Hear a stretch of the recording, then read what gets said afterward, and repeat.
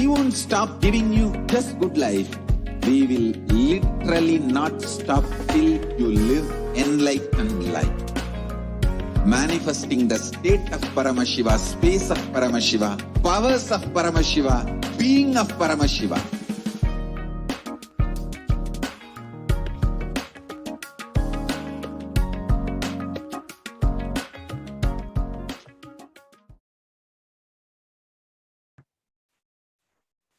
Nithyanandam Paramasukadam Kevalam Jnanamurtim Dvandvatitam Gagana Sadrusham Sattvamasyaadilakshyam Ekam Nityam Vimalam Achalam Sarvadi Sakshi Bhutam Bhavatitam Trigunarahitam Sadgurum Tam Namah.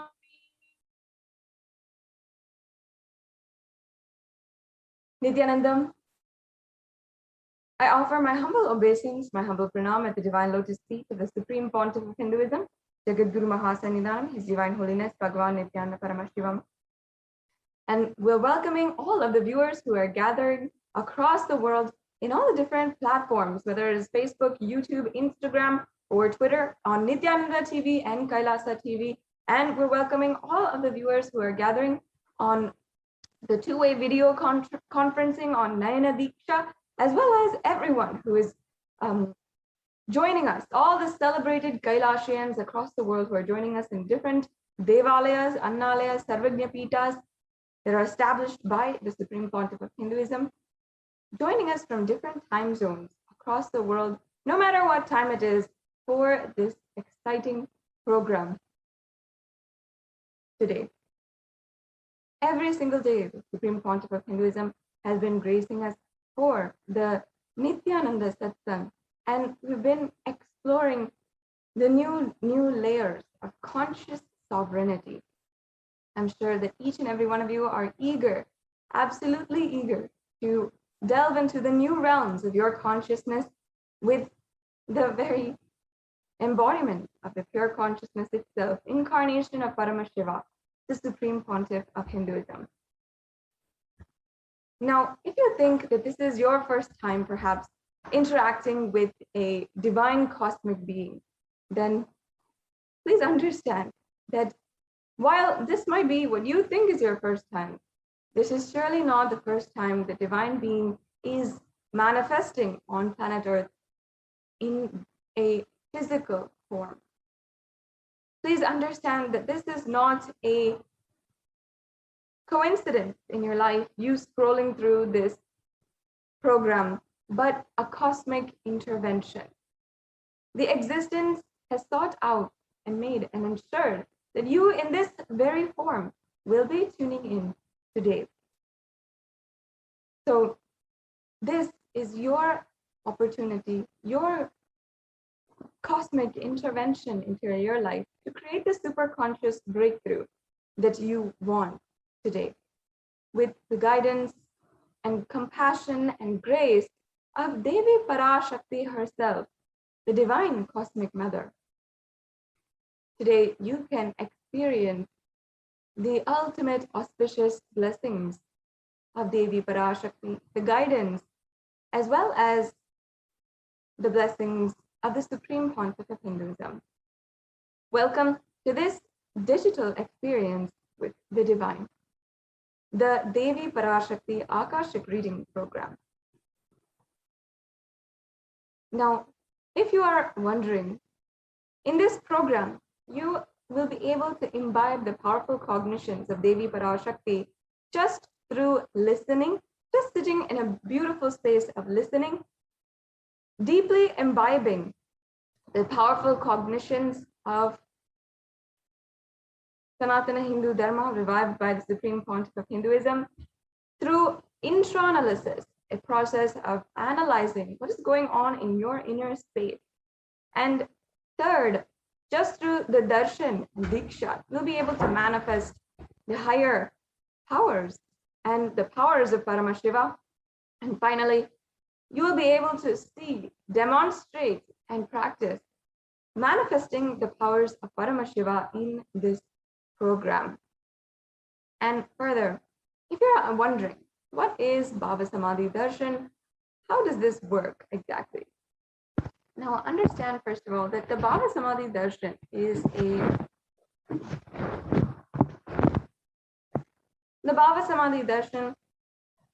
a divine grace that happens in your life. First, what is bhava? Bhava is actually an emotion or aspect through which you are relating to the whole world or to the divine. Samadhi is split into two parts. Adi means the origin, the source. Samadhi means being one with the source, being equal or one, not equal, but absolutely one with the source. Now, what is Bhava Samadhi? Means being in oneness with the source through a certain aspect. And that is the way that the Supreme Pontiff of Hinduism has graced each and every one of us through these Bhava Samadhi Darshan. And it is shown and proven how the Bhava Samadhi Darshan actually has the power to relate and the power to awaken your Kundalini energy, the latent potential energy inside of you, the potential energy which ensures that you are, the potential energy which ensures even that you could reverse age and turn back time, literally reverse age and become more youthful, more lively, and actually has shown 1300% level increase in your G levels. And these are all very powerful processes, very powerful. These are all very powerful researches that have been done for the Kundalini awakening to show how the Kundalini awakening has certain power and has power beyond what we think as reality.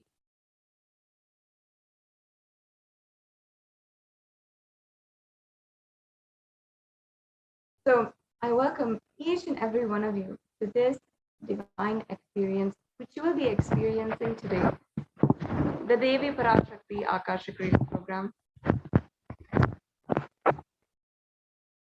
Now, today during this program as well, we'll also be understanding, many of you for the first time being introduced to who is Devi Parashakti.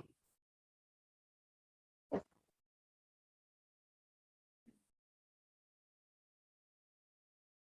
We can go on to the next slide.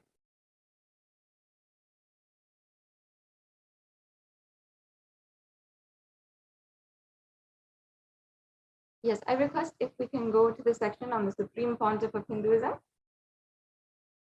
in this slide. Now, first, let us be introduced to the very being without whom we would not be able to have this extremely exquisite, beautiful opportunity, beautiful experience today, the Supreme Pontiff of Hinduism.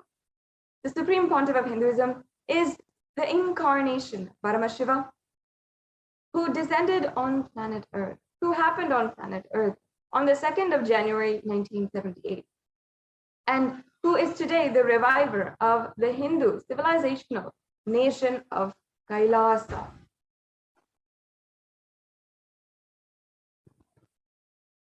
And the Supreme Pontiff of Hinduism, from the very birth, was recognized by esteemed and enlightened, respected gurus and adepts in the field of super consciousness. Yes, thank you, Mom. And the Supreme Pontiff of Hinduism was enabled, ensured that the manifestation of Paramashiva happens, and he is coronated as the incarnation of Paramashiva by the age of 16 by the ancient Guru Parampara. And the Supreme Pontiff of Hinduism is the reviver of the Kanchi Kailasa Sarvagna Peetam, the Tunde Mandal Adinam, and in fact he is ordained as the 233rd Guru Mahasannidhanam of the Kanchi Kailasa Sarvagna Peetam. He is the incumbent emperor of the Surya Vamsa Surangi Samrajyam. The Supreme Pontiff of Hinduism is the present 293rd Jagadguru Mahasannidhanam of the Kailasa Shyamala Pita Sarvagna Pitam, and Supreme Pontiff of Hinduism is the present Mahamandaleshwar, the supreme spiritual head of the Mahanirvani Akhada, the largest apex monastic order.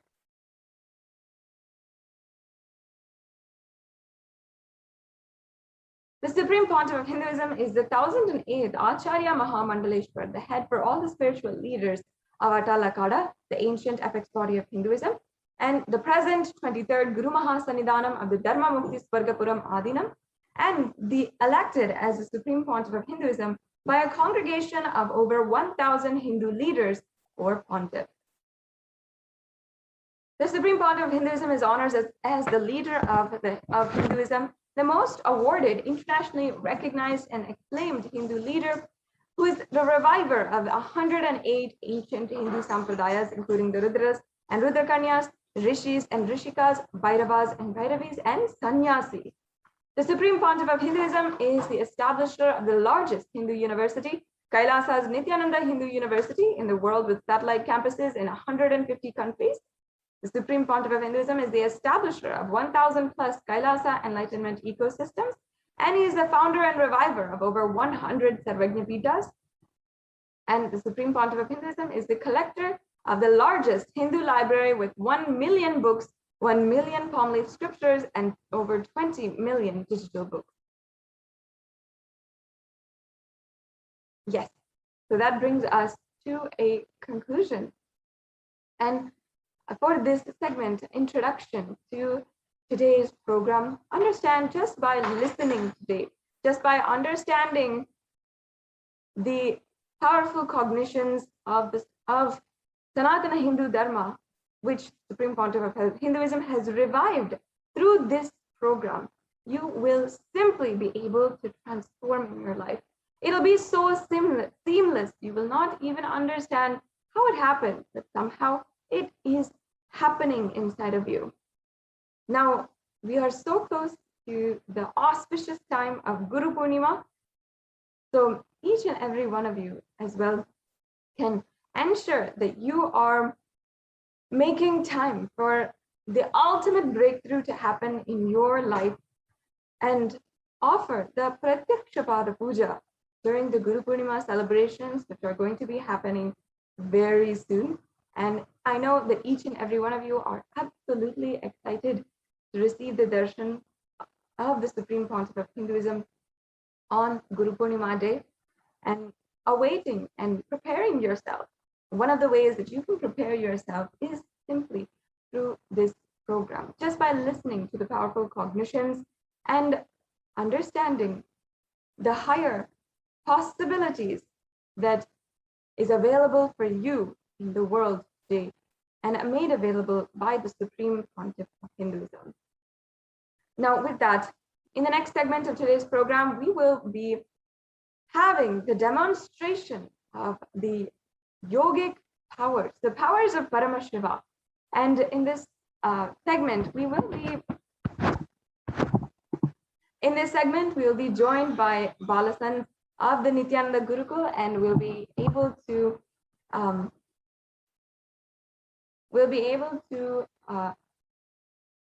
see, for many of you for the first time, the demonstration of extraordinary Shaktis. Now, seeing on two-way might be a little bit skeptical for you if you're seeing through Facebook or social media platforms how these powers are working. But I assure you that it is absolutely real and happening, and it's also possible for you. So I now invite the Nithyananda Gurukul Balasans who are joining us today to guide us through the demonstration of extraordinary powers. And today we'll be able to witness the powers of Paramashiva in the power of third eye and the power of body scanning. So stay tuned, and you can always engage in the comments down below, and you can speak with us, especially during this next segment. The Gurukul Balasans will be interacting directly with you during this program. So you can always comment down below and start the conversation You can always ask your questions if you'd like or interact. Just say hi, Nithyanandam, and you can speak to the Nithyananda Gurukul Balasans. And if you're lucky, they will be able to see you, just not even without the biological eyes, and they will be reading out your comments absolutely blindfolded. So stay tuned for the next segment. We'll be right back with you after a short break.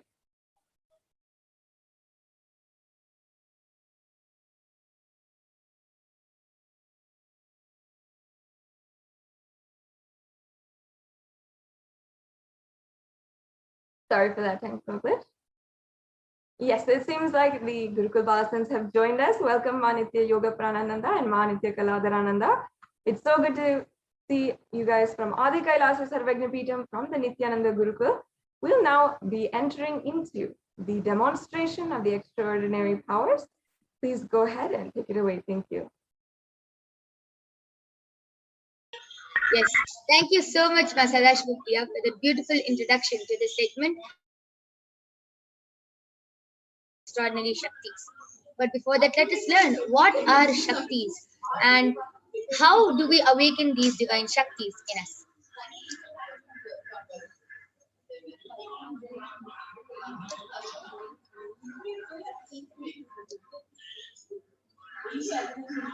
I request the slides to be projected. Till then, what are Shaktis?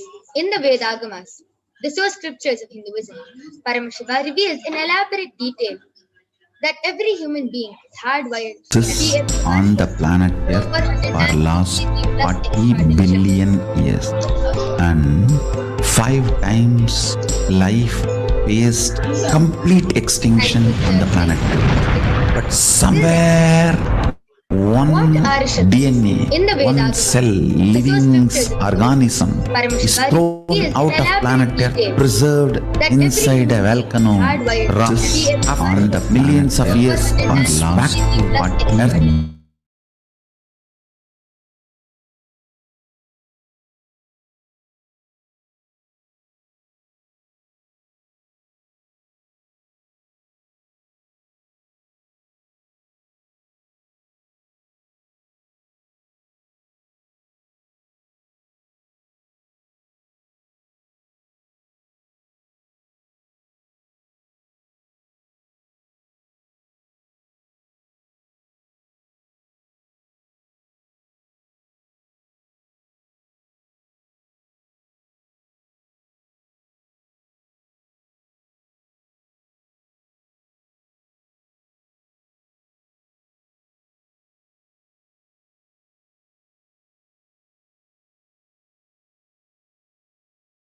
It is still alive, that science is available, time tested, foolproof.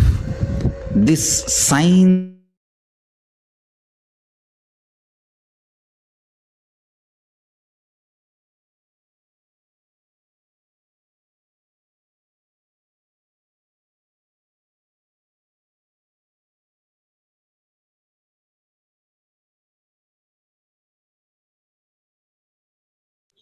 Yes, completing for the technical glitch.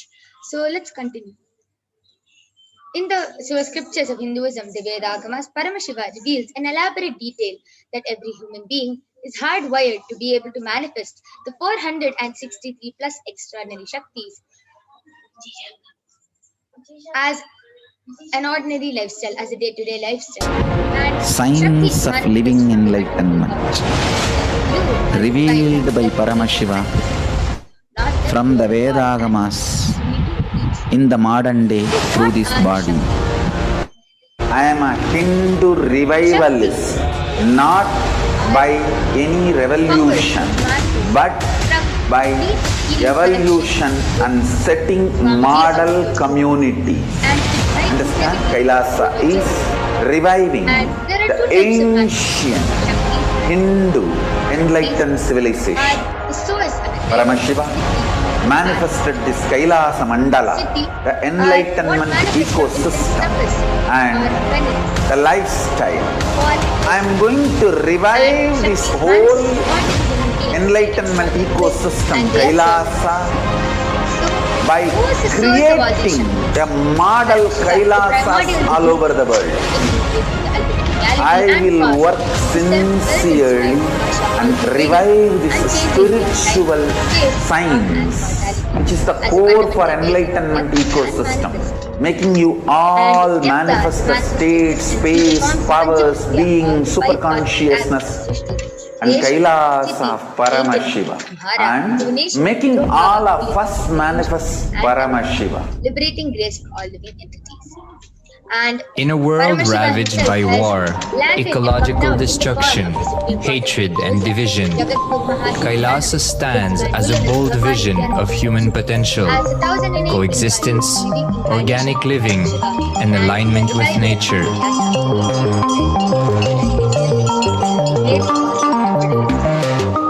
Over the past 50 years, the world has seen the creation of dozens of new countries, and so if anything, it would be odd not to see a new country formed in the 21st century.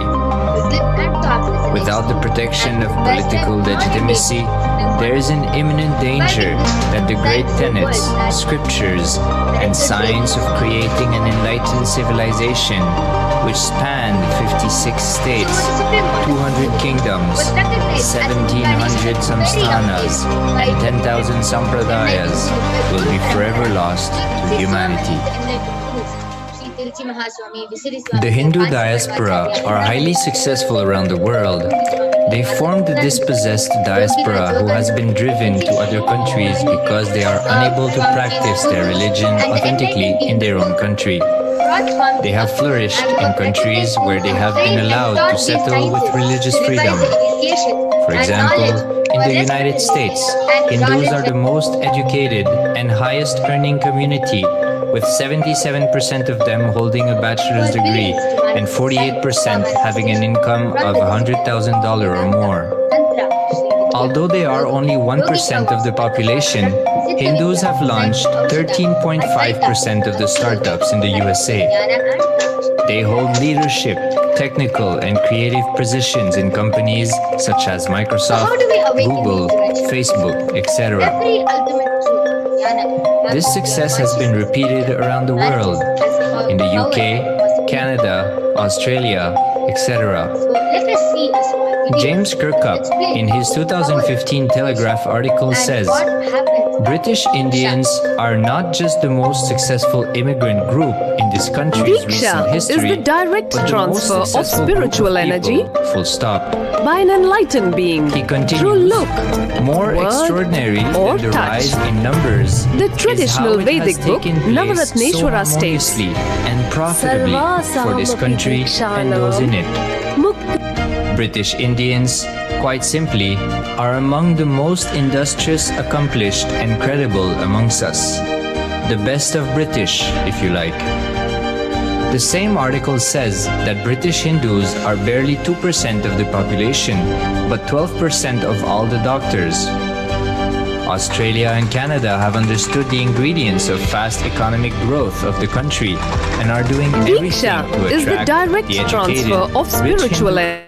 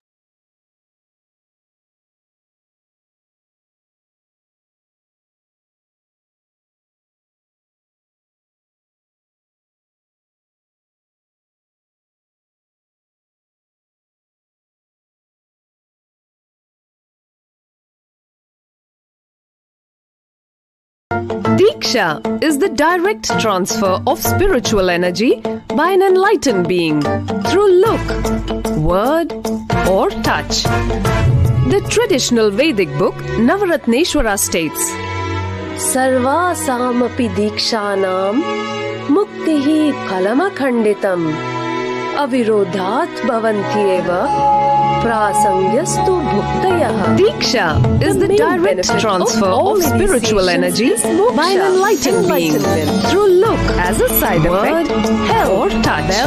The traditional Vedic book Navaratneshwara states, and in Rudrayamana Tantra, Shiva says, Muktihi Phalamakhanditam Avirodhat Bhavantyeva Diksha is the direct transfer of spiritual energy by an enlightened being through look as a side effect, or touch. The traditional Vedic book Navaratneshwara states, and in Rudrayamana Tantra, Shiva says, Muktihi Phalamakhanditam Avirodhat Bhavantyeva Diksha is the direct transfer of spiritual energy by an enlightened being through look as a side effect, or touch. The traditional Vedic book Navaratneshwara states, and in Rudrayamana Tantra, Shiva says, Muktihi Phalamakhanditam Avirodhat Bhavantyeva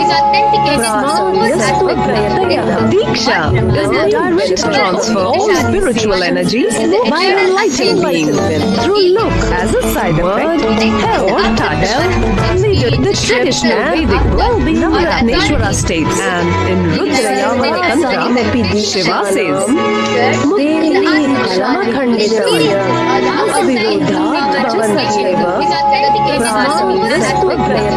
Diksha is the direct transfer of spiritual energy by an enlightened being through look as a side effect, or touch. The traditional Vedic book Navaratneshwara states, and in Rudrayamana Tantra, Shiva says, Muktihi Phalamakhanditam Avirodhat Bhavantyeva Diksha is the direct transfer of spiritual energy by an enlightened being through look as a side effect, or touch. The traditional Vedic book Navaratneshwara states, and in Rudrayamana Tantra, Shiva says, Muktihi Phalamakhanditam Avirodhat Bhavantyeva Diksha is the direct transfer of spiritual energy by an enlightened being through look as a side effect, or touch. The traditional Vedic book Navaratneshwara states, and in Rudrayamana Tantra, Shiva says, Muktihi Phalamakhanditam Avirodhat Bhavantyeva Diksha is the direct transfer of spiritual energy by an enlightened being through look as a side effect, or touch. The traditional Vedic book Navaratneshwara states, and in Rudrayamana Tantra, Shiva says, Muktihi Phalamakhanditam Avirodhat Bhavantyeva Diksha is the direct transfer of spiritual energy by an enlightened being through look as a side effect, or touch. The traditional Vedic book Navaratneshwara states, and in Rudrayamana Tantra, Shiva says, Muktihi Phalamakhanditam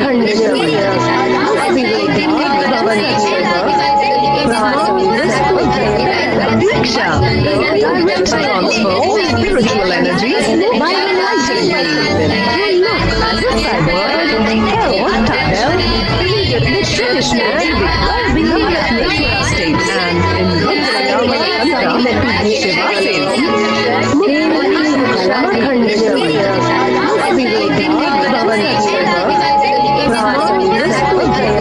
Diksha is the direct transfer of spiritual energy by an enlightened being through look as the traditional Vedic book Navaratneshwara states, and in Rudrayamana Tantra, Shiva says, Muktihi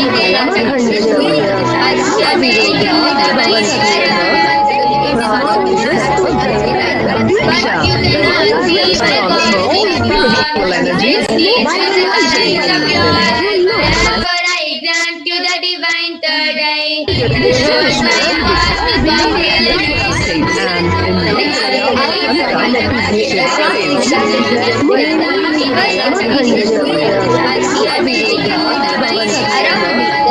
Perform this quickly. Diksha, direct transfer all spiritual energies by enlightenment. Through look Therefore, I grant you the divine third eye.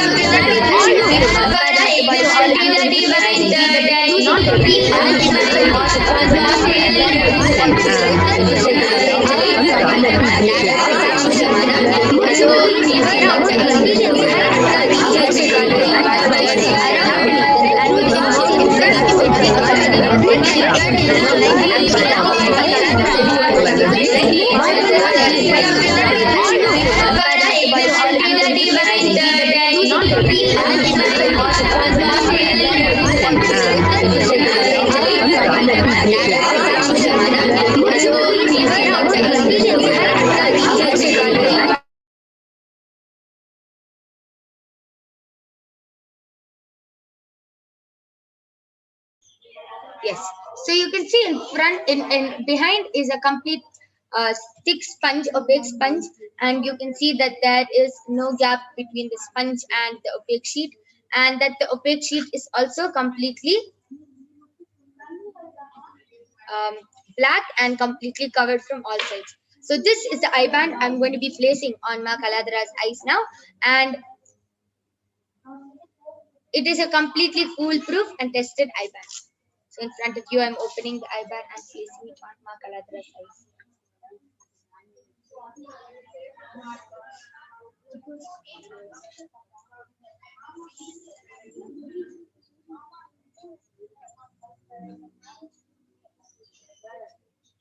Yes. Ma Kaladra, are you comfortable? Yes. Yes. So you can see how Ma Kaladra's eye band is completely covering her eyes. I request you to turn to the right. I request you to turn to your right, left, up, and down. Yes. So you can see how Ma Kaladra's eye band is completely intact to her face.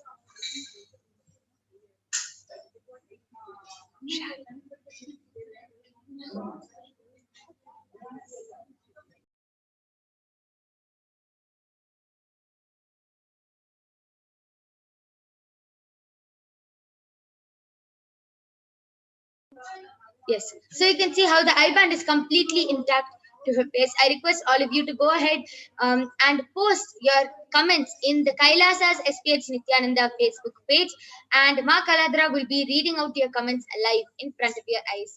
So I request all of you to go ahead and start posting your comments.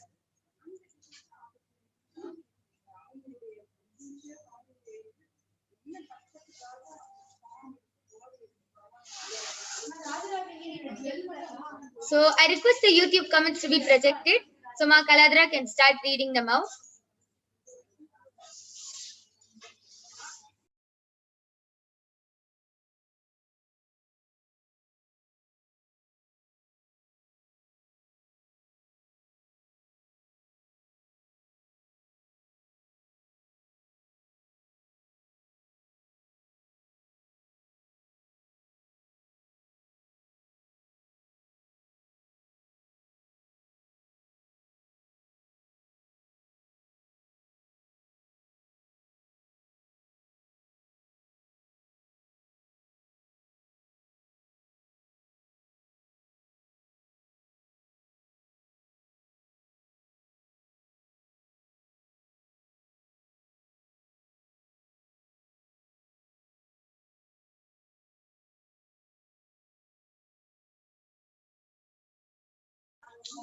Yes. So now the live Facebook comments are projected. I request the comment section to be enlarged, and I request all of you to go ahead and start posting your comments in the Kailasa's HDH Nithyananda Facebook page.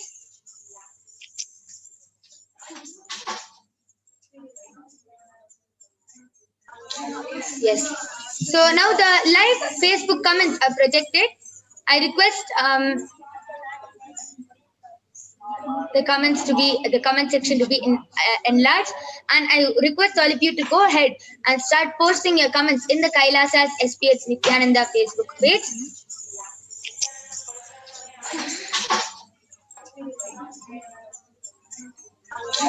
Yes.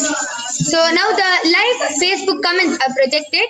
I request Kaladhara, please go ahead and start reading.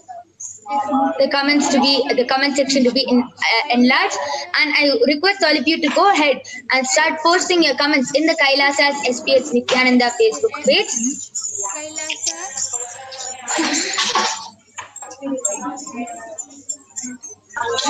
Yes. So now the live Facebook comments are projected. I request Kaladhara, please go ahead and start reading. The comment section to be enlarged, and I request all of you to go ahead and start posting your comments in the Kailasa's HPH Nithyananda Facebook page. MEELWAL has posted a clapping emoji. Yes. So now the live Facebook comments are projected. I request Kaladhara, please go ahead and start reading. The comment section to be enlarged, and I request all of you to go ahead and start posting your comments in the Kailasa's HPH Nithyananda Facebook page. MEELWAL has posted a clapping emoji. Yes. So now the live Facebook comments are projected. I request Kaladhara, please go ahead and start reading. The comment section to be enlarged, and I request all of you to go ahead and start posting your comments in the Kailasa's HPH Nithyananda Facebook page. Okay. So that was very beautiful demonstration of the clapping emoji. All of you saw how Ma Kaladhara was able to. So now the live Facebook comments are projected. She was able to. I request Kaladhara, please go ahead and start reading. The comment section to be enlarged, and I request all of you to go ahead and start posting your comments in the Kailasa's HPH Nithyananda Facebook page. The next power of body scanning. So request all of you to see a demonstration of the clapping Brahmanas. All of you saw how Ma Kaladhara was able to. So now the live Facebook comments are projected. She was able to. I request Kaladhara, please go ahead and start reading. The comment section to be enlarged, and I request all of you to go ahead and start posting your comments in the Kailasa and HDH Nithyananda Facebook page. The next power of body scanning. Request all of you to see a demonstration of the clapping Brahmanas. All of you saw how Ma Kaladhara was able to. So now the live Facebook comments are projected. She was able to. I request Kaladhara, please go ahead and start reading. The comment section to be enlarged, and I request all of you to go ahead and start posting your comments in the Kailasa and HDH Nithyananda Facebook.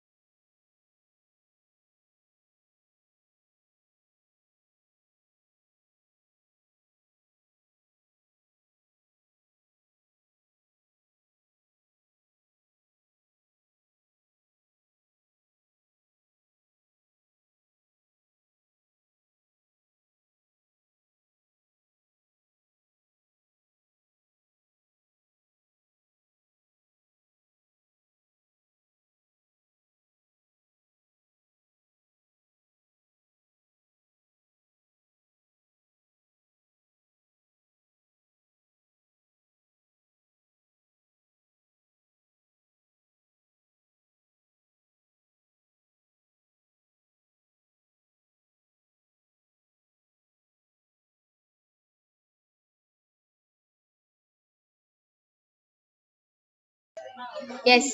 So along with me, I have Manitya Brahmayogananda, who is 13 years old and a Balasant of the Nithyananda Gurukul. She is going to be demonstrating the power of body scanning for all of you today. So we'll be chanting the Pramanas for the power of body scanning. So I request the slides to be shared. So this Shastra Pramana comes from the Vijnana Bhairava Tantra. Swadehe jagato vapi Sukshma Sukshmatharani cha Tattvani yani nilayam Dhyatvante vyajyate para. Bhagavan Paramashiva says, cognize deeply that from the subtle to the subtlest constitutive principles of the whole body, Swadeha, or of the whole universe, simultaneously consist of the essential reality. They are being absorbed in the source cause, Paramashiva. With such restful awareness, by the experience of such restful awareness, one becomes complete from all thoughts. Dhyatvante vyajyate para. Bhagavan Paramashiva says, cognize deeply that from the subtle to the subtlest constitutive principles of the whole body, Swadeha, or of the whole universe, simultaneously consist of the essential reality. They are being absorbed in the source cause, Paramashiva. With such restful awareness, by the experience of such restful awareness, one becomes complete from all thoughts. Dhyatvante vyajyate para. Bhagavan Paramashiva says, cognize deeply that from the subtle to the subtlest constitutive principles of the whole body, Swadeha, or of the whole universe, simultaneously consist of the essential reality. They are being absorbed in the source cause, Paramashiva. With such restful awareness, by the experience of such restful awareness, one becomes complete from all thoughts. Dhyatvante vyajyate para. Bhagavan Paramashiva says, cognize deeply that from the subtle to the subtlest constitutive principles and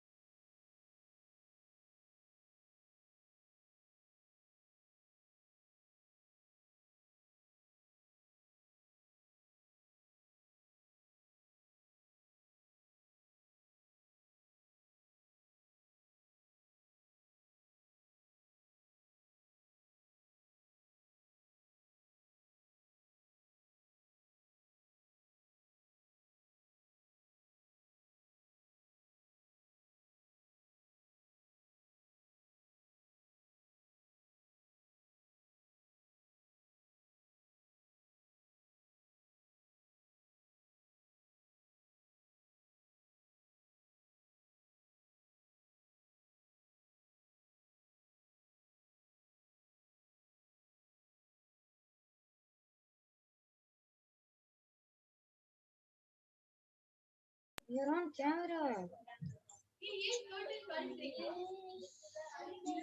Next is the Apta Pramana, the reference of the power of body scanning. From the life of a Siddha named Terayar. Terayar was a Siddha and one of the prominent disciples of Agastya. One day, a man suffering from severe headache comes to Agastya for healing, and Agastya uses the power of body scanning and identifies the root cause of the headache.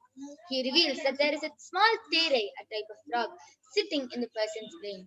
Agastya immediately instructs Terayar, his disciple, to perform an open head surgery and remove the frog.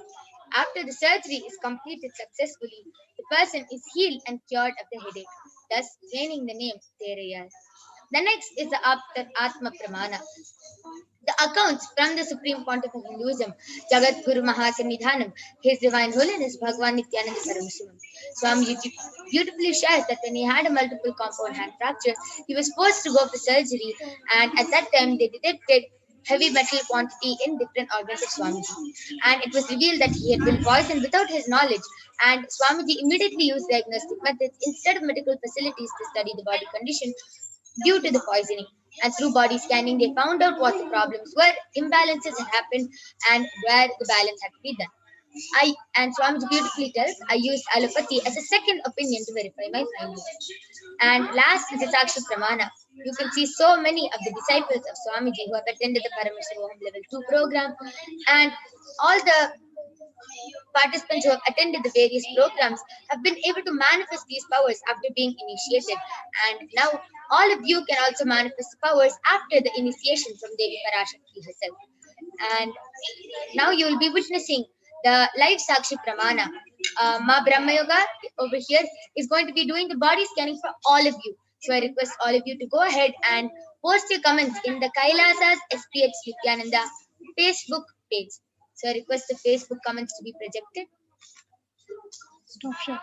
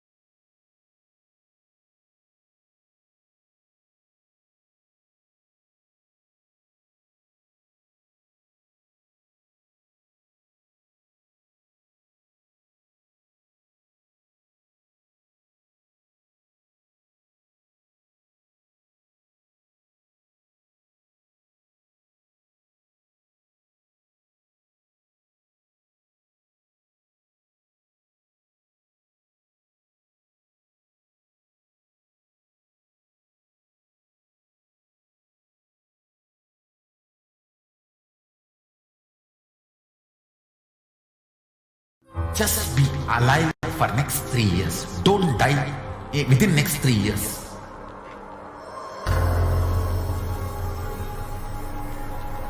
Just don't die within next 3 years. Be alive. Somehow be alive. I'm working sincerely. I will reach you somehow. Somehow I will reach you. It's my commitment to humanity.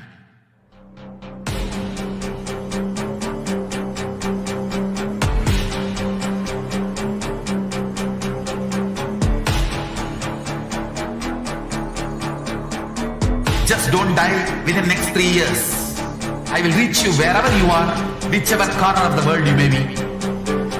I will reach you with enlightenment.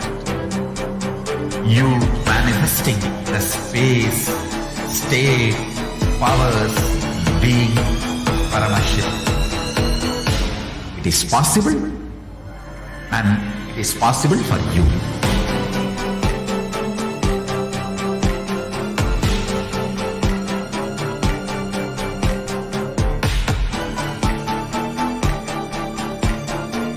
Paramashivoham will reach you with enlightenment science. I know he is going to do the job. Just be alive for next 3 years. Nothing else. What I mean by the word Kailasa, listen intensely. Enlightenment ecosystem, literally enlightenment itself, in your own home, wherever you are. If you cannot come to Kailasa, it's okay. Kailasa can come to you. Kailasa coming to you is Kailasa.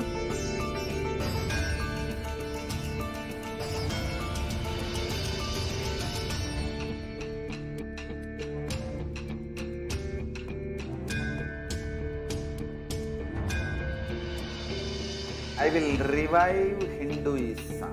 I am a Hindu revivalist, not by any revolution, but by evolution.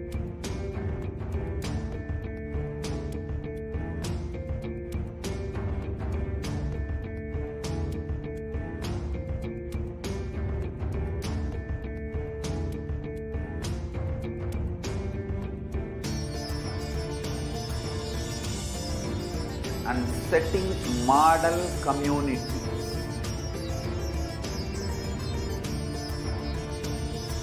Kailasa, enlightenment ecosystems, Sarvanya Peethas all over the world.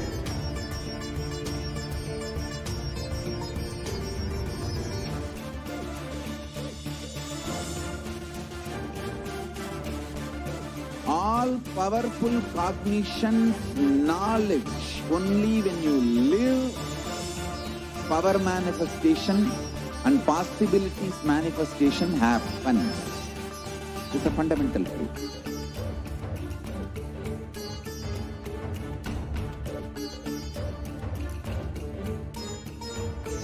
Hinduism cannot live exclusively as one sampradaya. No. All sampradayas of Hinduism is an ecosystem.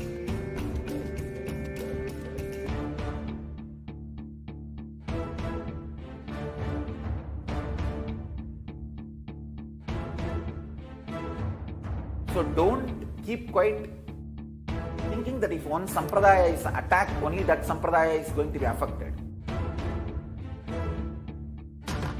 All of us are ecosystems.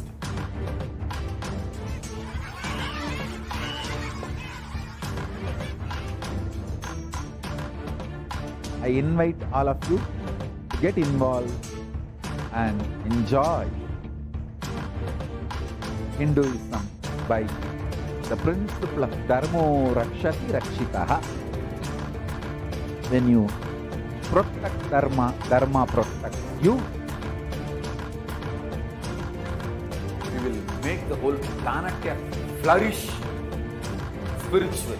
the spiritual prosperity will happen to the whole planet Earth. We all have to coexist together.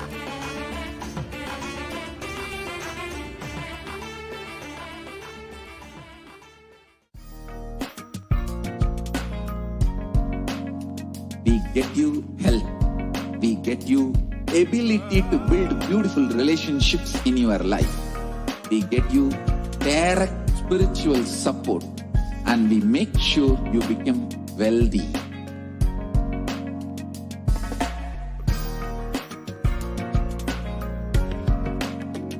We won't stop giving you just good life. We will literally not stop till you live enlightened life. Manifesting the state of Paramashiva, space of Paramashiva, powers of Paramashiva, being of Paramashiva.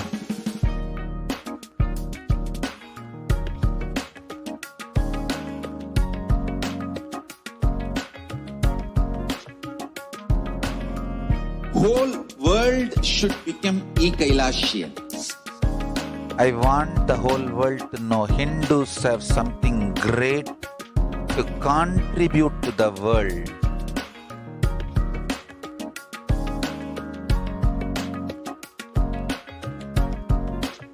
We have something great to contribute to the world. Let us do that.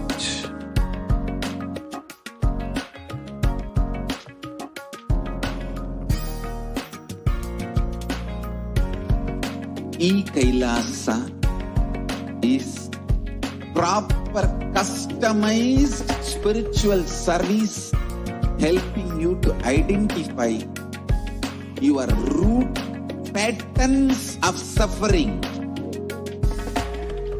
We have perfected the science of helping every individual from every cultural, religious, nationality background.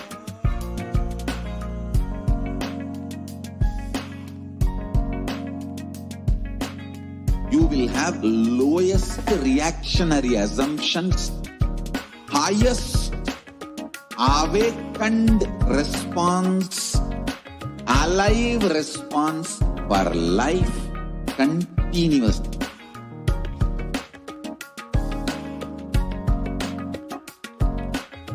Kailasa is enlightenment ecosystem, literally enlightenment itself in your own home, wherever you are.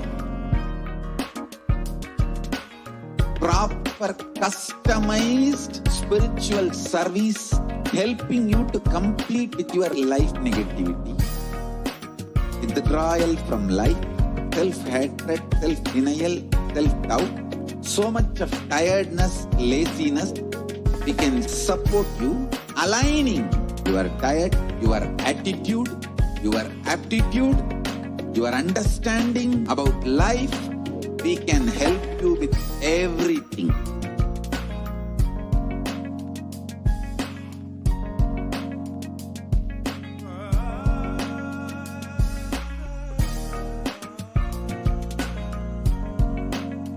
If you are interested in enlightenment, we will immediately bring this to you. If you are not interested, we will explain the whole science, inspire you, and make you interested in enlightenment science. We need to cater this enlightenment science to the whole world wherever they are, because enlightenment is the birthright of all human beings. Kailasa is responsible to provide that to all human beings.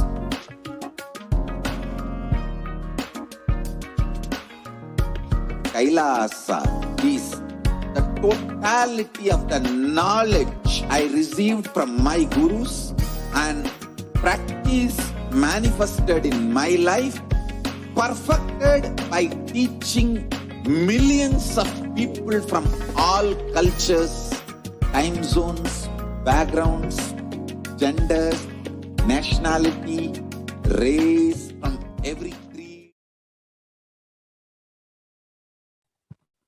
Nithyanandam, welcome back to all of the viewers. After that amazing power demonstration, I'm sure that each and every one of you had an amazing experience during that power demonstration, witnessing for the first time for many of you the powers of Paramashiva. Now we'll be moving on to the next segment, where we'll be introducing Devi Parashakti. And for those of you who have not already been introduced or who don't know Devi Parashakti, the divine cosmic mother. So if we can go to the section on divine feminine consciousness, that will be the section that we're doing right now.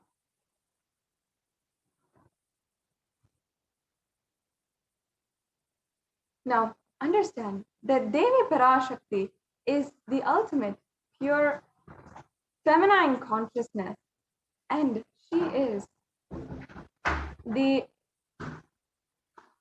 cosmic mother, the source of which billions and billions of universes comes in and goes out. And she is the source where the Big Bang and black holes go on. Parashakti is the embodiment of the sacred feminine and the divine consort of Bhagavan Paramashiva, who is the primordial divinity of Hinduism.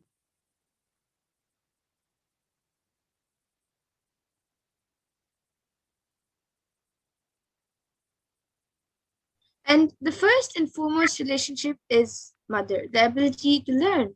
And even the idea to relate starts with the mother. How to relate starts with the mother. So understand, your idea to relate and your ability to relate starts with the mother. A mother is a too important way to connect with what you think as life. In the Vedic tradition, our rishis were aware that your ability to connect with the mother should be directed to the cosmos. It should inspire. It should awaken your higher consciousness. It should inspire your higher consciousness to express through you and awaken your higher consciousness. Connecting with life as the mother is the most sweetest, most beautiful, and most easiest form to ever connect. So now we'll be seeing the Dhyana Shloka for Devi Parashakti. It comes from the Lalita Sahasranamam.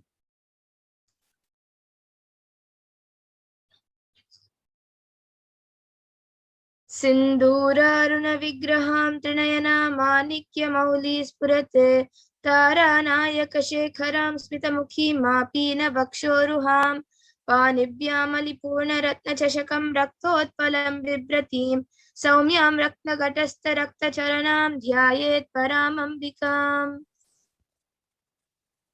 Yes, the translation of this verse is essentially the divine mother who is represented in the red body, embodiment of pure feminine consciousness, and who holds the bow, the noose, the flowery arrow, and the goad in her hands as weapons, and who is twirling the red lotus in one hand and holding the japamala. That beautiful cosmic form, I bow down to thee and I meditate on thee. We can do the next Dhyana Shloka. Arunam karunam tarangatakshim dritapashankusha pushpabana chapam animadhiviravrtam ayukaihi rahamityeva vibhavaye bhavani. Yes, and I'll just be chanting now the English translation. I meditate on the great empress. She is red in color and her eyes are full of compassion, and she holds the noose, the goad, the bow, and flowery arrow in her hands. She is surrounded on all sides by powers such as anima for race, and she is the self within me.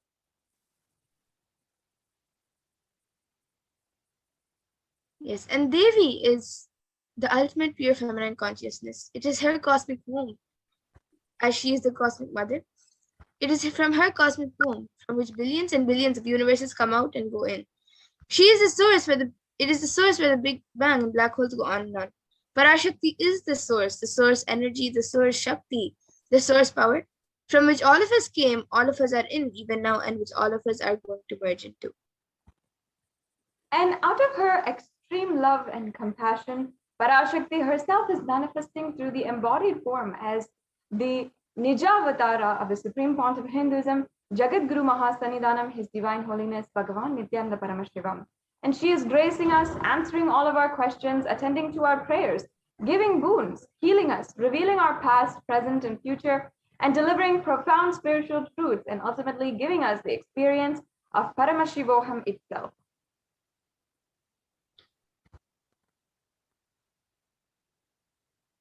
And in the words of Devi Parashakti herself, raising as Omkara, expressing as Vedas and Agamas, blossomed as Shrimkara, filled as Parashodasi, living in 40 triangles, the Kailasa Swami who is in Kailasa, Sri Parachintamani Parashodasi, sitting as part of Paramashiva Parameshwari who rules the world, Paramashakti Manonmani Meenakshi, as Nithyananda I took Nijavatara here to give good boons to everyone, to bestow all goodness, Hiranyagarbha Swarupini, Brahmanda Yoni, Shami, Chandramauli, Rapala, Aparna, Uma Parvati, Savitri, Navayavana, Samrajya Lakshmi, Parameshwari, Parashodasi, Meenakshi. Taking the form of Nithyananda, I came here as Nijavatara with great compassion I am blessing. Listen, people, to do good to all of you, I took the form of Nithyananda and came down as Nijavatara. Yes, and in the next verse, she says, raising in Omkara, blossoming as Shiva, Shiva manifesting as the source of existence, powers of existence, expression of existence. From the oneness of Om, blossoming into two as Prakriti and Purusha, blossoming as three Shaktis, as Icha, Kriya, Jnana Shakti, growing as the four Vedas and Vedas, expanding as five Panchabhutas, beyond six chakras, filled as the Gotras of seven Rishis, expanding as 8 directions, existing as 9 grahas, blossoming as 10 Indriyas, being as the 11 Rudras, creating all the worlds, bringing life to tell and make truth blossom, and to do good, Parashodasi, Meenakshi, in every form of Nithyananda. In the very form of Nithyananda, I came to bless every one of you.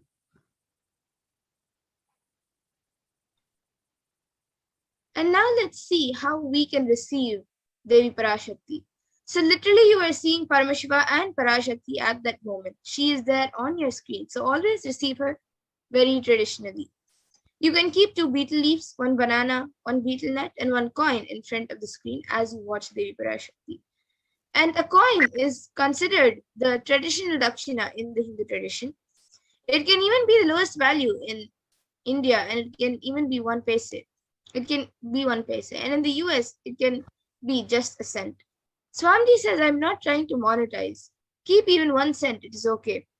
So for 100 days, if you have darshan, it will add up to $1. In India, even 1 paise is okay. So you can offer that to Devi, and after the darshan is over, do the namaskar and eat the banana and betel leaf and betel nut and take it as prasadam immediately. Any of the coins you can also offer and send it to the Nithyanandeshwara Hindu temple in Los Angeles. Now this betel leaf, the betel nut may look too small, but in a few days you will see how much it adds to your sentiment, that really Devi Parashakti is there. You will not take Devi Darshan for granted. Rituals will break your monotonous, unconscious mentality and lifestyle and remind you and raise you to the powerful cognition. It will simply break your unconscious behavior. Yes, and as you can see, different samples that we have, the banana, the betel leaf, and the betel nut, and a coin. And the tambulam, the plate, is an example of what you can take, of what you can set up to and offer to Devi Parashakti. So there's the coconut, the glass bangles, and the red vastram as well. That's an optional thing. The basic offering that you can have is the banana, the betel leaf, and the betel nut, and the coin. So with this, it brings us to a conclusion of this segment of the program. And we'll be moving on now to the next segment, where we'll be understanding the different beautiful revelations of Devi Parashakti. The Devi Parashakti has given, yes, we can go back to the last slide. We'll just move on a little bit. Devi Parashakti has literally been manifesting just for a few months after the Supreme Pontiff of Hinduism conducted the Patte Patini Vratam and led billions of Hindus all over the world in this extremely intense prayer and fast. The Supreme Pontiff of Hinduism led this fast for 35 days, and at the end, manifested the energy of Devi Parashakti and began gifting the world her divine presence as Devi Parashakti. And it is such a beautiful thing that the Supreme Pontiff of Hinduism has been gifting us, that literally every single day the Supreme Pontiff of Hinduism had been answering the questions, giving healing blessings, giving blessings for wealth and prosperity, and giving blessings for marriages, for long-lasting relationships, and to build a stable and healthy family. Parashakti has literally been attending to each and every one of us as her beloved divine and beloved children. And not only that, the Devi Parashakti is literally guiding the whole humanity itself, the entire world. And as we try to navigate in these extremely difficult and intense times, especially when it seems as if literally we're in the sea and it is entirely dark and there's a storm going on, during these extremely tense, strenuous times, as the coronavirus pandemic is ongoing, as well as the so many different pandemics with pandemics, so much of social upheaval, there is so much that is ongoing. And yet Devi Parashakti has given guidance to the whole world about what to do now, and has given the assurance of her protection. Such beautiful words that she has given. I'd like to just read out the revelations to the world of Devi Parashakti from the 14th of April. So this was actually right after Devi Parashakti had started to reveal these divine revelations a few months back. Devi Parashakti had said, this is the rough English translation. She revealed, Corona is destroyed, but it will take 4 years for the political conspiracies done by humans to end. I will protect my devotees, disciples, and Kailasa Vasis, and no suffering will come for my devotees, but it will take 4 years for the conspiracy of Corona to end. It will come to end only in 2025. It is a conspiracy, a human conspiracy. The next slide, please. You are asking about the suffering of Corona in India. Listen properly to what is said. With honesty, I'm telling you the real truth. The cosmic pralaya has stopped. The Corona second wave that is happening now is a bioweapon. What is happening now is bio-war. As Nijavatara, taking the form of Nithyananda Parashakti, I came in person to Bharat to save Sanatana Hindu Dharma in Bharat. Taking the form of Nithyananda, when I came as Nijavatara, the people who do not know how to live, having me with them, what I will do for them.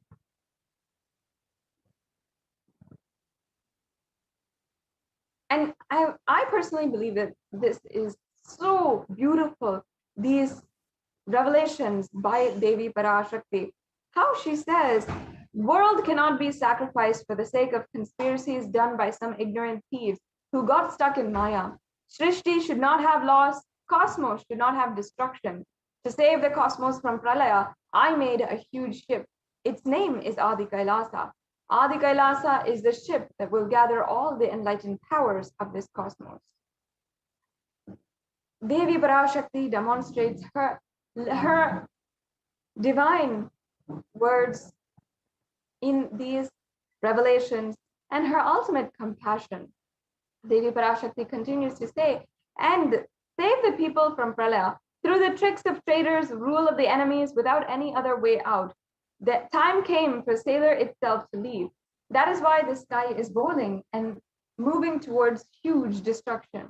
People, even if children do mistakes in ignorance by getting stuck in Maya, as it is Parashakti, Paramashakti, Parashodasi, Manonmani.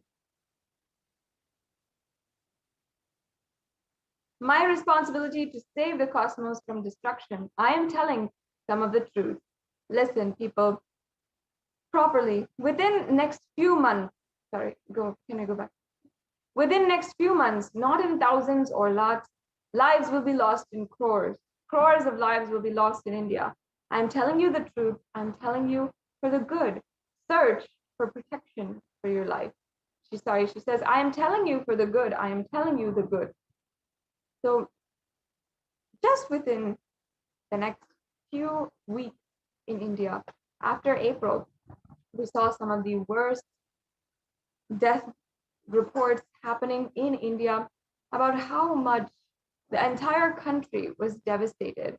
Here we have an article that says, as COVID-19 devastates India, deaths go undercounted. And this is exactly what Devi Parashakti had revealed before even all this had happened. That's the most important thing to note. In April, before even the whole authorities, the health institution even thought that Corona would happen, before even that had happened, Devi Parashakti had forewarned each and every one of us. And she said that within the next few months, not thousands or lakhs, but lives will be lost in crores. Crores of lives will be lost in India. And in the article that we saw later published, it says on Saturday, officials reported nearly 350,000 new infections, and the deaths continue to rise. At one hospital in New Delhi, the capital, doctors said 20 patients in critical care unit had died after oxygen pressure dropped. The doctors blamed the deaths on the city's acute oxygen shortage. The next slide, please. Yes, thank you. So here we have another article that is also talking about the death toll, and it says that India posts highest death toll in pandemic so far. Really, we are seeing so many underreported deaths, and that's the crime of the whole thing. Because today, as we look back, who is being held accountable for the lives that are lost, which are not even counted? But there's so much of suffering that is going on. There's so much of loss that people are feeling. People whose family members had died, whose neighbors had died, whose mothers, fathers, relatives had literally died in the worst way possible. And yet that suffering is not recognized even in a simple number report or count. How can this be justified? And who is being held accountable? India reported the coronavirus pandemic highest single daily death toll on Wednesday, which was 4,529, with the virus raging through the country's rural regions.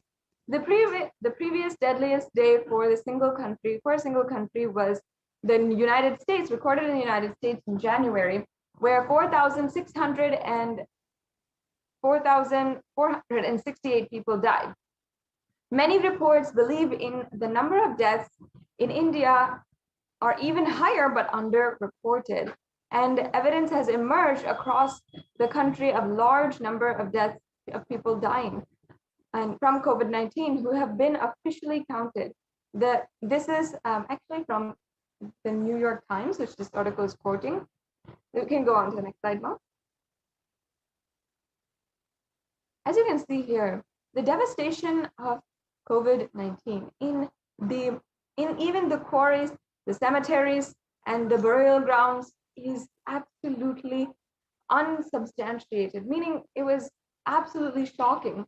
We heard the stories of all of the people, of the workers from the cremation grounds, the business leaders of the cremation grounds who own these grounds and are seeing so many hundreds of bodies and bodies lining up. This actually shows that 2 and 2 don't match up.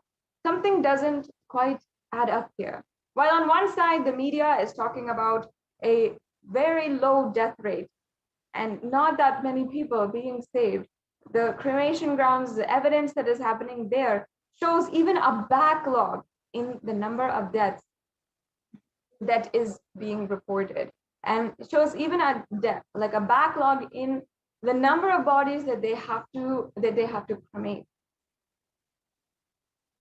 Yes, as you can see, more visuals. These are from the devastating cremation grounds in India.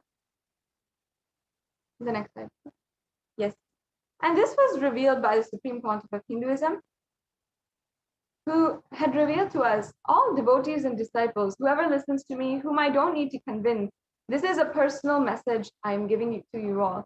Devi has very clearly revealed to me in the Purattasi month, August and September, there is going to be the worst kind of third wave of corona.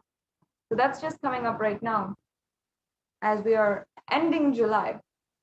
The next slide, please. I saw in the vision dead bodies thickly floating on Ganga. Not just Ganga alone, there are 4 rivers coming from Kailasa, Ganga, Yamuna, Brahmaputra. In all those rivers, I saw dead bodies are floating. Dogs eating those dead bodies and dying because they ate corona people. And the poor people who don't have any food, those dogs' dead bodies, and they are dying. I saw this whole cycle. I am not a constipated conspiracy theorist or positive thinking buffet. I see reality as it is, and I'm revealing it to you all as it is. And within just a few months, we saw the articles and the evidence of how in India, on the riverbank of Ganga, there was so many different dead bodies.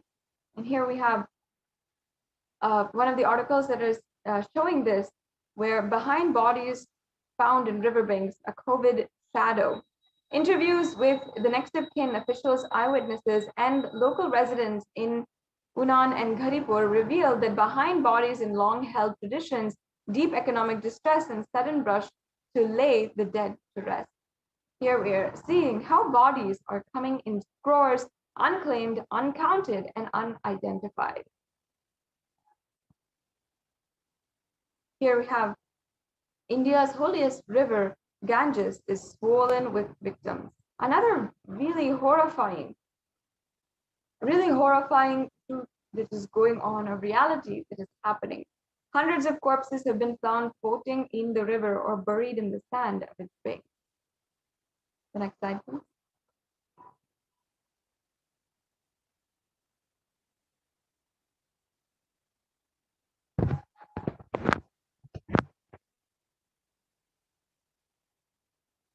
Yes, we can go on to the next slide.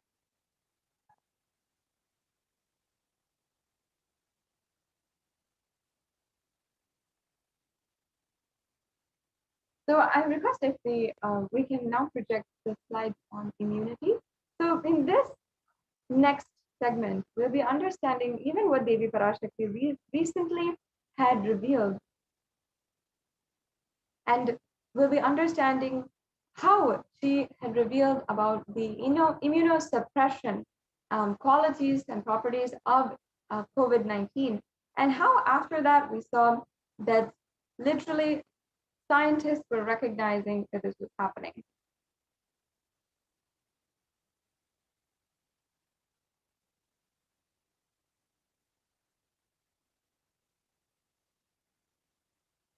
Okay, we can have the slide share projected.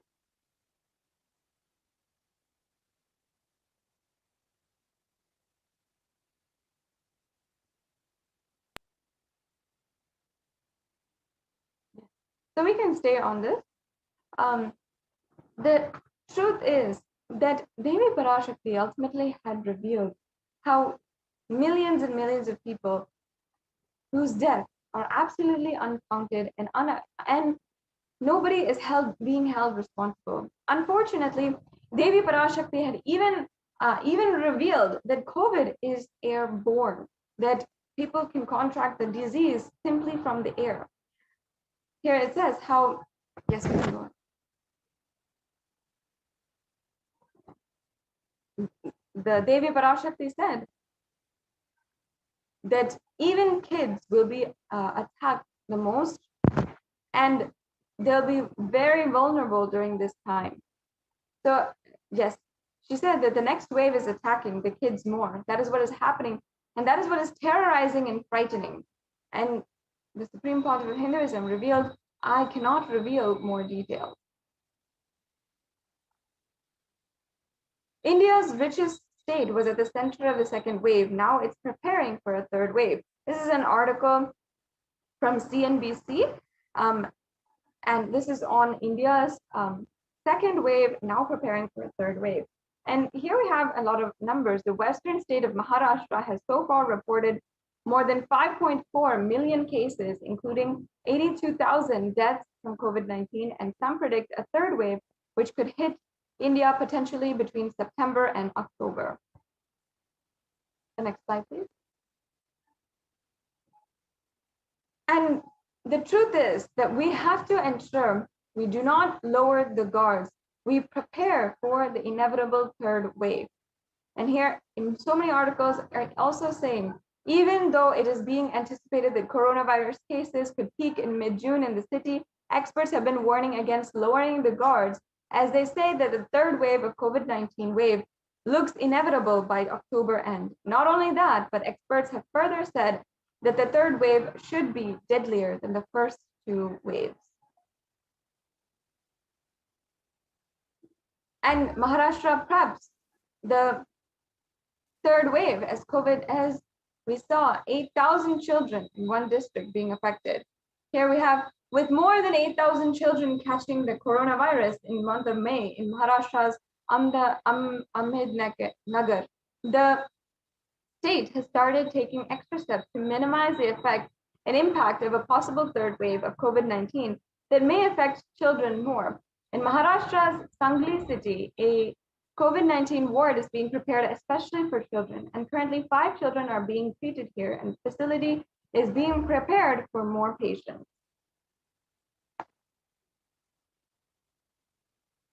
And here we have another article saying the third wave of COVID-19 to impact children. Over 9,000 children test positive in Maharashtra.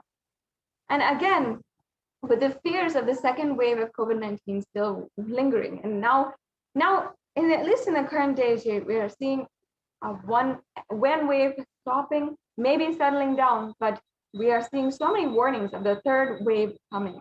The experts have suggested that the third wave will severely impact children. If the virus changes its course of nature, the children will be largely impacted. Reports suggest that the virus has already impacted the children across the country in the second wave.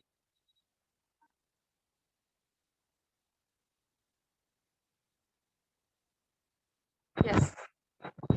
So Devi Parashakti has literally given us the warning. And not only that, however, she has given us the protection. Devi Parashakti has ensured to protect all of her devotees. And the Supreme Pontiff of Hinduism has actually opened the Kailasa COVID care centers in India, from Adi Kailasa Sarvagripitam as well as 12 other Adinams in India. And this is in order to protect anyone who is seeking protection at this time. And in just a few minutes after the next segment, we will be understanding from the administrators of Adi Kailasa Sarvagripitam themselves the updates from the Kailasa COVID Care Center in India. And also now we'll be going into the next segment of today's program. And in this next segment, we'll be understanding the offerings that you can make to Devi Parashakti. After we understood how each individual can ask a question, ask for healing blessings or anything, and then how Devi Parashakti has guided the whole humanity and given her protection, her most compassionate protection to anyone. Now, after that, Devi Parashakti has literally opened up so many different ways that we can immediately and instantly attain oneness in our lives. Now, I request if the offering slides can be projected, offerings to Devi Parashakti. So yes, while we get that sorted out,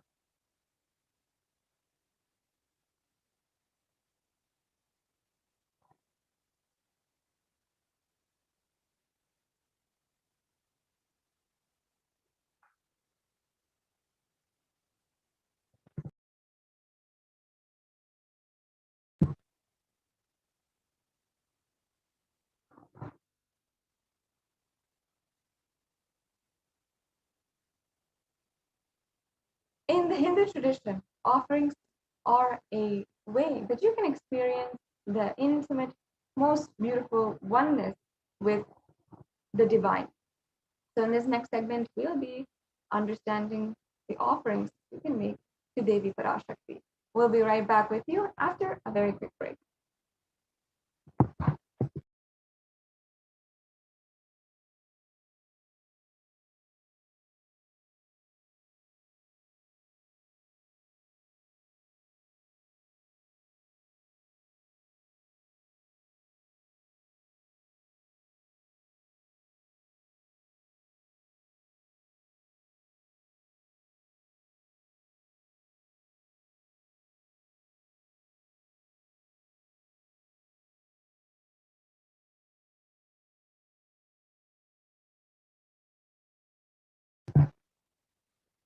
Yes, completing with all the viewers for that technical difficulty. Now, let us enter into this next segment in today's program, the offerings that you can make to Devi Parashakti. Now, in the Hindu tradition, whether it is our birthdays, our anniversaries, our marriages, or if we're starting school for the first time, or if we're starting a business for the first time, whatever it is, we always are conducting or inviting the divine presence of God and goddesses, our Ishtadevata, our favorite deities, into our lives.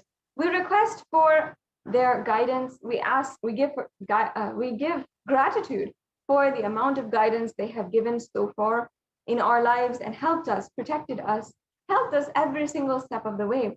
And we have also we also ask and request, humbly pray for guidance in the rest of our lives, in the next step, or the new adventure, the new venture that we are taking up. That's one of the beautiful things about Sanatana Hindu Dharma, that it is like literally practicing the presence of God in your life. And that is what the Supreme Pontiff of Hinduism is reviving as the science of enlightenment. Now, through the ritualistic sevas that you can offer today, you can literally invite the divine into your life in a more intense, more immediate way, where literally they just start manifesting whatever you want, however you want it. Now, let's just understand the significance of offering. Offering is a giving of a divine gift, pure love, devotion, and oneness, and it consists of two parts. One is giving, and the second is accepting. Only when the divine accepts what one offers, the offerings become complete. Offering is not made out of fear or out of greed. When an avatar lands, the offerings are purely a part of the grand Leela played out for the purpose of enlightenment.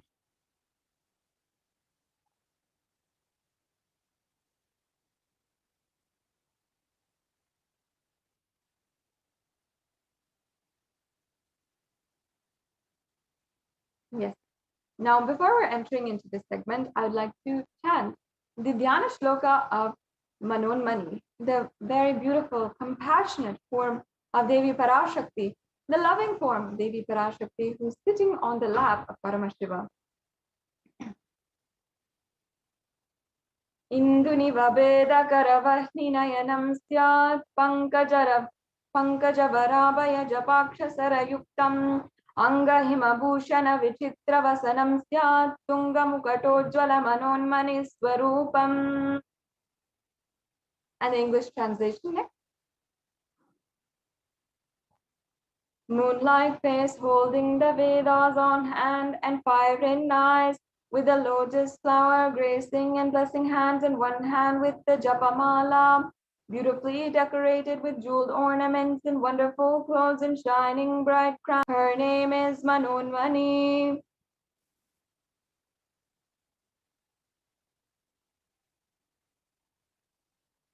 Yes, and the next Dhyana Shloka. Dhyaye devim trinetram shashina bhavadanam vedahastam dadanam savye padmam varadam apare jabhayam chakshamalam divyerabarana nirvibhushita tanum brahmadi vipujitam devimeva manonmanim pratidinam kamatradatrim shubham. And the English translation. I meditate on Devi with 3 eyes glowing like the moon and holding the Vedas, lotus and gracing with blessing and gracing hands. She is wearing beautiful ornaments and she is worshipped by Brahma and other many gods and showers auspicious blessings. boons and blessings for all actions every day.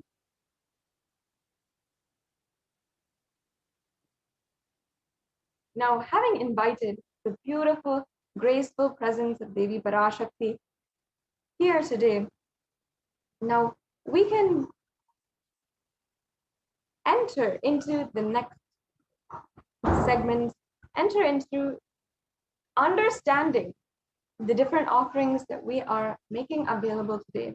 Today we have so many exquisite, exciting offerings that you can make with so much of beautiful, sacred sentiment. In this day and age, as we have so many different kinds of sentiment, whether it's suffering or we have happiness and bliss, or we have the sentiments of feelings towards one another, there is nothing compared to this sacred sentiment, the powerful cognition, which help you manifest power in your life, help you go beyond even the limitations that you would never have even thought of, all kinds of impossibilities, and live a life of absolute possibility. The Vedic tradition provides the science of exactly doing this. And the science of rituals is a carefully crafted, beautifully delivered practice of literally living this science of enlightenment, living the science of practicing the presence of God. And one of the fundamentals, now what we're doing is first we'd like to create the foundation so we can understand why we are doing these offerings and what is actually needed in these offerings and how they can actually manifest what you want in your life. Now, in the significance of the divine element gold, this is a part of the fundamentals that we have to understand before we go into the rest of the offerings that are made. Now, in the Atharva Veda is one of the four of the Chatur Vedas, and one of the four Vedas that are actually one of the primordial scripts that is known to humankind. The Rig Veda has actually the oldest reference that is surviving today is at least more than 1,000 years old, making it the oldest scripture which is known to humankind. So the Chatur Veda are extremely old and significant scriptures that guide us to the life that we started out with, the life of the original Hindu civilization.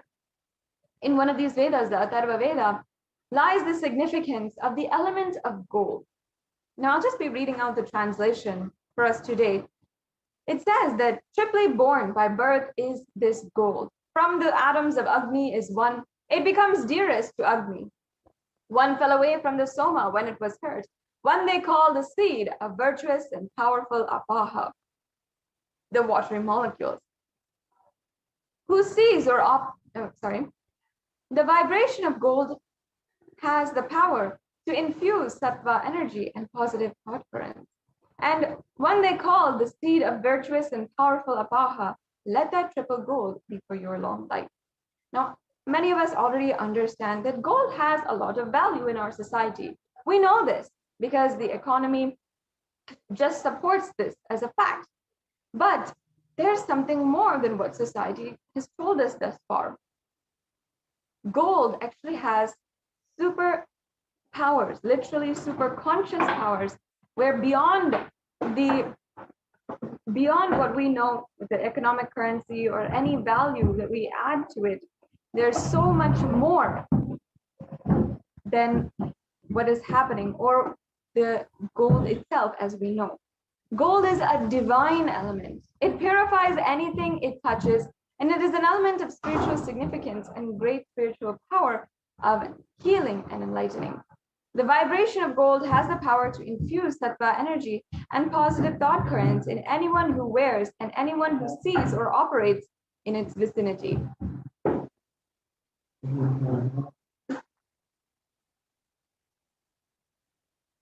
Gold is present in all the scriptures, the Agamas, Vedas, Shrutis, Smritis, Itihasas, and Puranas. In all Hindu scriptures, it is abundantly displayed that gold is the most auspicious and purest metal which purifies our being. In the Hindu civilization, everything was built in gold, exchanged in gold, and ritual feasts were offered in gold bricks. When one was to be saved from life-threatening illnesses, gold was offered as a ritual fee. Gold was in abundance and used for weighing equivalent amounts of commodities, including cows. And kingdoms were built with huge doors of gold. The streets would have huge columns and huge archways made of gold, and horses and cows were dressed in gold. Now, if you see, all the living beings lived in coexistence, in beautiful, blissful coexistence in the Hindu civilization. And each one was dressed and adorned in gold because we saw the beautiful potential of gold in Sanatana Hindu Dharma.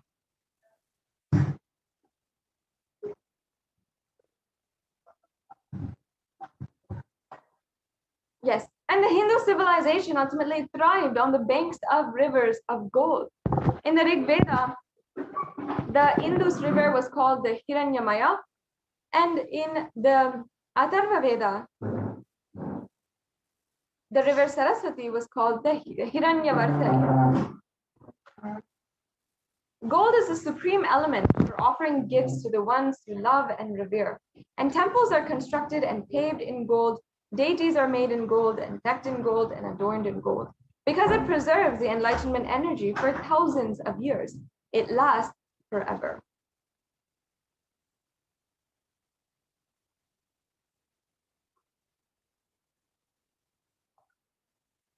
Now let us enter into the array of offerings that we have.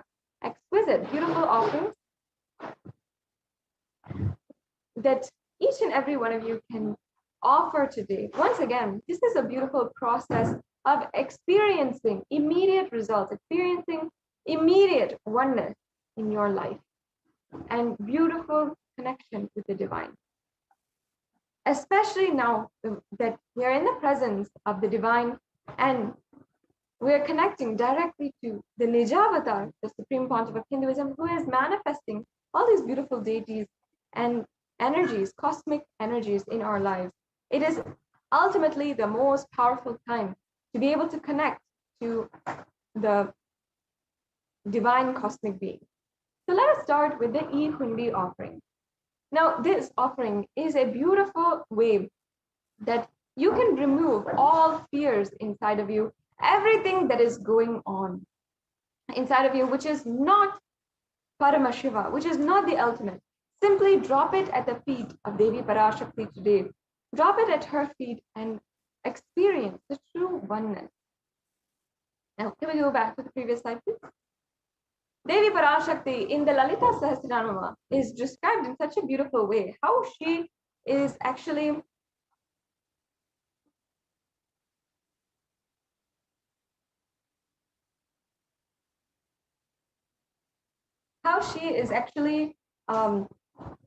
going through and how she literally accepts all the fears, all of the karma that you are dropping at her feet. She removes that and just makes it disappear. Amazing way, amazing, beautiful sacred sentiment. Everything that we feel is a burden, everything that we feel is karma, everything that we feel is pain inside of us, we just drop it.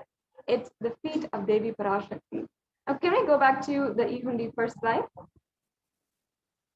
Now, I just like to chant the verse on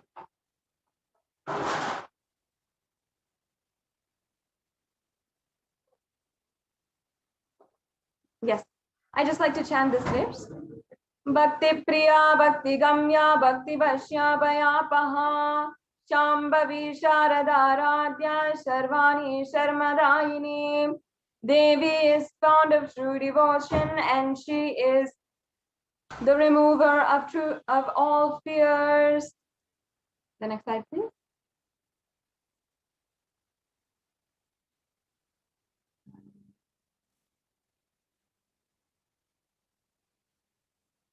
Yes, we can go on to the next slide. So yes, and Devi is very much known to be worshipped more so in autumn. Now, this does not mean the yearly autumn or the seasonal autumn that we ourselves experience, like fall, when all of the leaves fall off the trees. That's not what we're talking about here. In autumn of our lives in general, that's when our thoughts are turning more and more inward. That's when we are experiencing more and more introspection in our lives and trying to answer the existential questions that really pain us and pull us into so much of inner speculation. The role of the divine at this time is absolutely known and understood clearly. That is when the need for the worship of Devi becomes so much stronger. Now you can offer this Ihundi offering for any amount of money, and it's such a simple offering that you can do. And you can do right away. You can do through the YouTube super chat, or you can do through the registration forms. If you have a couple of questions on these and how to pay and how to make the donation that you'd like to make today, then you can just wait until the end of this segment, and we'll be proceeding further with how to exactly make these payments. Yes, we can go on to the next slide.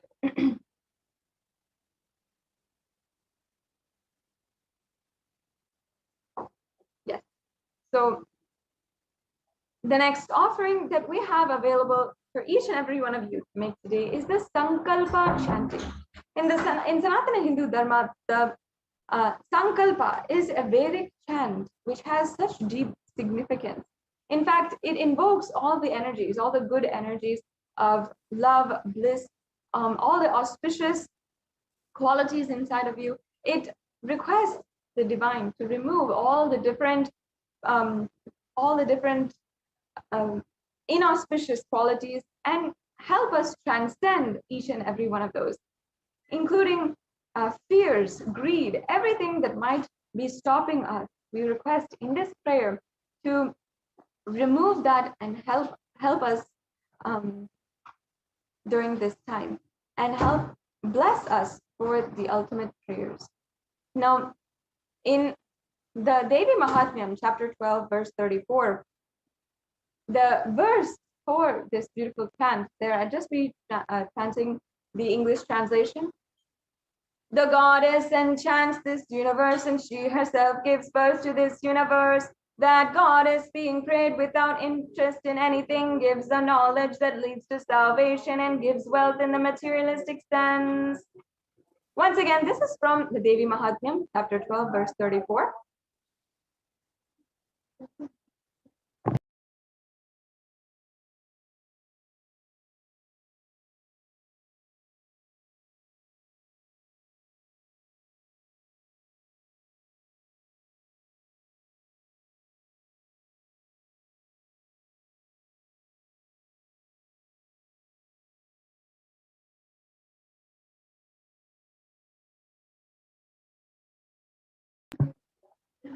Yes, the Sankalpa chanting is such a beautiful way that you can just simply offer the Sankalpa. Your name will be chanted along with the Sankalpa, and it will be offered in your name to the divine. The next offering we have here, as you can see, is the Sahasranama Swarna Kasu. And this is another beautiful offering. And let me just explain that this is the offering of more than 1,008 names of Devi Parashakti, and it's a very special and unique archana offered to Mahameru of Devi Parashakti. And actually, it is very special because it is the offering of the gold coin inscribed with 1,008 names of Devi Parashakti. Now, in the chant, in the Lalita Sahasranama, verse 731, Devi Parashakti is described as Nama Parayana Prita, she who likes repetition of her various names. And this is the offering of 1,008 names of Devi Parashakti in a ode and tribute to that she likes. Why she likes it is actually very significant. Ultimately, in order to invoke that same energy inside of us, invoke that beautiful energy inside of us, Devi Parashakti guides us to chant the names of these beautiful Ananta Kalyana Guna and invoke that energy inside of us. That is actually what is happening during this Sahasranama Archana. And every time we offer the different names of Devi Parashakti, we are literally invoking that energy inside of us. So you can offer this very exquisite offering, the gold coin inscribed with each of the 1008 names at the feet of Devi Parashakti. And each of these are the divine qualities of Devi Parashakti.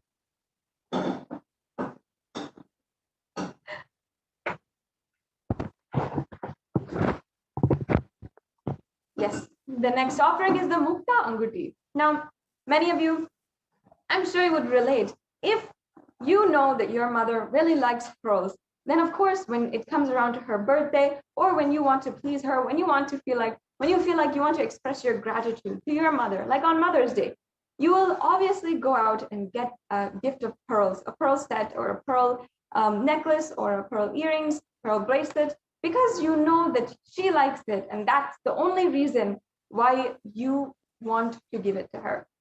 In the same way, we know that Devi Parashakti is adorned with pearls. And actually she has, even if she doesn't express it or doesn't tell you specifically, she has the beautiful adoration of pearls.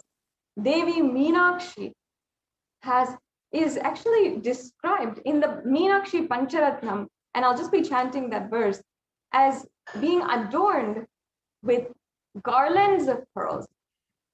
So I'll just be chanting that verse and then we'll understand the significance of this offering.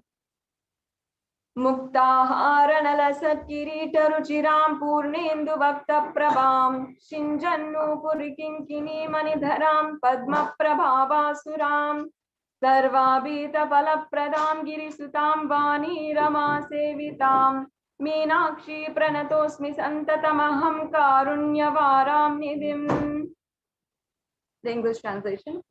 I bow down to the goddess Meenakshi, whose crown has garlands of pearls and paste shining like a full moon, who wears anklets that are studded with gemstones and has small bells, who is shining like the splendor of a lotus, who grants all wishes, the daughter of the mountain, who is worshipped by goddess Vani and Rama. I remain ever bowing to the goddess Meenakshi, the ocean of compassion. This is a beautiful invocation of Devi Meenakshi, where she is literally described here as whose crown has garlands of pearls. Devi Meenakshi is the incarnation of Devi Parashakti, who came down and has literally manifested all of the different beautiful items and all of even Kailasa she manifested on planet Earth. In fact, Devi Parashakti, as she manifested, is the form of Devi Meenakshi. She had literally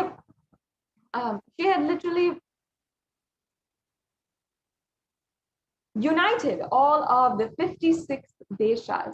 At that point in human history, all the humans, human civilization was living as independent human tribes across the world. But Devi Parashakti had literally united all the 56 deshas and ruled it under one rule. Now, Devi Parashakti has then manifested Kailasa itself on planet Earth with the establishment of Madurai, the kingdom of Madurai. Just like how Devi Parashakti literally had such beautiful ambition and powerful ambition to manifest Kailasa itself on planet Earth, with this offering of the Mukta Anguti, you can have the blessings of Devi Parashakti in any of your endeavors, the new ventures that you are about to take in this time.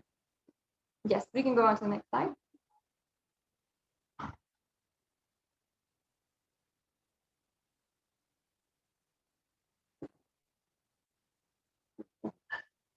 Yes, we can go on now.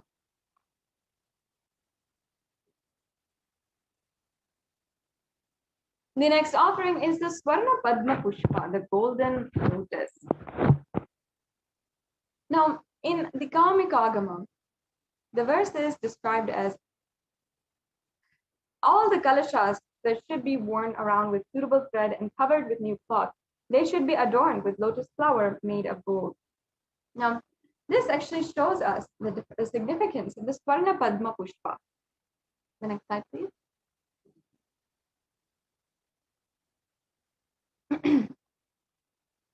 So actually, there are hundreds of references of the scriptural references for the using the lotus flower and the worship of Paramashiva.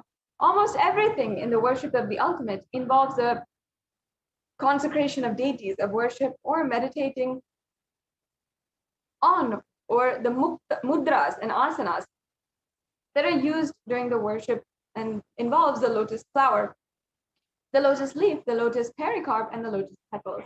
So actually, the lotus is actually considered a divine flower. It is literally seen as a divine flower. That is why it's used so much, and it is associated so much in all of the Vedic scriptures, the Vedic arts, and everything. In fact, of course, you've seen in the Vedic tradition and culture, the lotus is in so many different ways.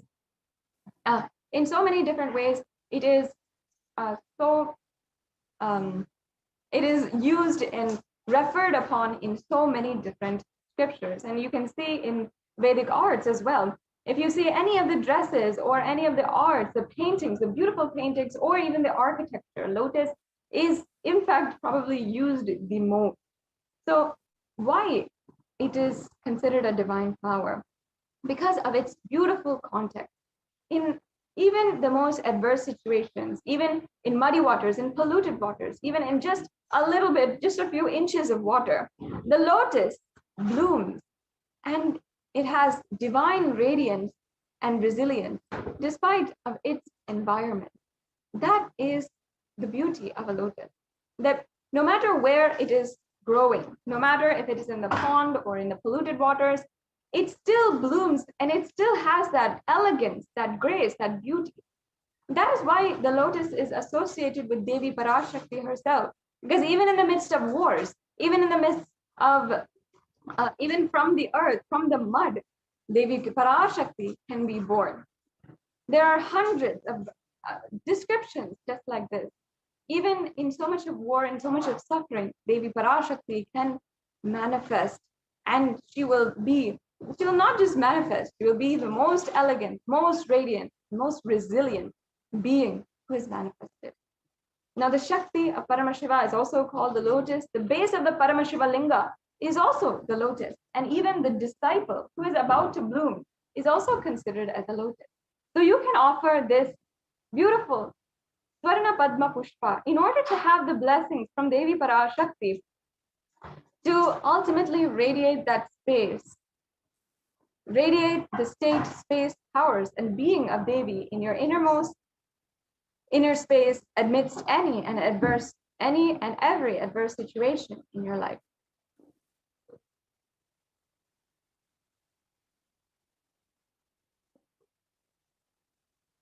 Yes. The next offering is the Swarna Metti. I'll just be chanting first the Pramana. Nakhadiditi samchana namajjana tamoguna padadvaya prabhajala parakrita saroruha.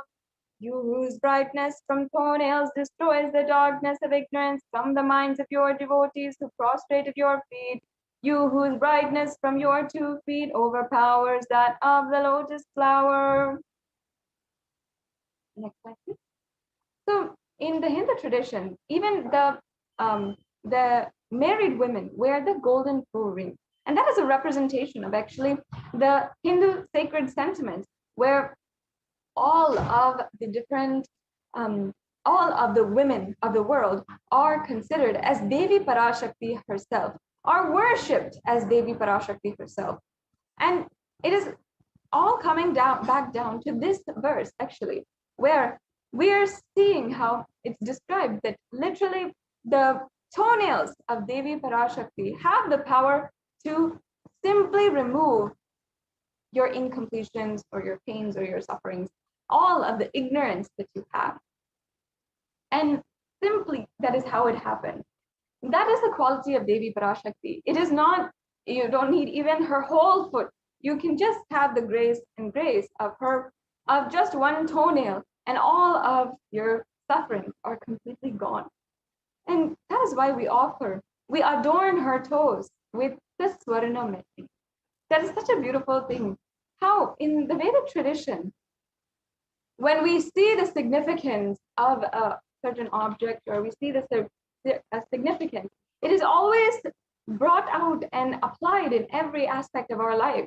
Just how gold, we saw the significance and we saw the spiritual qualities. That's why all the jewelries, all the archways, all of the roads even were made of gold in the Hindu tradition, because we saw the significance of Devi Parashakti's, literally her very toenails.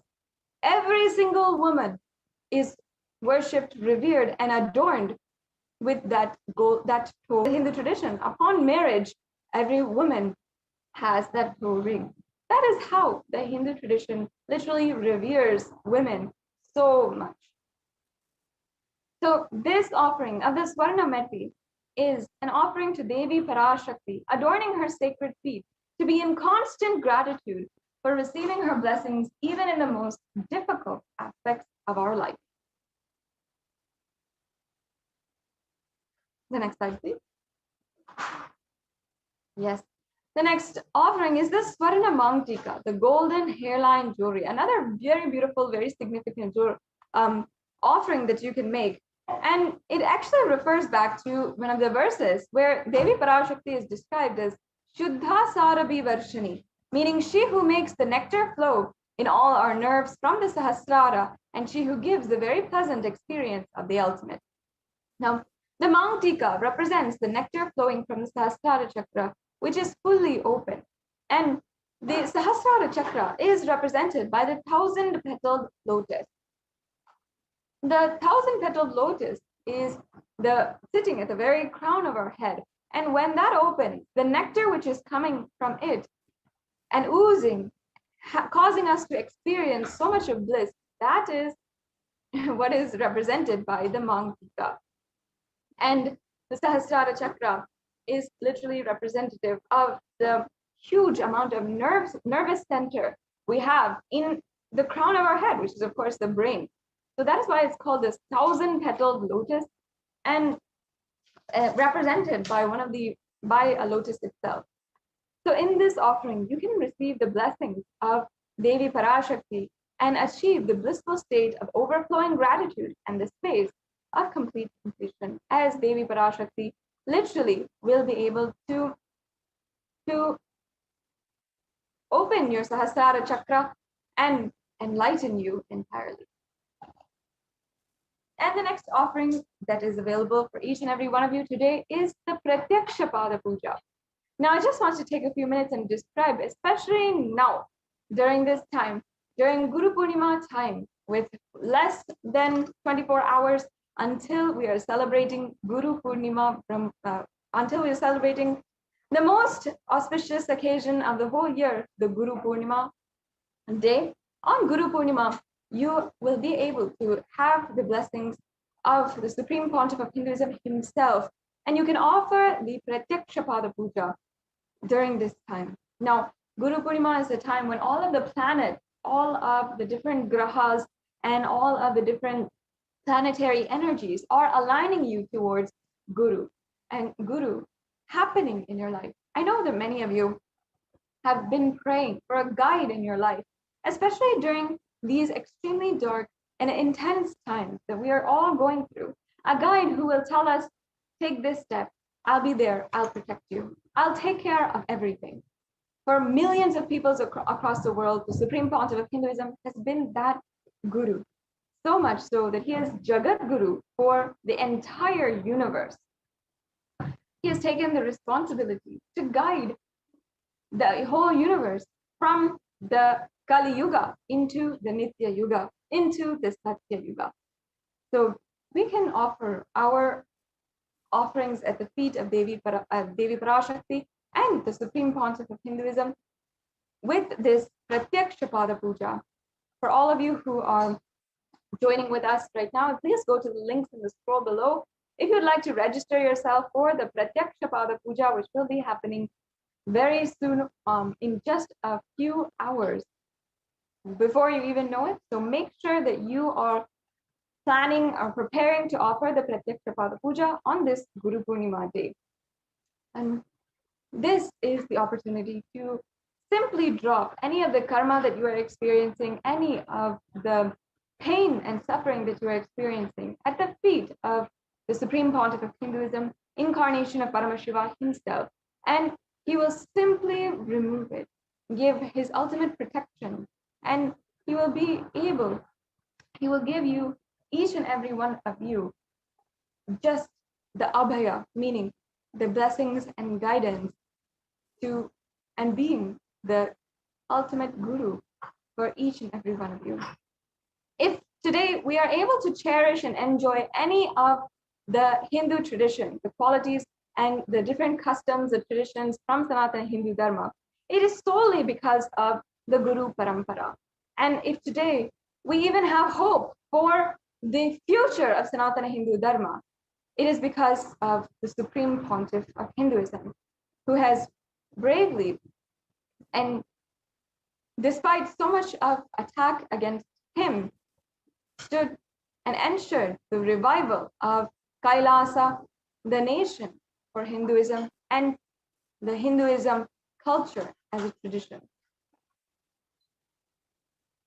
The last offering that each and every one of you can also do today is the Vastra Seva.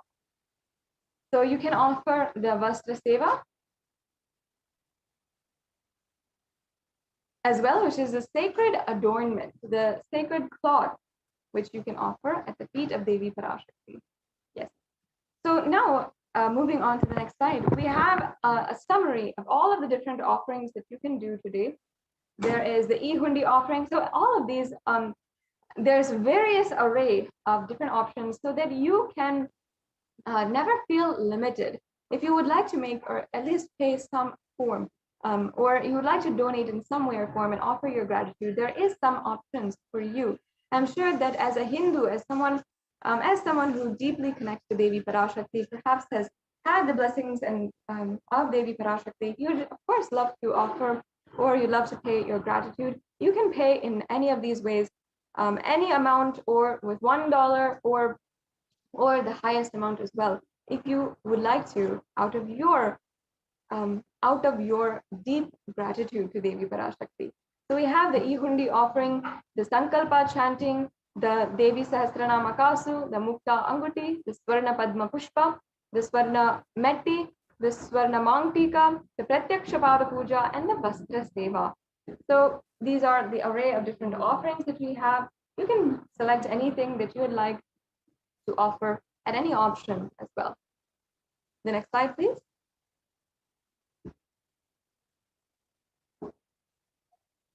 Now, now you might be in two categories as we are proceeding for the offerings today. You might be in the category of you're ready to make your payment, you'd like to go forward with the next steps. You can go to tiny.cc/Devi-offerings, and you can proceed for the next steps of your payment. It's a very easy and quick process to do your payment. Then after the payment, make sure that you are filling out the Sankalpa 2021 form.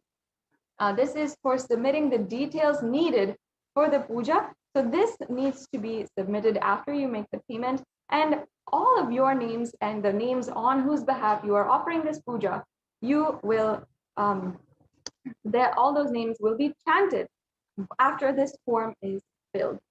So if you're ready to make the payment, that's awesome, that's great. You can go ahead and make the payment through these links.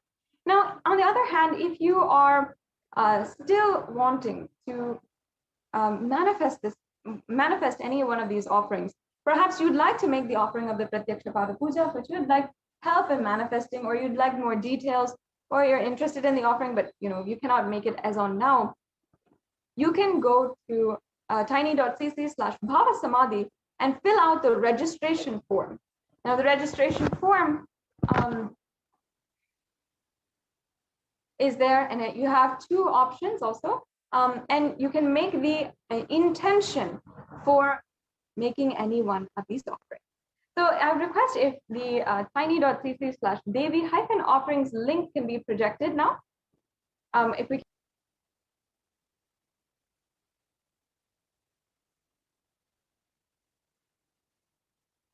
So we'll just be getting back with you with that link and being able to project it for all of you to see and to understand that this is a very quick payment process.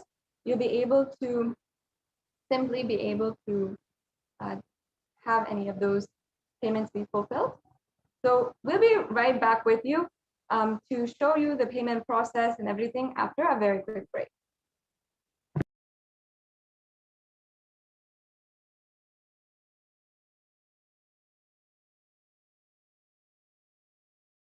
Just be alive for next 3 years. Don't die within next 3 years.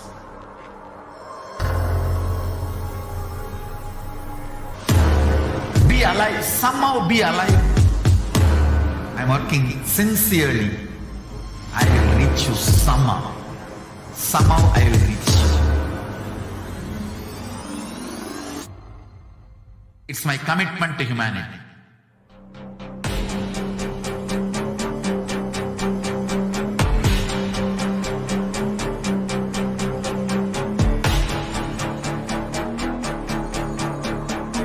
Just don't die within next 3 years. I will reach you wherever you are, whichever corner of the world you may be. I will reach you with enlightenment. You manifesting the space, state, powers, being Paramashivoham.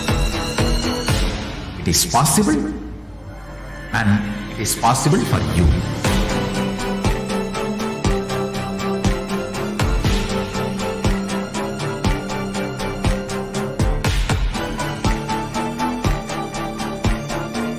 Paramashivoham will reach you with enlightenment science. I know he is going to do the job.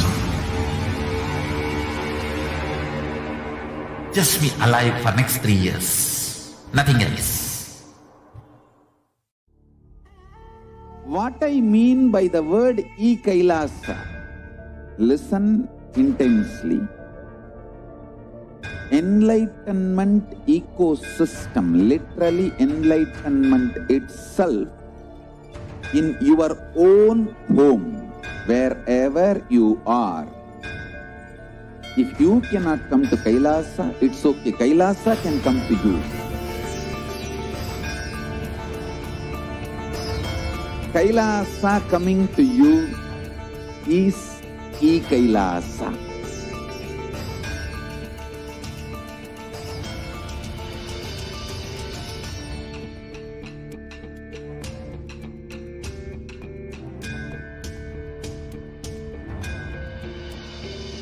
I will revive Hinduism.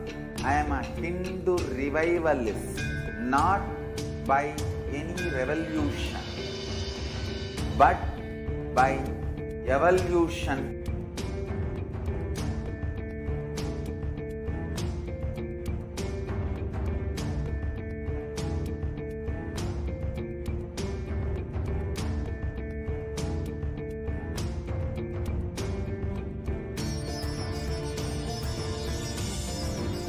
And setting model communities.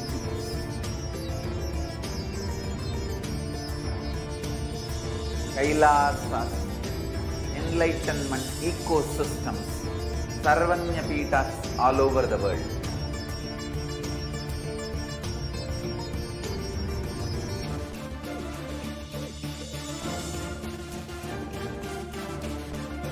All-powerful cognition, knowledge, only when you live, power manifestation and possibilities manifestation happens. It's a fundamental truth.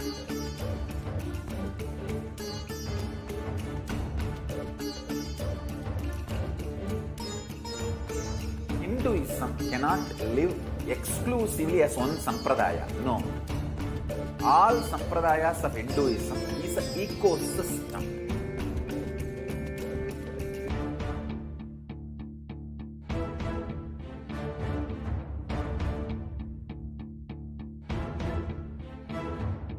So don't keep quiet thinking that if one sampradaya is attacked, only that sampradaya is going to be affected. All of us are ecosystem.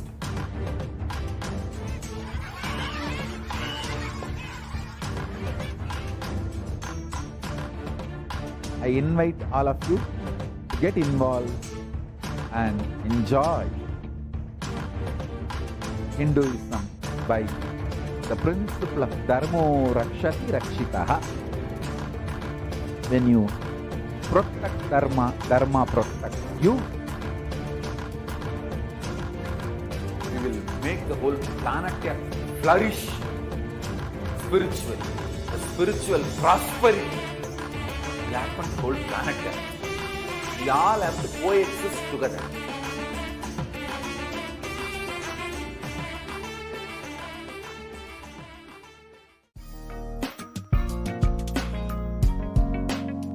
We get you health. We get you ability to build beautiful relationships in your life. We get you direct spiritual support, and we make sure you become wealthy.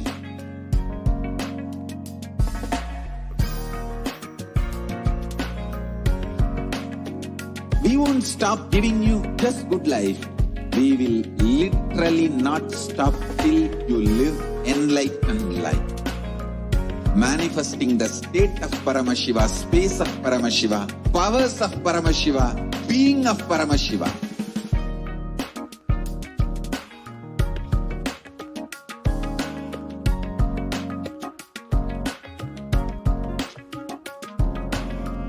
Whole world should become Kailasians. I want the whole world to know Hindus have something great to contribute to the world.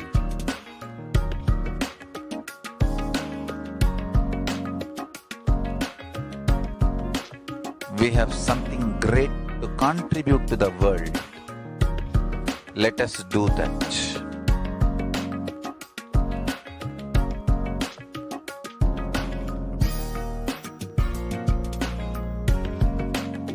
Kailasa is proper customized spiritual service helping you to identify your root patterns of suffering.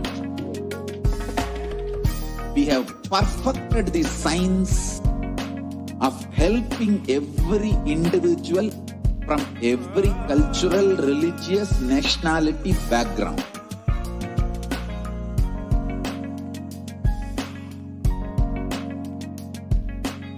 You will have lowest reactionary assumptions, highest awakened response, alive response for life continuously.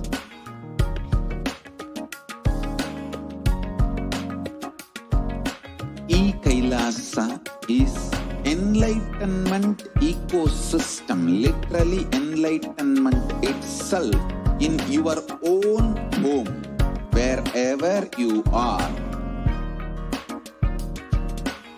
Proper customized spiritual service helping you to complete with your life negativity. Withdrawal from life, self-hatred, self-denial, self-doubt, so much of tiredness, laziness. We can support you aligning your diet, your attitude, your aptitude, your understanding about life. We can help you with everything.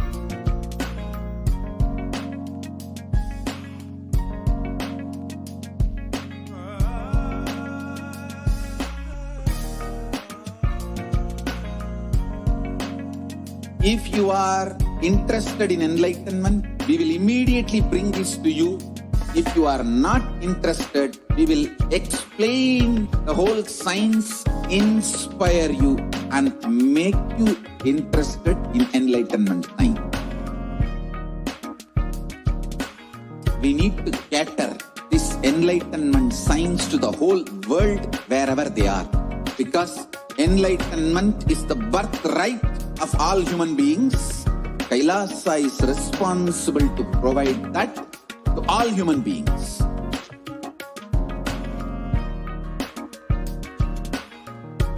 Kailasa is the totality of the knowledge I received from my gurus and practice manifested in my life, perfected by teaching millions of people from.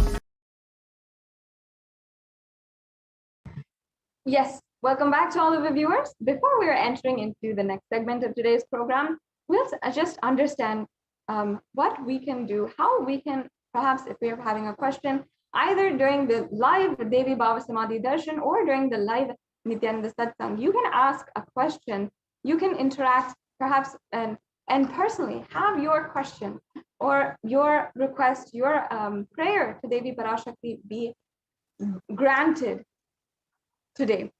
So let us enter into the first slide. We can go on to the next slide.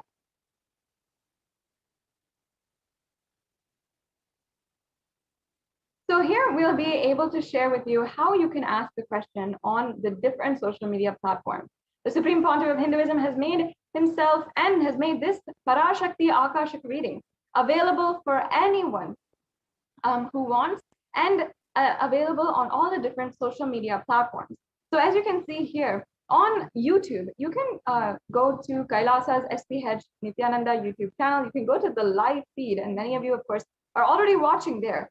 Down below this video, you will see a join button. Make sure that you are joining as a member of this channel. Now, you can make sure that in all the different social media platforms that you are liking and following, and we'll show you a couple of samples today of those.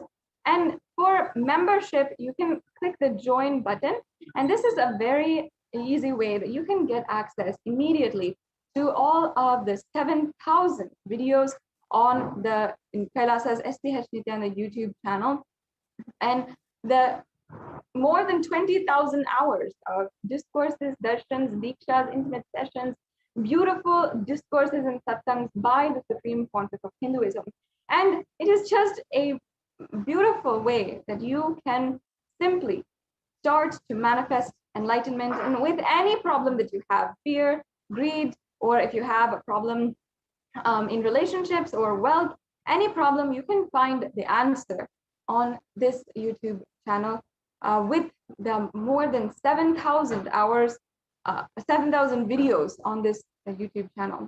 So again, you can join at the button that is there. And today, if you'd like to ask your question at any time, either during the Devi Parashakti Akashik reading, the live BHAVASAMADHI Darshan, or during the live Nithyananda Satsang, you can ask your question in the chat.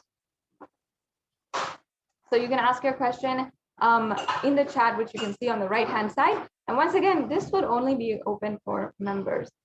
So yes, the next option we have is Facebook. You can go to Kailasa's SPH JGM Nithyananda Paramashivam Facebook page, and this is the official Facebook page of the Supreme Pontiff of Hinduism. Make sure you are liking and following Kailasa's SPH JGM Nithyananda Paramashivam Facebook page, so that you can have all of the different notifications, the different live events, the different posts personally given to you, and the personal messages from the Supreme Pontiff of Hinduism directly in your newsfeed, and ensure that you are getting the notifications when the notifications come immediately. You can tune into the live events which are going on continuously from Kailasa. And we also have here, you can see that all the different live events are displayed or will be continuously there available on Facebook. So whatever, even if you miss a satsang, even if you miss a program, you can go back and watch and ensure that you are really relishing and reveling in the divine presence of the Supreme Pontiff of Hinduism. So make sure, if you want to ask any of your questions during the live BHAVASAMADHI Darshan or the live Nithyananda Satsang, you can go to the comment section and post your comments in the comment section below the video. Yes, and the next option that we have is Twitter. I'm sure that many of you are users of Twitter. You spend all your day on Twitter, and you yourself have a Twitter following. If you like Twitter and that's the social media platform of your preference, then you can go and follow Kailasa's SPH JGM, HDH Nithyananda Paramashivam on Twitter, and make sure that you're following the official Twitter handle of the Supreme Pontiff of Hinduism, which is at Sri Nithyananda. And once again, here, the Supreme Pontiff of Hinduism gives personal messages to the whole humanity, to all the global Hindu diaspora here, his messages as the Supreme Pontiff of Hinduism, his guidance during this time, and as well, all the different live events, the exciting events that are happening across Kailasas across the world will also be posted here regularly, as well as ensuring you have your daily dose of living enlightenment and enlightenment that can inspire you for the whole day. So make sure that you are following at Sri Nithyananda on Twitter, and you can go to the live event as well. The live event, which will be displayed on Twitter and will be a tweet from Sri Nithyananda, from the official handle. And then you can ask your questions as a reply to that tweet. So use tag at Sri Nithyananda and use the hashtag Ask the Avatar and tweet in the reply section of that tweet in order to make sure that do your best and make sure that your question is seen by the Supreme Pontiff of Hinduism during the live satsang. We also have a next platform here, which is Instagram. Now, Instagram is, of course, a very popular platform that I'm sure many of you spend so much of your time on, and the Supreme Pontiff of Hinduism itself is available through Instagram with all the different posts, the different ideas and things from the from Kailasa directly to you and to your Instagram feed. You can follow at Sri Nithyananda on Instagram. That's the official handle of the Supreme Pontiff of Hinduism on Instagram. You can go ahead and go there and make sure that you are tuned in and following Kailasa on Instagram.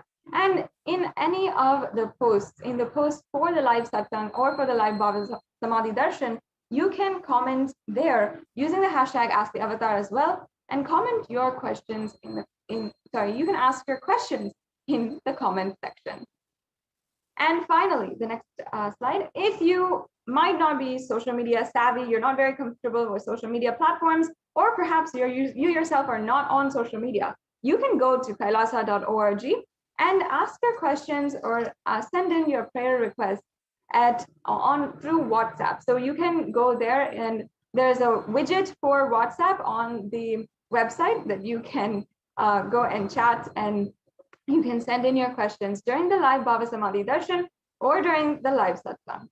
So that's another option for you as well. And also on the live chat as well, you can ask your questions and send in your prayer request to Devi Parashakti during the live BHAVASAMADHI darshan or to the Supreme Pontiff of Hinduism. So yes, let's all enrich humanity with more than 1 billion users on the internet at a time for more than 4 to 5 hours a day. You can always enrich people through the internet and through social media, and it's very easy. So ensure that you are also sharing on all these various platforms for the Nithyananda Satsang, for the live BHAVASAMADHI darshans, as well for Guru Purnima, which is happening in just a few hours away. So with this, we'll now be moving on to the next segment in today's program, the temple. From Nithyanandeshwara Paramashiva Devalaya in Adi Kailasa Sarvagya Peetham, we will be able to witness the most glorious Uttamottama Paksha Maha Guru Puja, which is an offering to the Supreme Pontiff of Hinduism and the entire Guru Parampara, as we have been celebrating the Guru Purnima Brahmotsavam the last couple of days, and we are continuing to celebrate it. We celebrate through the form of grand rituals, which we will now be able to witness and be able to have the darshan of through this social media platform right now. So make sure that you are sharing and inviting all of your friends, and we'll be right back with you after a short break.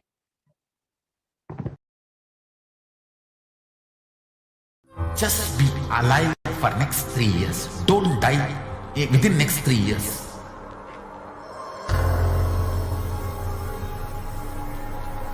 Just don't die within next 3 years. Be alive. Somehow be alive. I'm working sincerely. I will reach you somehow. Somehow I will reach you. It's my commitment to humanity.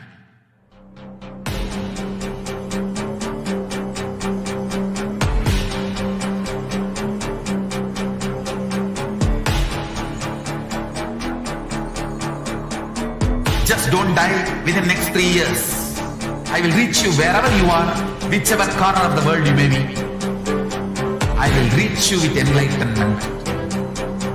You manifesting the space, state, powers, being Paramashivoham. It is possible, and it is possible for you.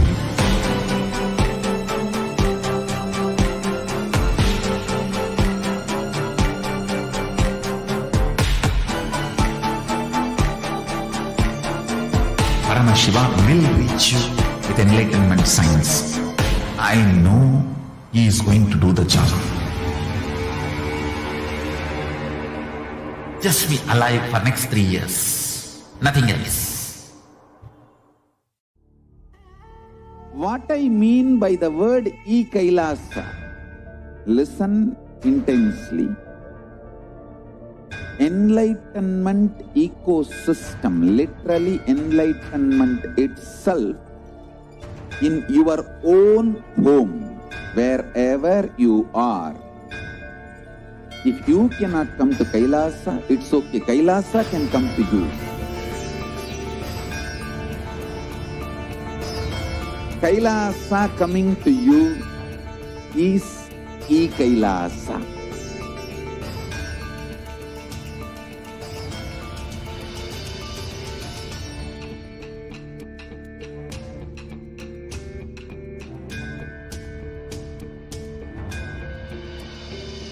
I will revive Hinduism. I am a Hindu revivalist, not by any revolution, but by evolution.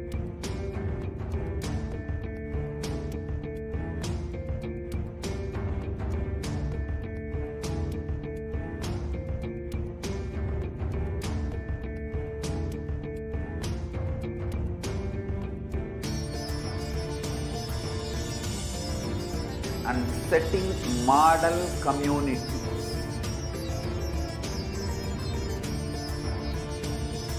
Kailasa, enlightenment ecosystems, Sarvanya Pitas all over the world.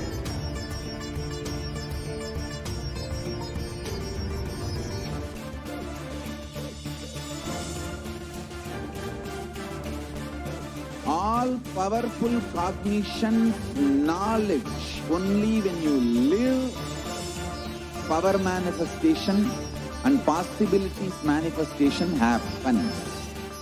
It's a fundamental truth.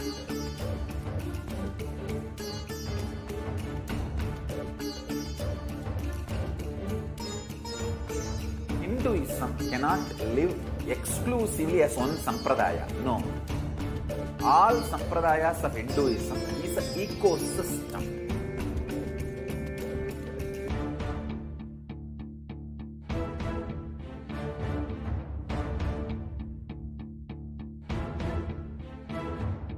So don't keep quiet thinking that if one sampradaya is attacked, only that sampradaya is going to be affected. All of us are ecosystems.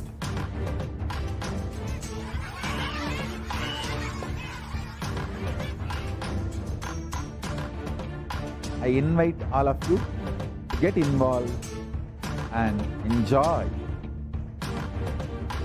Hinduism by the principle of Dharmo Rakshati Rakshitaha. When you protect Dharma, Dharma protects you.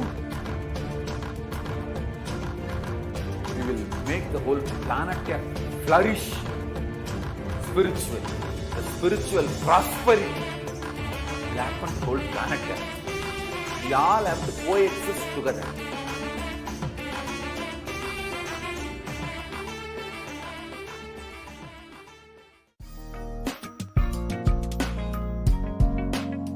We get you health.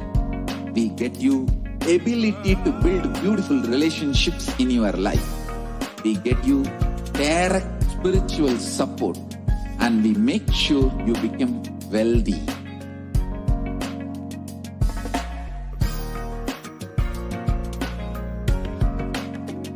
We won't stop giving you just good life.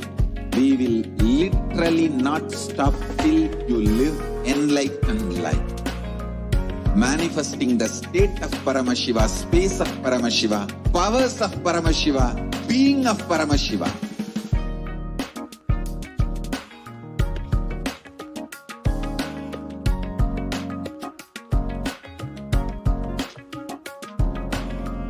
Whole world should become Kailasians. I want the whole world to know Hindus have something great to contribute to the world.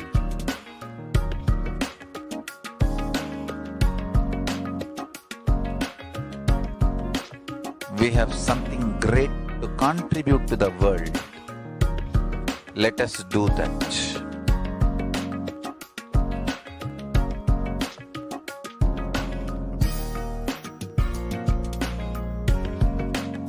Kailasa is proper customized spiritual service helping you to identify your root patterns of suffering. We have perfected the science of helping every individual from every cultural, religious, nationality background.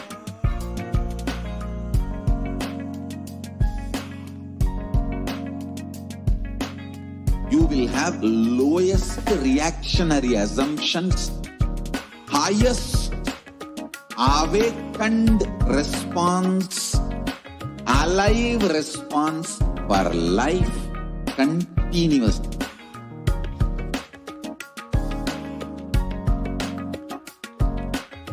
Kailasa is enlightenment ecosystem, literally enlightenment itself in your own home, wherever you are. Proper customized spiritual service helping you to complete with your life negativity. Withdrawal from life, self-hatred, self-denial, self-doubt, so much of tiredness, laziness. We can support you aligning your diet, your attitude, your aptitude, your understanding about life. We can help you with everything.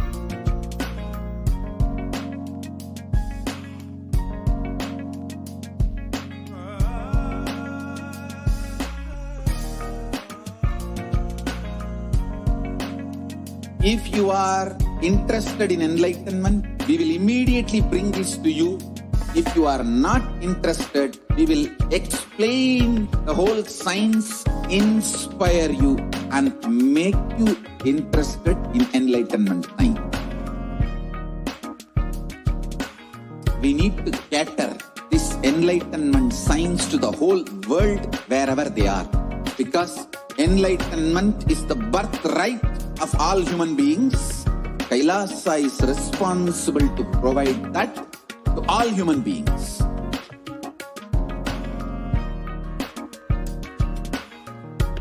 Kailasa is the totality of the knowledge I received from my gurus and practice manifested in my life, perfected by teaching millions of people from all cultures, time zones, backgrounds, genders, nationality, race, from every creed.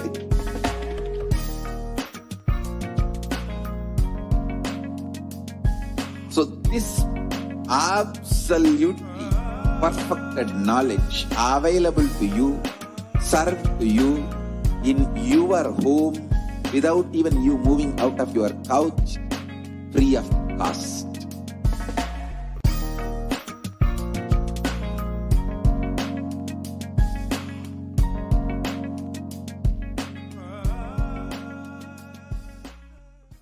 Just be alive for next 3 years. Don't die within next 3 years.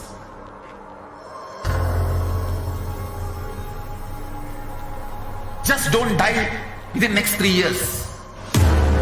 Be alive. Somehow be alive. I'm working sincerely. I will reach you somehow. Somehow I will reach you. It's my commitment to humanity.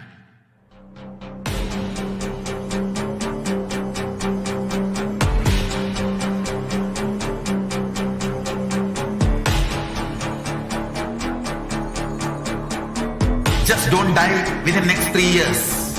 I will reach you wherever you are, whichever corner of the world you may be. I will reach you with enlightenment. You manifesting the space, state, powers, being Paramashivoham. It is possible, and it is possible for you.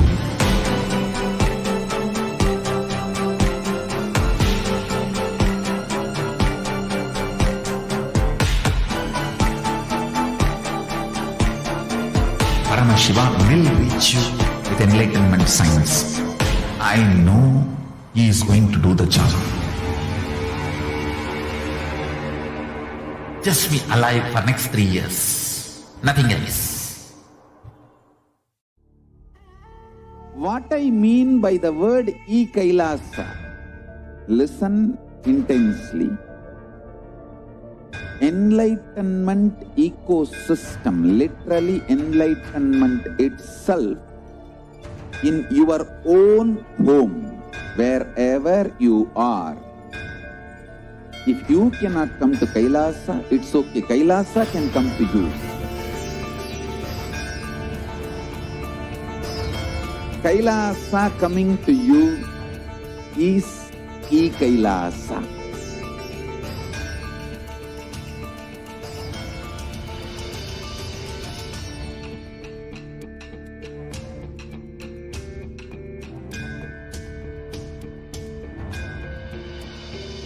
I will revive Hinduism.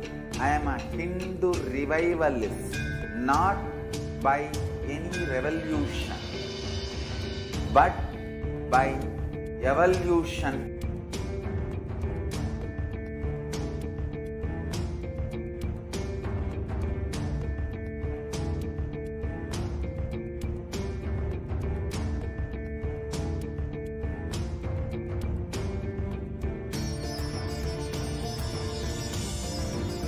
And setting model community.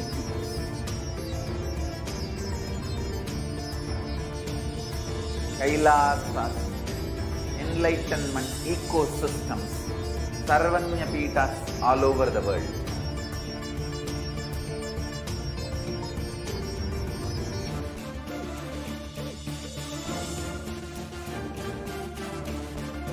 All powerful cognition, knowledge, only when you live, power manifestation and possibilities manifestation happens.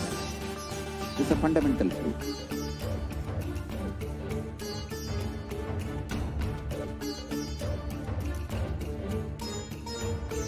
Hinduism cannot live exclusively as one sampradaya. No. All sampradayas of Hinduism is an ecosystem.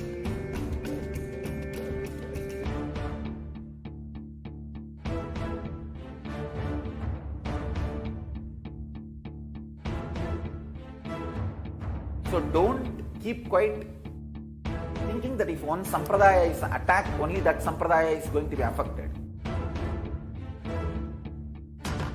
All of us are ecosystem.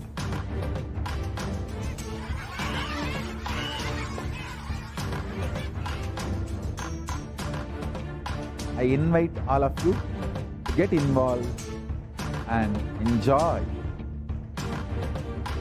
Hinduism by the principle of Dharmo Rakshati Rakshitaha. When you protect Dharma, Dharma protects you.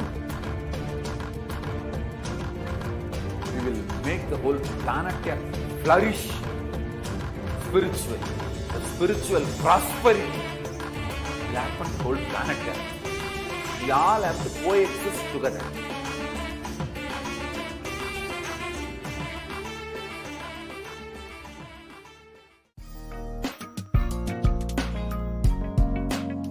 We get you health. We get you ability to build beautiful relationships in your life. We get you direct spiritual support, and we make sure you become wealthy.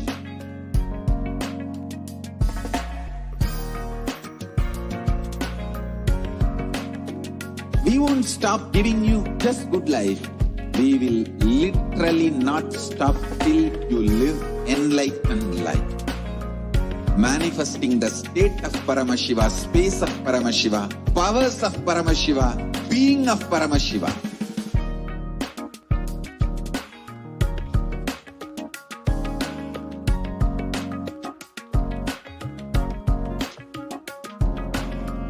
Whole world should become Kailasians.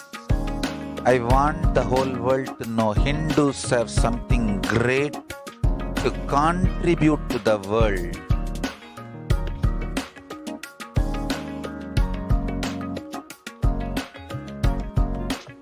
We have something great to contribute to the world. Let us do that.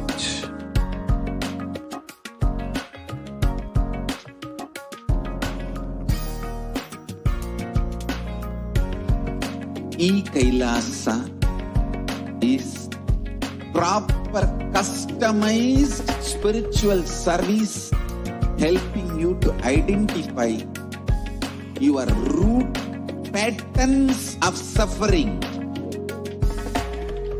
We have perfected the science of helping every individual from every cultural, religious, nationality background.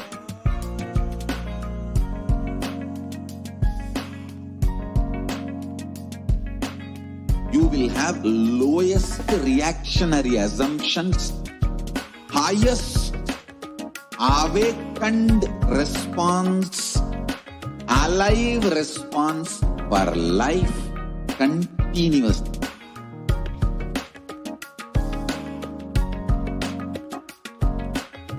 Kailasa is enlightenment ecosystem, literally enlightenment itself in your own home, wherever you are.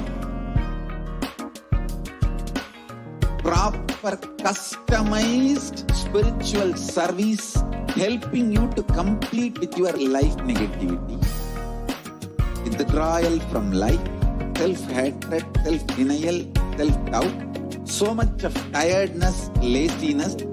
We can support you aligning your diet, your attitude, your aptitude, your understanding about life. We can help you with everything.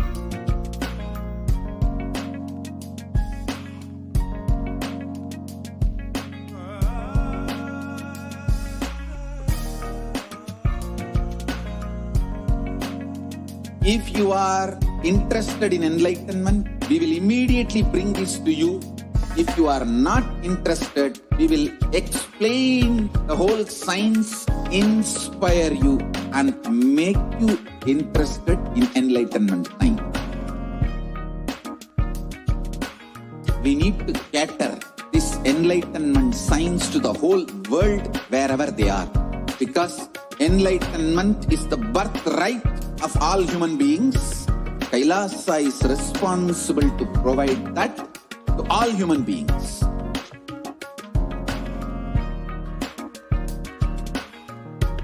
Kailasa is the totality of the knowledge I received from my gurus and practice manifested in my life perfected by teaching millions of people from all cultures, time zones, backgrounds, genders, nationality, race, from every creed.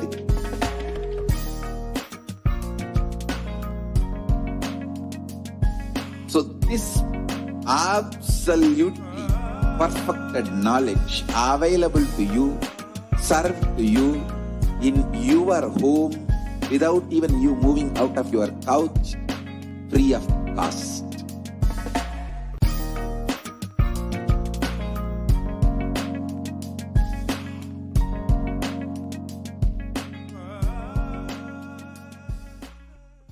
Just be alive for next 3 years. Don't die within next 3 years.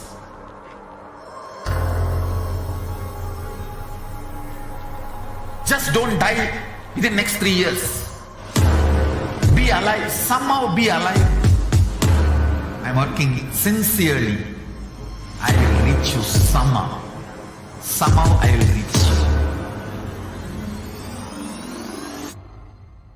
It's my commitment to humanity.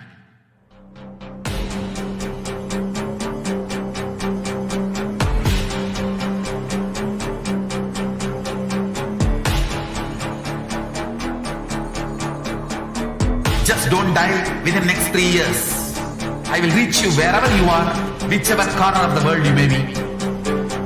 I will reach you with enlightenment. You manifesting the space, state, powers, being Paramashivoham. It is possible, and it is possible for you.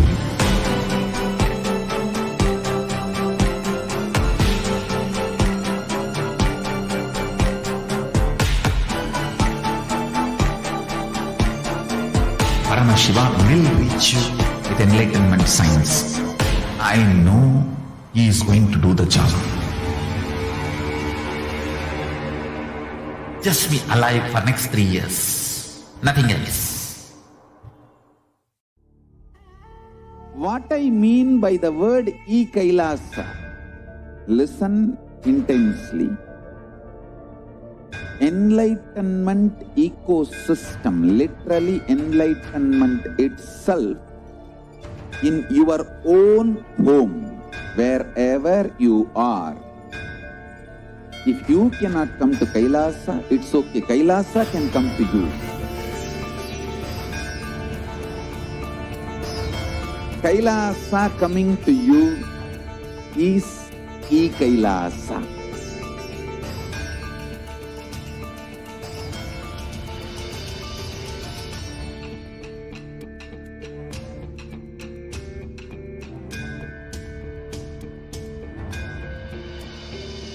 I will revive Hinduism.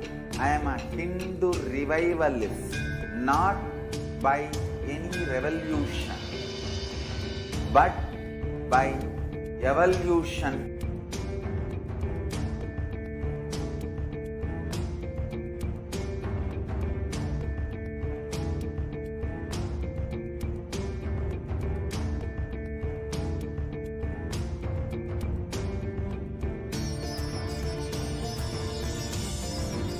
And setting model communities.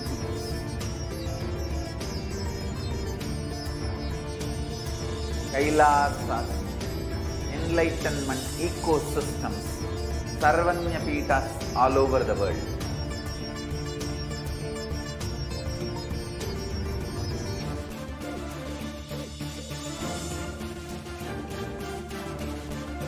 All-powerful cognition, knowledge, only when you live, power manifestation and possibilities manifestation happens. It's a fundamental truth.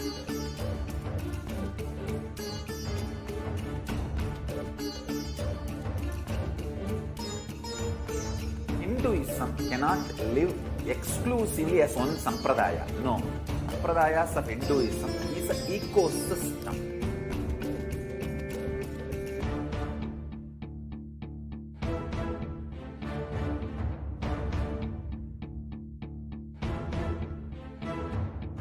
So don't keep quiet thinking that if one sampradaya is attacked, only that sampradaya is going to be affected.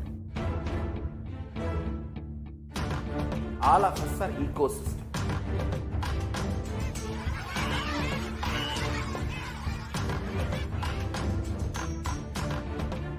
I invite all of you to get involved and enjoy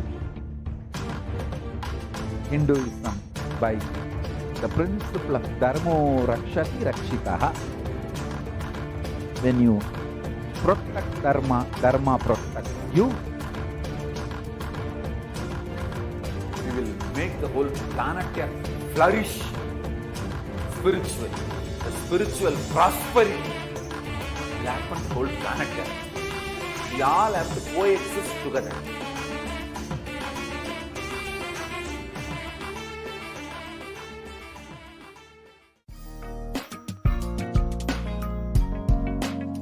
We get you health. We get you ability to build beautiful relationships in your life. We get you direct spiritual support, and we make sure you become wealthy.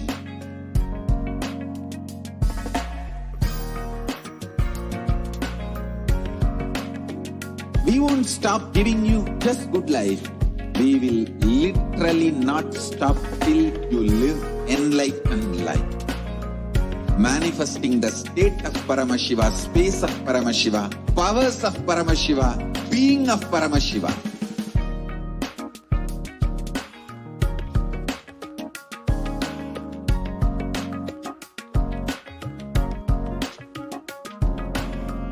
Whole world should become Kailasians.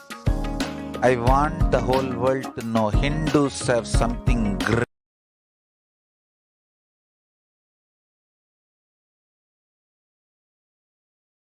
herself expressing through the Supreme Pontiff of Hinduism.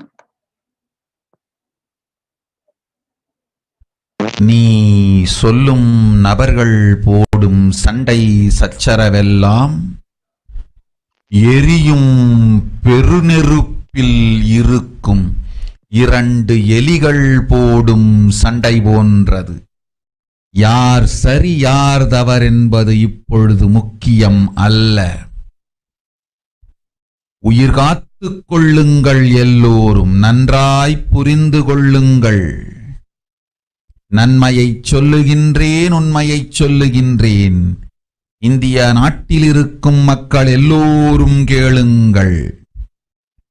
கருட புராணத்தில் வியாசன் சொன்ன கிருமி போஜனம் என்னும் நரகம் திறந்து நேரடியாய் India மீது இடிபோல் விழுகின்றது. ஆதி கைலாசத்திற்கு ஓடிச் சென்று வருமுன் காத்துக் கொள்வது மட்டுமே ஒரே வழி. கொரோனா பெருந்தொற்று கொள்ளை நோய் கிருமி போஜனம் எனும் நரகத்தை பூமிக்கு கொண்டு வந்து விட்டது. அகோர தாண்டவத்தின் ஆட்டம் யாராலும் அடக்க முடியாத அளவிற்கு ஆரம்பித்து விட்டது. புதிதாய் உருக்கொண்டிருக்கும் இந்த நுண்ணுயிரி மயில்கள் கடந்தும் காற்றினில் உயிரோடு இருந்து மற்ற உயிர்களையும் அழித்து உடல்களை தின்னும் பெரும் வலிவு கொண்ட பேரசுரர்களாய் வலம் வர துவங்கி விடுகின்றது. நன்றாய் புரிந்து கொள்ளுங்கள். வருமுன் காத்துக் கொள்ளுங்கள், அது ஒன்றே வழி. அதற்காகவே ஆதி கைலாசத்தை திறந்து வைத்திருக்கின்றேன். உயிர் காத்துக் கொள்ள வேண்டி விரும்பும் எல்லோரும் ஓடுங்கள் ஆதி கைலாசத்திற்கு. இந்தியாவில்தான் இந்த நரகம் திறந்து உலகெங்கும் பரவப் போகின்றது. கிருமி போஜன நரகம் பூமிக்கு வந்துவிட்டது. மனிதர்கள் செய்த மகா கொடுமைகளினால். அன்னை முன்னின்று என் அடியவரைக் காப்பேன். சொல்வதைக் கேட்டு உயிர் காத்துக் கொள்ள விரும்புவோர் வருமுன் காப்பது ஒன்றே வழி என்று தெரிந்து செல்லுங்கள் ஆதி கையிலைக்கு. ஓம் ஓம் ஓம்.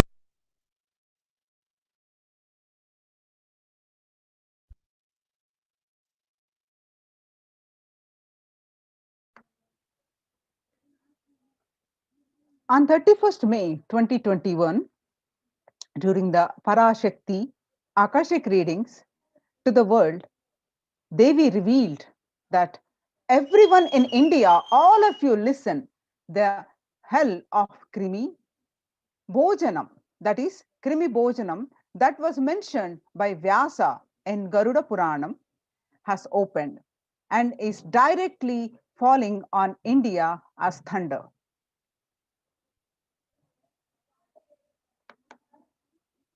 Running to Adi Kailasa and protection from it is the only way. Deadly corona life taking disease has brought the hell known as Krimi Bhojanam to earth. The dance of Aghora Thandava, which no one could control, has started. This microorganism that has formed will be alive in air for miles together, destroying other souls. It will eat bodies. It has started roaming as great demons with tremendous strength. Understand properly. Prevention is the only way. For that, I have opened Adi Kailasa. For those who want to save their lives, all of you run to Adi Kailasa. Only in India, this hell is going to open and is going to spread to the whole world. The Krimi Bhojanam hell has come to the earth because of the suffering done by the humans. Mother, I will protect these at my feet. Those who listen to me and wish to save their lives, learning that prevention is the only way, go to Adi Kailasa. Krimi Bhojana is one of the 28 hells described in Hindu scriptures, where people are sent to suffer in a pit to be eaten up by the worms. The Garuda Purana chapter, in one of the chapter, cosmology of hell and the nether regions, the Devi Bhagavata Purana, chapter 21 on the narrative of hells, and chapter 22 on the narrative of the sins leading to hells. The Shiva Purana, chapter 16, uplift from the hell, section 5. Skanda Purana, chapter 12, redemption from hells. Chapter 2, the merit of visiting Setu. Chapter 30, the glory of Danishkoti. The Brahmanda Purana, chapter 20, hell in nether regions, and chapter 106, suffering in hell. The Padma Purana, chapter 48, section on the nether world.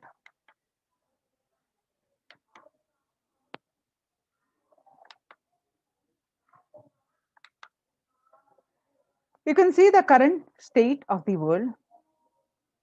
It was updated last 6th June 2021. The statistics of this widespread pandemic.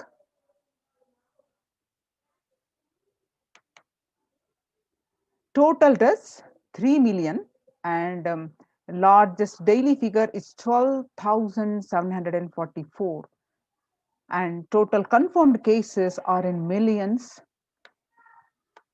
139 million, and latest daily figure is 837,000 around the world.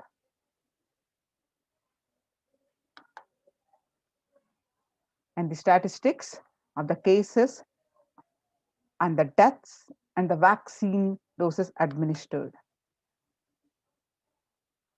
COVID is airborne. Scientists say now authorities think so.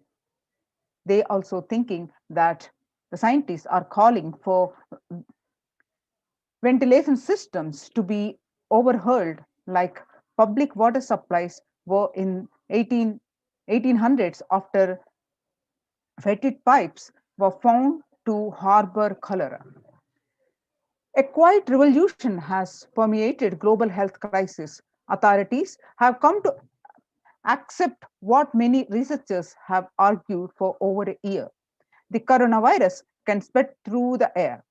That new acceptance by the World Health Organization and the US Centers for the Disease Control and Prevention comes with the complete implications. The concrete implications. Scientists are calling for ventilation systems to be overhauled like public water supplies were in 1800s after fetid pipes were found in harbor cholera. Cleaner indoor air won't just fight the pandemic. It will minimize the risk of catching the flu, other respiratory infections that cost the US more than 50 billion a year. Researchers said in a study in the General Science on Friday, avoiding these germs and their associated sickness and productivity losses will therefore offset the cost of upgrading ventilation and filtration in buildings. World's most infectious disease now airborne, and he is right. The SARS-CoV-2 virus can travel on a very small particles that disperse quickly outdoors but can build up indoors. These particles can affect people who stay more than 6 feet away. And the mask that Americans are wearing have adopted many provide some COVID protection, but then do not render an unsafe situation safe. Through scientists have been discussing airborne transmission for months. It was only last week that the World Health Organization, WHO, and CDC made this official. With the vaccine rollout still in its early days across the world, those officials should follow up this belated admission with guidance that unvaccinated people can use to minimize their risk. The Hindu explains is airborne COVID-19 a risk? The airborne COVID treat is confirmed what to do about it. The droplet is cough and sneezes and can spread droplets of saliva and mucus. Airborne, tiny particles possibly produced by talking are suspended in the air for longer and travel further. In a letter, what have scientists told the World Health Organization? How does the disease pass from one person to another? The story is so far. On Monday, July 19, 6,239 scientists from 32 countries put their signatures on an open letter that said COVID-19 is also transmitted via air. Tilted, it is the time to address airborne transmission of COVID-19 and address to the World Health Organization, who they said that there was enough evidence to show that viruses are related during exhalation, talking, and coughing, and the micro droplets small enough to remain aloft and pose a risk of exposure at distances beyond 1 to 2 meters from someone who is infected for fewer than 3 feet to 6 feet, recommended for physical distancing between people to avoid transmission. The current state of India in Tamil Nadu alone, last case recorded in Chennai, Tamil Nadu, 36 minutes ago is confirmed 10,072, active is 9,983 and recovered 26 and deaths are 63. The statistics, new cases and deaths. You can see the picture. the times of India's statistics, the COVID-19 in Tamil Nadu, the number of deaths is higher during the second wave. You can see the statistics in this slide. And you can see more statistics.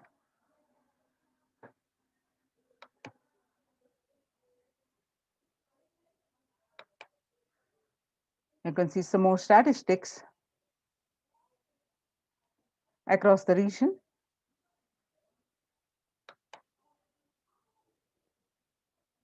And the last case that we heard in the different state, Maharashtra.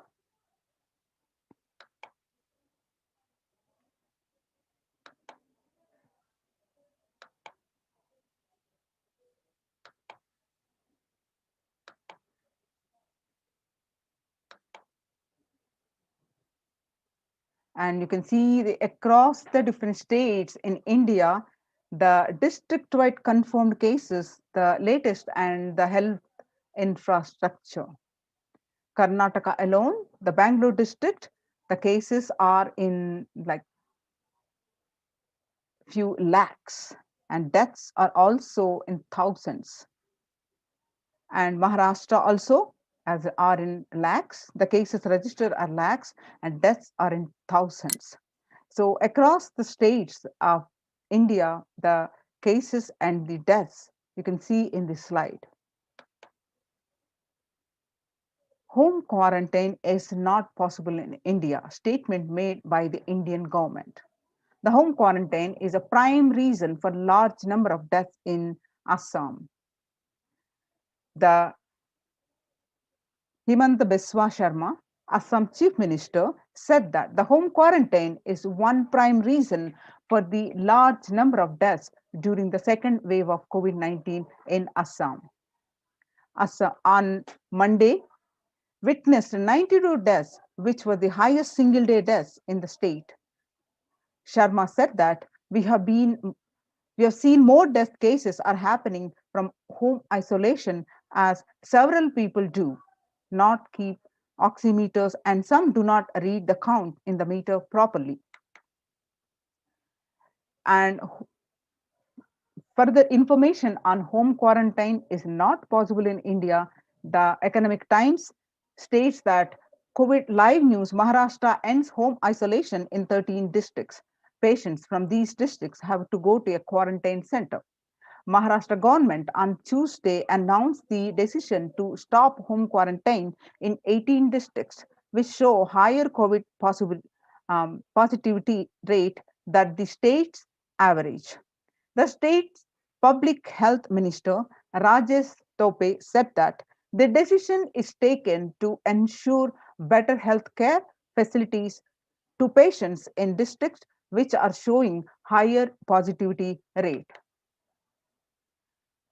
And you can see the another news channel, Business Line, which states the same line: home quarantine is not possible in India, that about 41% of the houses have just a single room, which is shared by about 5 persons. About 41% households in India have just one room and don't have an exclusive living room, or about 5 people share such accommodations. About 32% of the household have 2 rooms, and adding to the O's in the fact that only 47% of the household have access to water within the premises, and 42% don't have a bathing facility within the premises. And some more information on this, that the home quarantine is not possible in India, that the self-isolation for COVID-19 is impossible for 40% of Indian families. In order to utilize India's healthcare infrastructure, optimally to manage the expanding fallout of coronavirus, the central government on 27th April signaled a change in approach from mandating that every person who tests positive for the virus be moved to isolation beds in dedicated hospitals or units, The government allowed home quarantine for those with mild symptoms. The key additional condition was that their house should allow self-quarantining. That in India, it is easier said than done. According to Census 2011, about 42% of Indian households were living in houses where an average 3 or more people were sharing a room. In the context of coronavirus, this challenge of physical distancing is greater in rural areas, the 45% of households, than the urban ones, 35% of the households. Only one state, Kerala, is looking relatively dignified on this metric. And all districts reporting at least 250 cases have anywhere between 34% and 54% household averaging 3 or more to a room. Where is the space for home quarantine in cities? In New Delhi, the health ministry last week said most cases of coronavirus had been asymptomatic or mildly symptomatic and had advised home isolation for such people. It also said that 65% cases across the country were reported from the metros and big cities. However, the census data suggests, and experts also agree, that the following the ministry guidelines on home quarantine is near impossible, particularly in urban households. The guidelines on home quarantine say the person showing COVID-19 symptoms has to remain isolated in a well ventilated room, preferably with a attached toilet. If another family member needs to stay in the same room, it is advisable to maintain a distance of at least 1 meter between the two, it's stated. So, when the first world countries closed their borders during a massive global emergency, Kailasa has opened its doors to all without exception. The Supreme Pontiff of Hinduism reveals that at least 6 months back, I became aware that multi-layer quarantine is needed to protect people. If you are in India and you want to protect your immediate family or extended family, anyone who will listen to you, get them immediately to our campuses.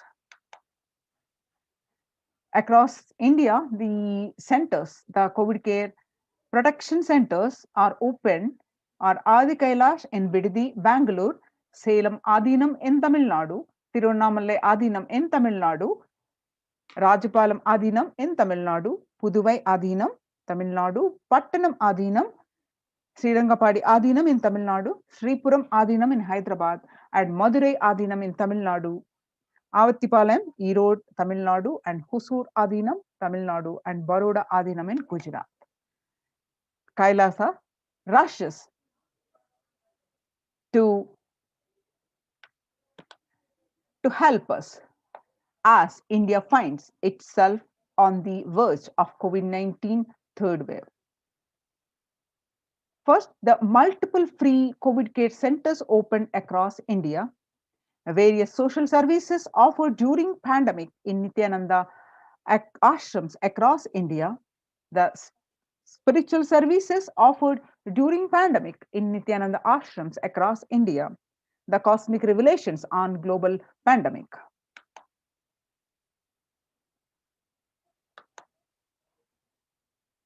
Many various free social services offered during the pandemic in Nithyananda ashrams across India. The first is medical care, which includes allopathy, Ayurvedic, and Siddha medicine. The fire safety equipment maintenance, infrastructure to accommodate 1,000, and accommodation for multi-layer quarantine, emergency ambulances and ICU on wheels, personal protective medical equipment, groceries collected for Annadan and organic farming. So if you'd like to save your life, join COVID care protection centers and register now through the link below, which is https://kailasa.org/Kailasa care.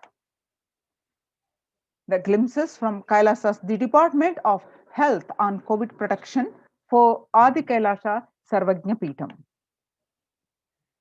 Immunity boosters and COVID care supplements procurement. The allopathic immune boosters are zinconia, vitamin D, and vitamin C.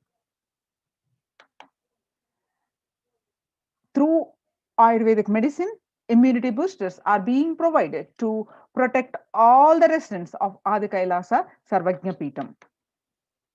Steaming once a day with tulsi, eucalyptus, nochi, and turmeric leaves. All these leaves, the herbal leaves are taken from the healing trees here in Adi Kailasa. Twice a week, consumption of Kabasura Kundini, a mixture of pepper, ginger, and clove, and other ingredients extensively aimed for boosting the lungs, improving the respiratory system, and treating infectious conditions such as cough, cold, and fever. Neelavembu Kundinir to be taken once a week. The Agastya Lehiam 5 days.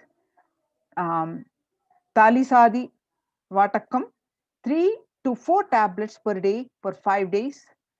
Induganta Kashayam, the Amrutostara Kashayam, both for 5 days, 1 teaspoon within 50 ml of warm water. Sudarshana Gulika once every 5 days. Gargling with salt and turmeric twice a day. Spiritual routine Panchakriya, the detoxing the whole body. Haritaki, castor oil, neem juice. Pratama Vinyasakama, the regular daily yoga that we do. Trinetra Kumbhaka and Puja, daily Nitya Puja.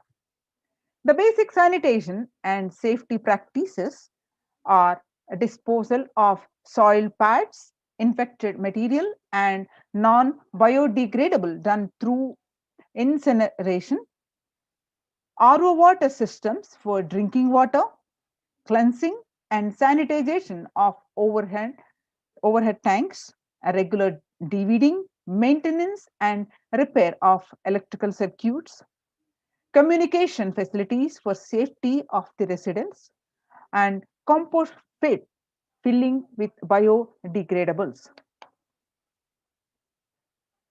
The diagnosis COVID care quarantine methodologies include immediately upon arrival to the campus, occupants will be quarantined for 15 days. The swab test, the RT-PCR test to be done on day 5 of quarantine.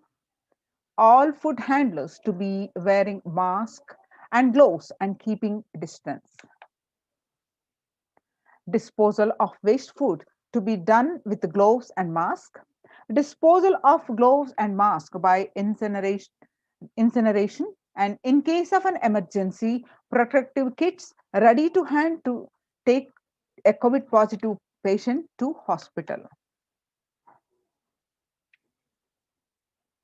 You can see the picture of the precautionary, the symptoms, the hand washing and infection control. Washing hands as often thoroughly with soap and water or with alcohol-based hand sanitizer. Avoid sharing any items such as dishes, drinking glasses, cups, eating utensils, towels, bedding, or other items with other residents in the Adinam. The mask protection include wear a mask all the times when and if exposed to vendors or outside people. Double layer cotton mask should be changed every day up to 24 hours and can be reused after washing with a detergent and sun dried. If it gets wet by saliva, the secretions or sweat, change it and wear wear a single a dry mask. The wet mask can be stored in a sealed plastic cover and washed with detergent and reused later. The mask protection, you can see the pictures. The face shield. A face shield will be provided as an extra protective wear for people at the gate, interacting with the vendors and outsiders. The use of hand sanitizer, hand washing, regular streaming, taking of preventive kashayams, turmeric salt water gargling, and bathing with washing clothes with history of any exposure.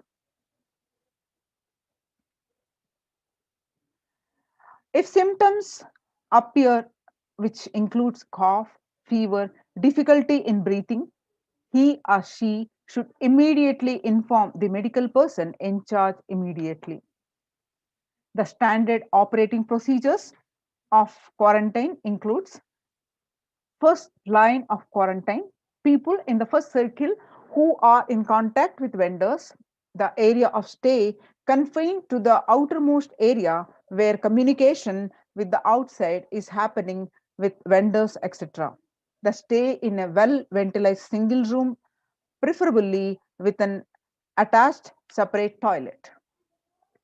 The person should not come to contact with inmates of Adhinam, especially elderly people, the pregnant women, children, and persons with comorbidities, the hypertension, diabetes, heart problem, asthma, etc. Restrict his or her movement within the area or room, the first line of quarantine. Delivery of packages. All parcels received at the gate to be sanitized, spraying with disinfectant. All deliveries will be contactless delivery. Wearing of free coverings and hand gloves are mandatory if contactless delivery is not an option, or request the delivery to be left in a protected and isolated place. The outer packaging of the item or product will be disposed before it enters the Adhina. Packages will be quarantined before being delivered. All the delivery bags, boxes, and containers will be thrown away after transferring the items to their respective places. The surfaces of the package will be cleaned with a simple disinfectant and left to dry. All hands handling the packaging will be thoroughly washed with soap and water and or antibacterial solution frequently. All mail and packaged products, the non-perishable, will be left outside for 24 hours before using them. Disinfection, the sodium hypochlorite, the bleach or chloride will be used, the 1 teaspoon of bleaching powder in 3 cups. Alcohol at 70 to 90% will also be used for surface disinfection. Clothes to be washed separately with detergent and dried. Sharing of items the spread of the virus. Fever continues for more than 5 days. If some of the warning signs, fever returns to the second week after having been reduced for a day or two. Fever more than 101 Fahrenheit after day 4. Resting heart rate over 110 while there is no activity happening. Breathlessness, tightness in the chest. Oxygen saturation less than 94% on pulse oximeter. 6-minute walk test. Record the saturation rate before and after. Walking briskly for 6 minutes.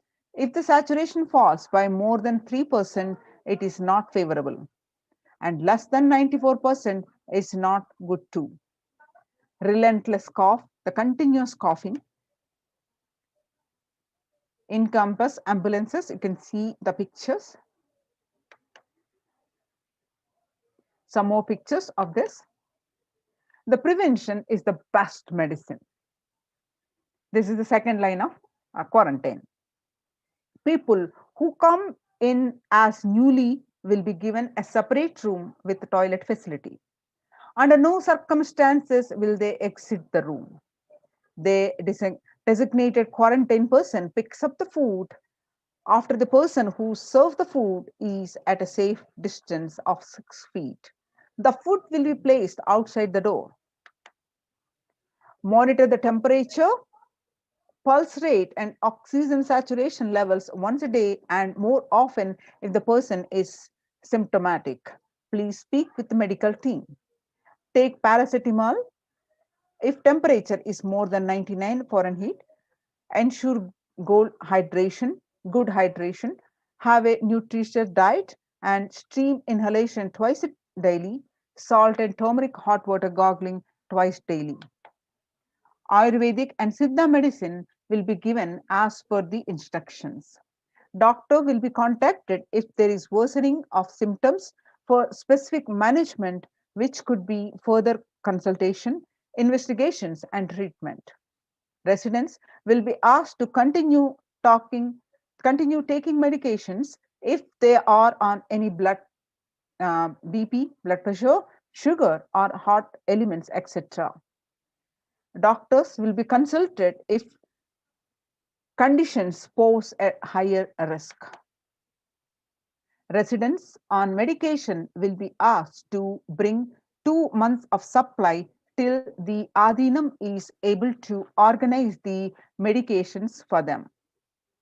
Residents will be asked to take a long deep breath, the pranayama, lying prone position on their tummy as much as possible so the lungs expand well.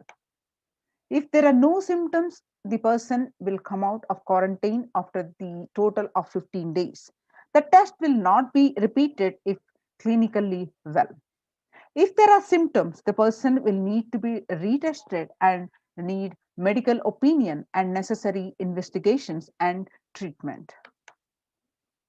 Common symptoms which will look out for are fever, sore throat, fatigue, excess tiredness, cough and mostly dry, wet cough in some, body aches, headache, loose stools, vomiting, loss of sense of smell, loss of sense of taste, exhaustion, giddiness, fainting.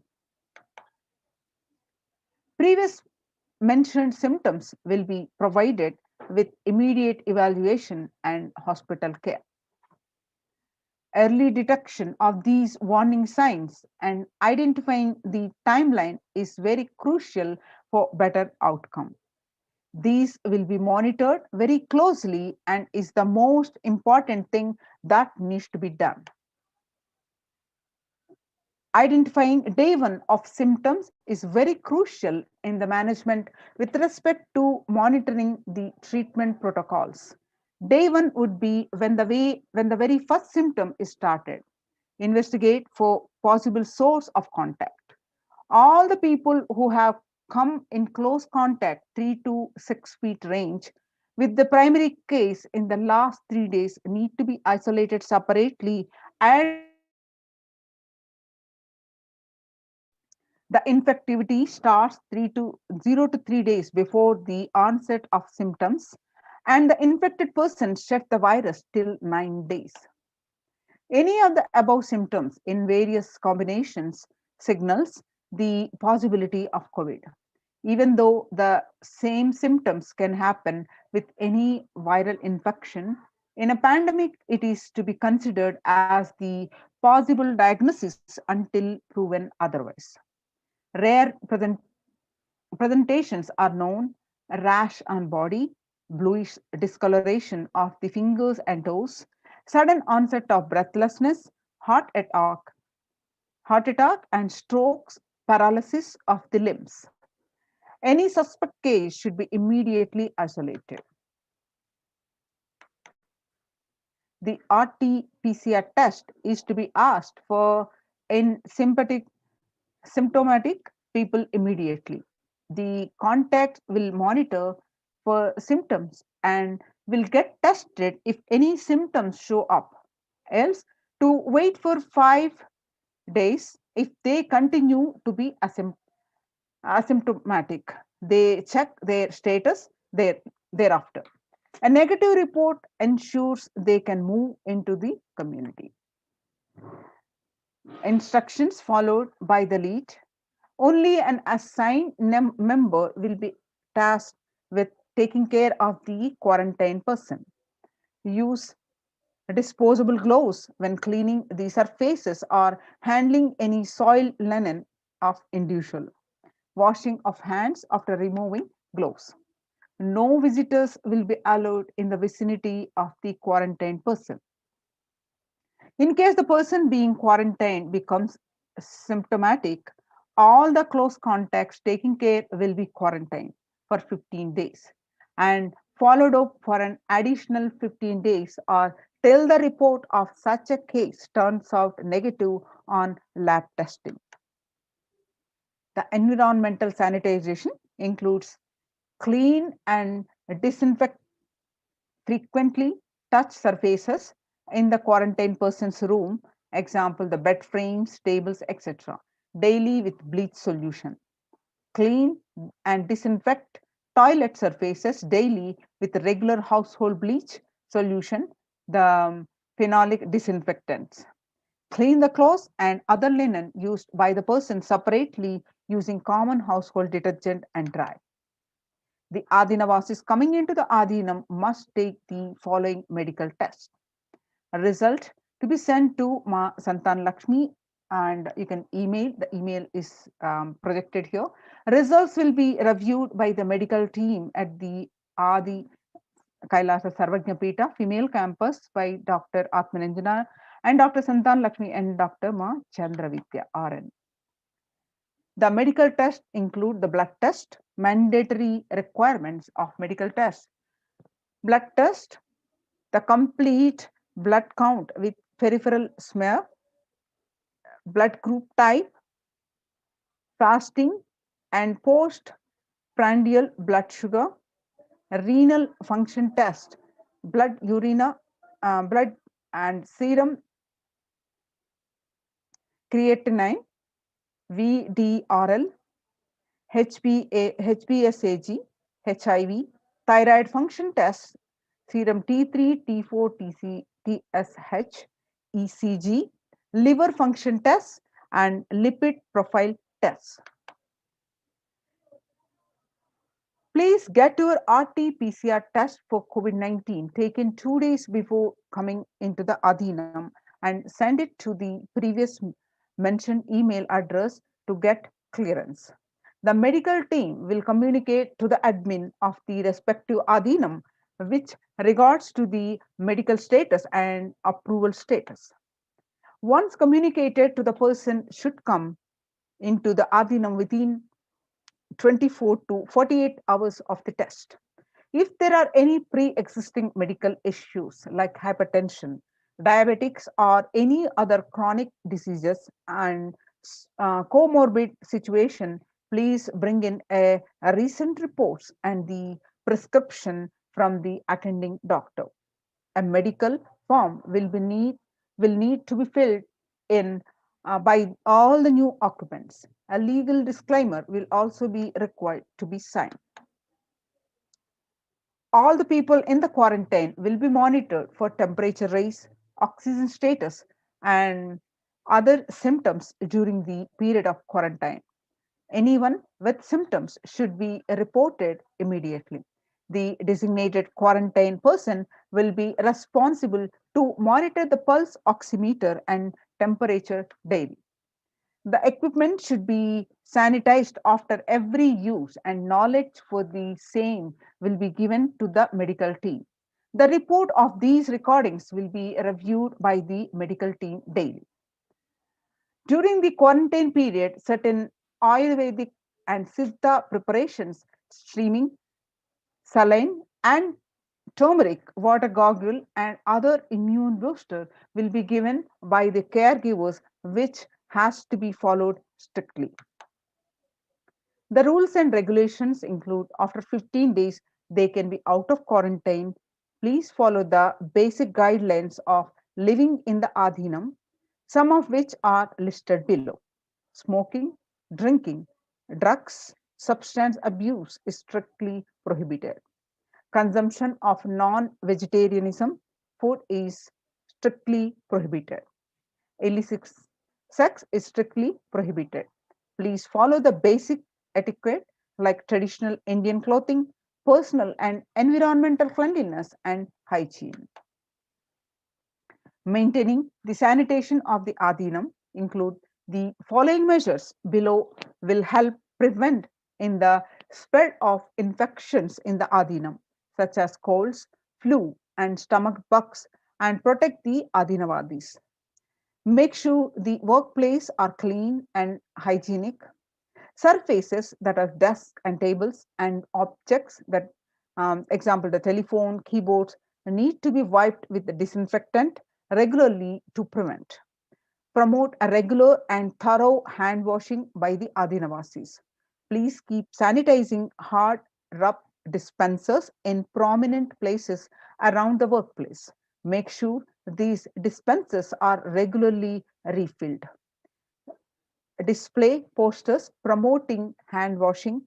The washing kills the virus on your hands and prevents the spread of infection.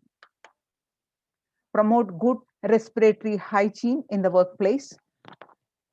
Display posters promoting respiratory hygiene. Good respiratory hygiene prevents the spread of infection. Anyone with even a mild cough or low-grade fever with 37.3 Celsius or more need to be monitored by health personnel with isolation even if symptoms are mild. They should wear ordinary surgical face masks rather than N95 face masks in their quarantine room. Medications such as paracetamol, ibuprofen, or aspirin may mask symptoms of infection. Ensure and pre-order sufficient supplies and materials, including masks, tissues, and hand sanitizers for all the people. The travel precautions include travel outside of the Adhinam must be discussed with the medical department. No one is leave the premises without approval. Plan of action when someone is infected with COVID-19. The plan should cover putting the ill person in an area where they are isolated from others. Local health authorities will be notified. The medical team have a working relationship with good hospital for and any medical emergency.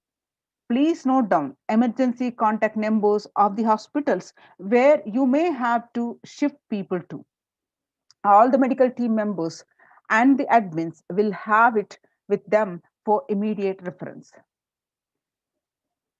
You can see the oxygen concentrators in case of emergency. Join now for the COVID Care Protection Center. Register now through the link below, https://kailasa.org/Kailasa care. So now we'll have a short break and we are going to move on to the next segment.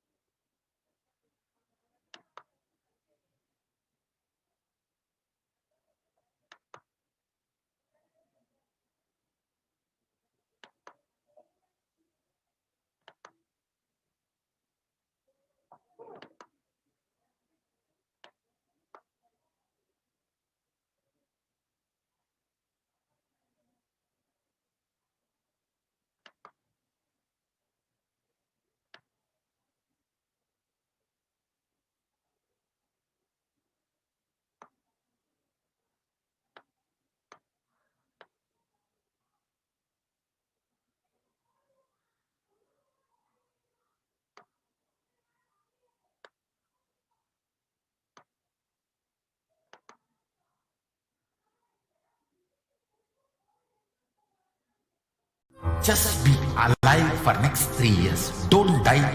within next 3 years.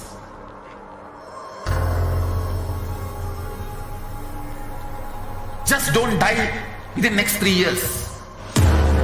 Be alive, somehow be alive. I'm working sincerely. I will reach you somehow. Somehow I will reach you. It's my commitment to humanity.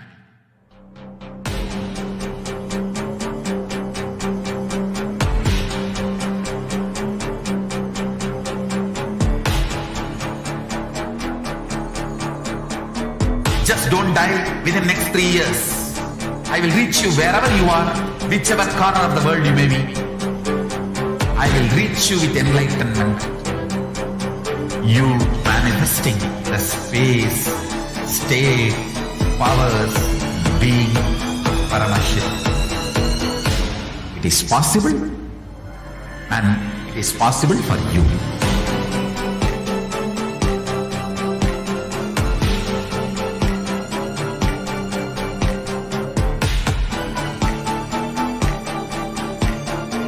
Paramashiva will reach you with enlightenment science. I know he is going to do the job. Just be alive for next 3 years. Nothing else. What I mean by the word Kailasa, listen intensely. Enlightenment ecosystem, literally enlightenment itself, in your own home, wherever you are. If you cannot come to Kailasa, it's okay. Kailasa can come to you. Kailasa coming to you is Kailasa.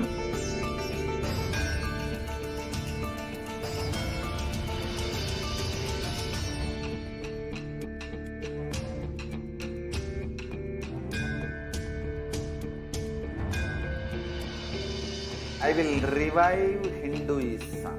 I am a Hindu revivalist, not by any revolution, but by evolution.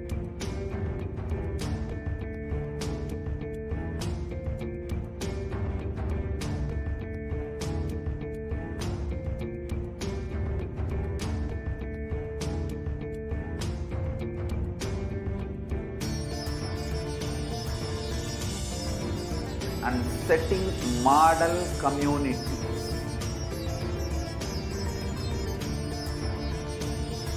Kailasa, enlightenment ecosystems, Sarvanya Pitas all over the world.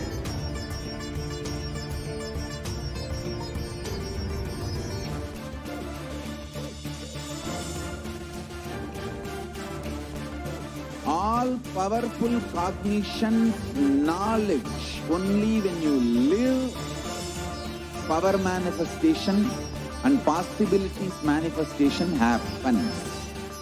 It's a fundamental truth.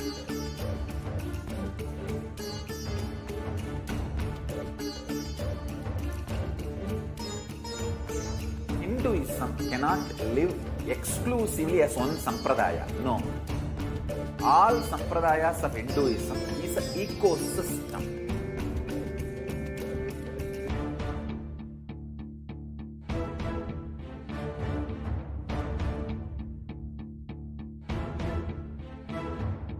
So don't keep quiet thinking that if one sampradaya is attacked, only that sampradaya is going to be affected.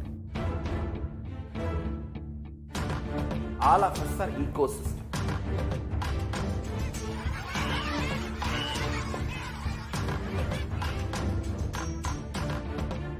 I invite all of you to get involved and enjoy Hinduism by the principle of Dharmo Rakshati Rakshitaha. When you protect Dharma, Dharma protects you. We will make the whole planet flourish spiritually, the spiritual prosperity. It happens whole planet there. We all have to coexist together.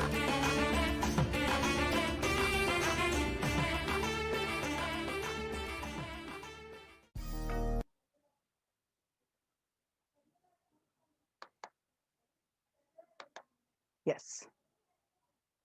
Now, in the Adi Kailasa and other COVID care protection centers, how the morning yoga, the morning spiritual routine is getting implemented.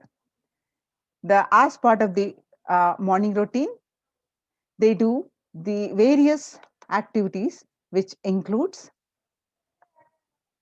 Nithyananda Yoga, Nitya Puja, the Panchakriya, the Satsang, and taking Kashayams.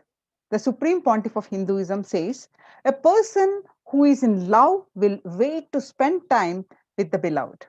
If you are a seeker, you will be waiting for this 5 hours every day, because that is the time you get near what you are seeking. A person who is in love will be waiting to spend time with the beloved, and a person who is seeking will be waiting to spend this 4 hours. Because this is the time you get closest to what you are seeking, and your seeking takes shape into the system. So when your beloved comes near you, if you are tired, the love is gone. That's dead. So during the morning 4 hours, if you are bored, your seeking is dead, gone. You need to thorough overhauling inside you. You need to ask yourself. You need to question many of your answers. You need to bring pure questioning back to your life. So during as part of the routine, the morning Nithyananda Yoga, which when you do the yoga, you experience your entire body becoming Amrita Sharira, the body filled with nectar. It becomes an ecstatic body just by the air, without any external touch. The Panchakriya, which is the Panchakriya is doing the detoxification of the body. Panchakriya involves 5 processes to remove toxins and impurities from the system. Just like how we take a shower every day to clean the external parts of our body, Panchakriya is a powerful cleansing process which cleanses the internal organs of our body, keeping it cool. These techniques not only cleanse our body, but bring peace and balance our mind and lightness, and which that brings to our being. Doing the Nitya Puja every day.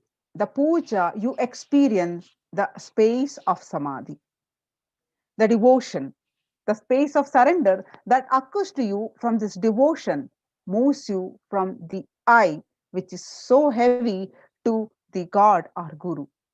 This surrender allows us to drop all the unnecessary baggage from the head. So, one of the beautiful pujas in Hinduism is Rudrabhishekam.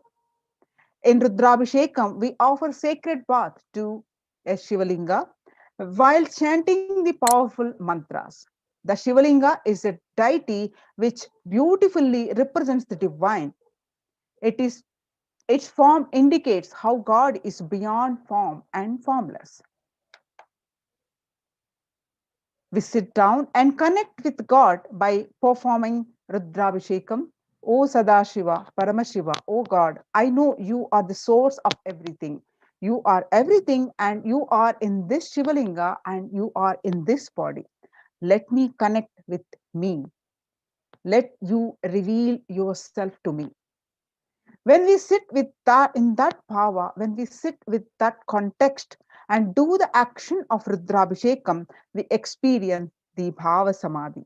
Only in BHAVASAMADHI can give us the highest taste and higher joy in life.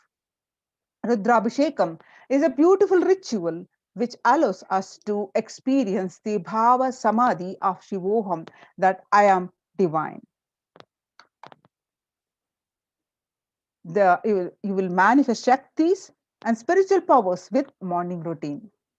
So if you just follow this morning 5 hours, enough. You will have a Vak Shakti, all Shaktis manifesting in you, because all the obstacles for manifesting Shaktis, tiredness and boredom, Pitta, fatigue, and everything will be churned out in that morning 5 hours. The morning puja is the most powerful mandala process, the Shakti Pata, melting your being, and then sitting and listening to the sacred truths, constantly inspiring, engaging, alive, awakening. Just this morning 5 hours, if you can bring integrity and authenticity, all the obstacles stopping you from power manifestation will disappear. The Supreme Pontiff of Hinduism continues to say that you can perform all the spiritual practices by yourself, like the morning yoga and Nitya Puja from your home.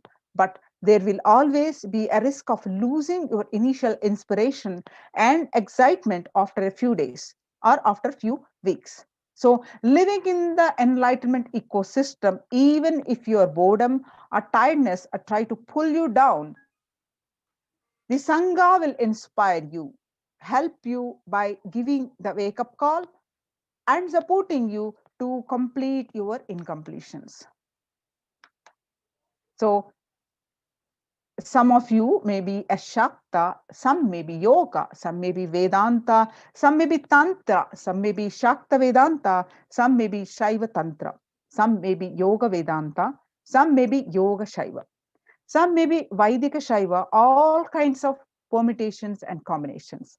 We may be each temple, each mutt, each monastery, each adhinam, each Veda Patashala, each Sannyasa Sampradaya is a spiritual ecosystem created to keep the enlightenment signs of alive of that Sampradaya.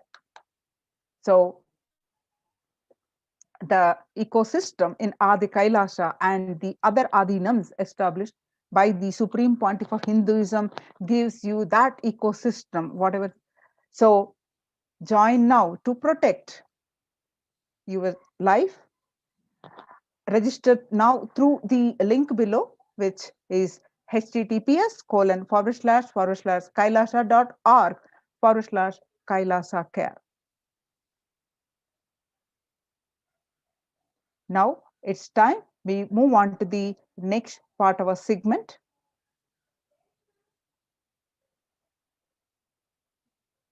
After a short break, and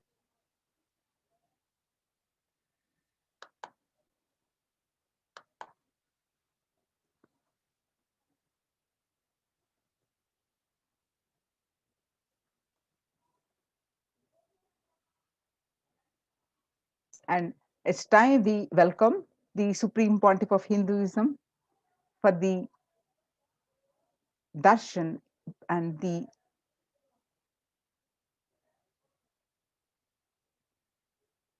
infinite blessings that we're going to receive.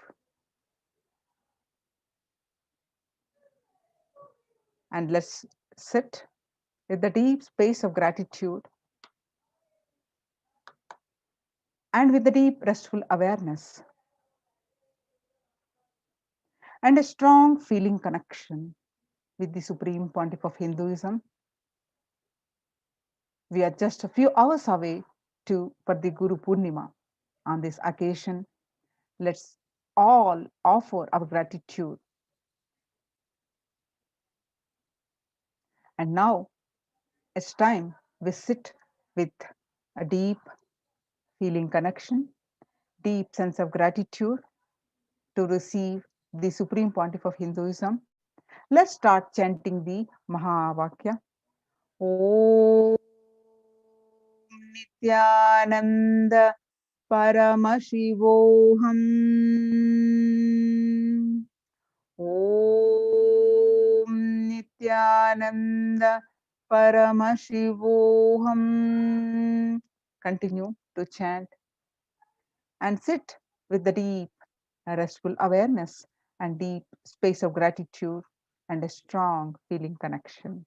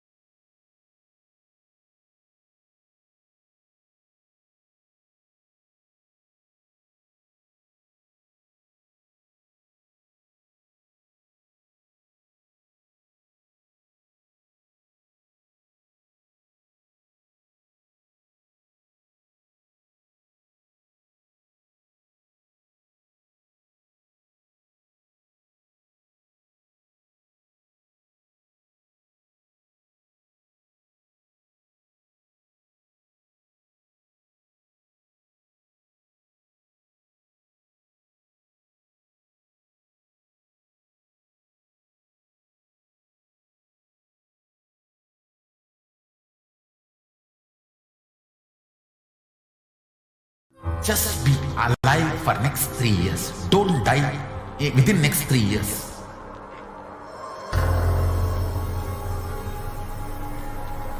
Just don't die within next 3 years. Be alive. Somehow be alive. I'm working sincerely. I will reach you somehow. Somehow I will reach you. It's my commitment to humanity.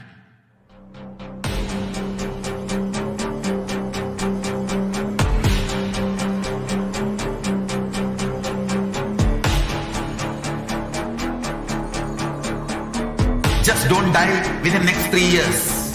I will reach you wherever you are, whichever corner of the world you may be. I will reach you with enlightenment.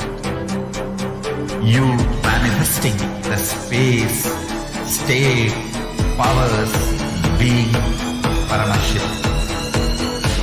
It is possible, and it is possible for you.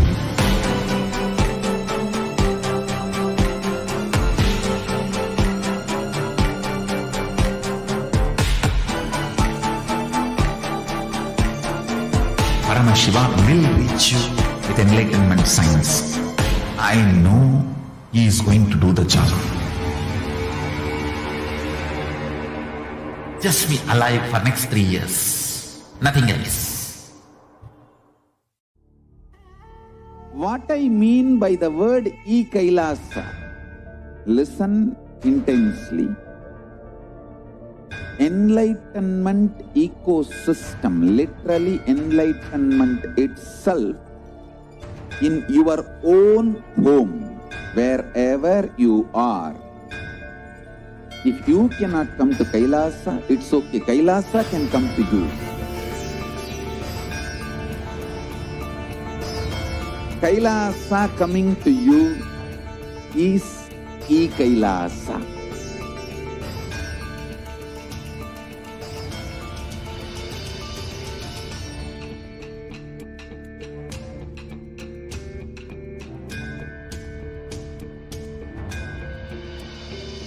I will revive Hinduism. I am a Hindu revivalist, not by any revolution, but by evolution.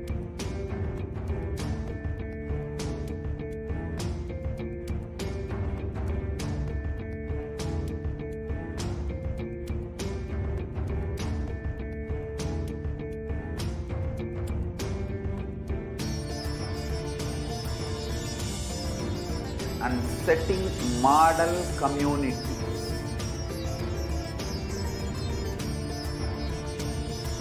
Kailasa, enlightenment ecosystems, Sarvanya Pitas all over the world.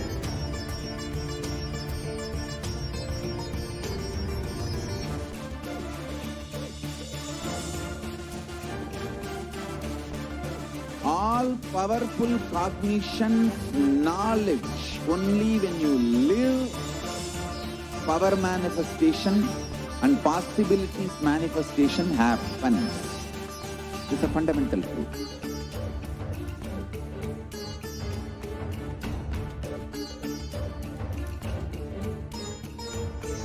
Hinduism cannot live exclusively as one sampradaya. No. All sampradayas of Hinduism is an ecosystem.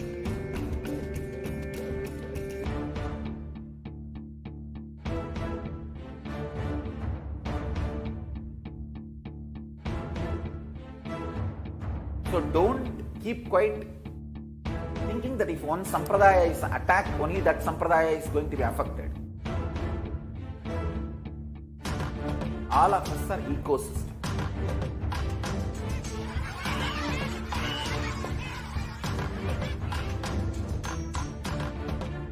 I invite all of you to get involved and enjoy Hinduism by the principle of Dharmo Rakshati Rakshitaha. When you protect Dharma, Dharma protects you. We will make the whole planet flourish spiritually. the spiritual prosperity will happen to the whole planet Earth. We all have to coexist together.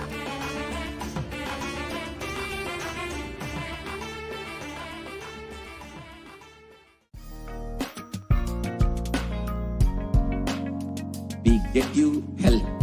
We get you ability to build beautiful relationships in your life. We get you direct spiritual support, and we make sure you become wealthy.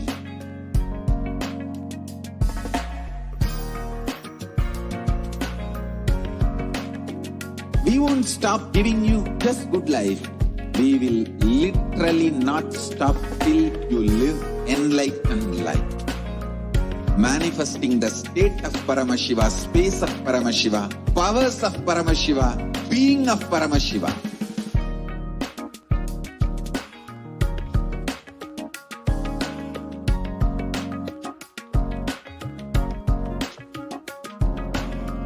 Whole world should become Kailasian.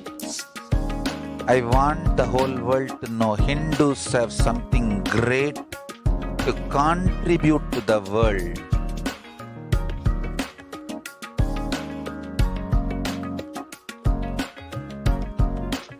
We have something great to contribute to the world. Let us do that.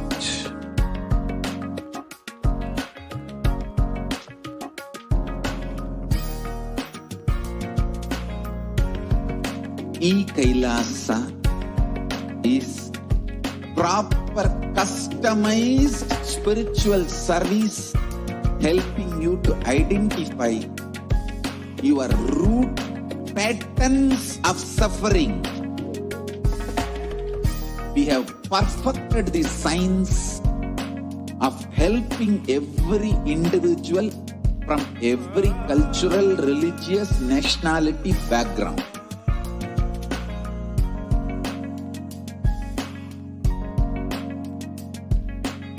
You will have lowest reactionary assumptions, highest awakened response, alive response for life continuously.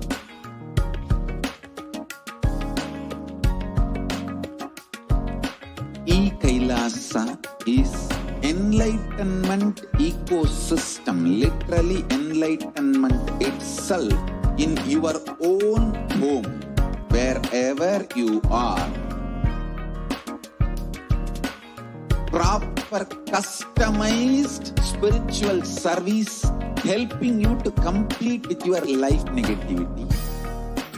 Withdrawal from life, self-hatred, self-denial, self-doubt, so much of tiredness, laziness.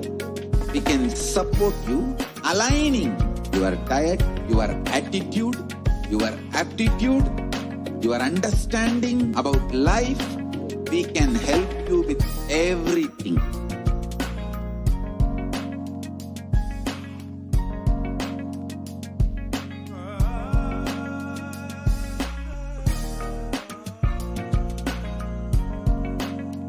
If you are interested in enlightenment, we will immediately bring this to you. If you are not interested, we will explain the whole science, inspire you and make you interested in enlightenment time. We need to cater this enlightenment science to the whole world wherever they are, because enlightenment is the birthright of all human beings. Kailasa is responsible to provide that to all human beings.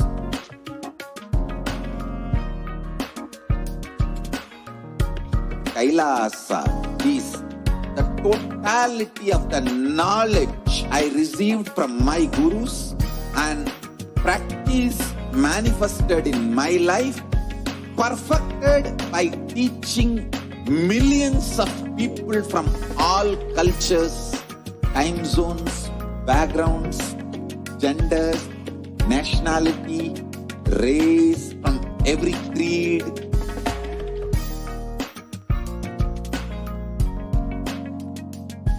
So this absolutely perfected knowledge available to you, served to you in your home without even you moving out of your couch, free of cost.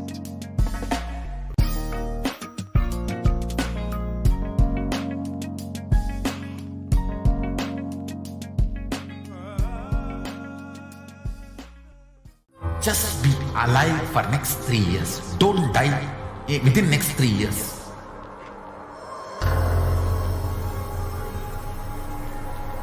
Just don't die within next 3 years. Be alive. Somehow be alive. I'm working sincerely. I will reach you somehow. Somehow I will reach you. It's my commitment to humanity.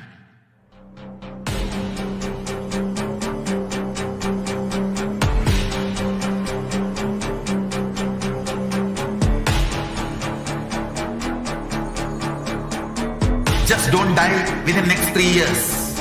I will reach you wherever you are, whichever corner of the world you may be. I will reach you with enlightenment. You manifesting the space, state, powers, being Paramashivoham. It is possible, and it is possible for you.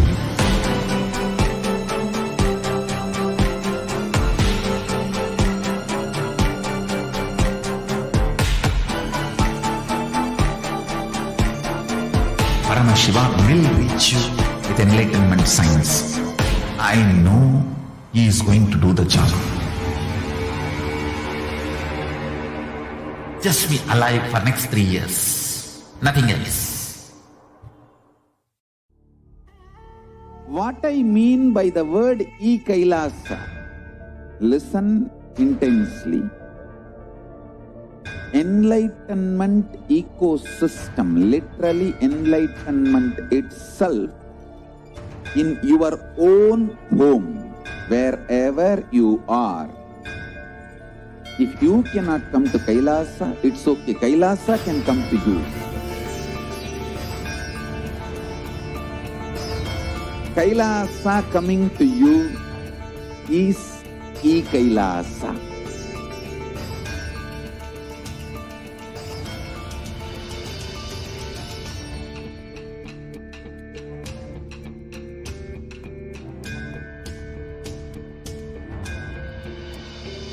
I will revive Hinduism. I am a Hindu revivalist, not by any revolution, but by evolution.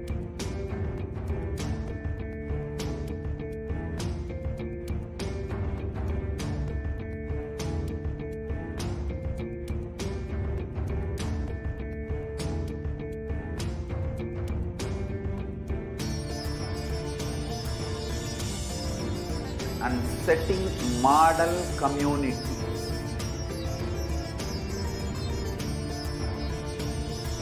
Kailasa, enlightenment ecosystems, Sarvanya Pitas all over the world.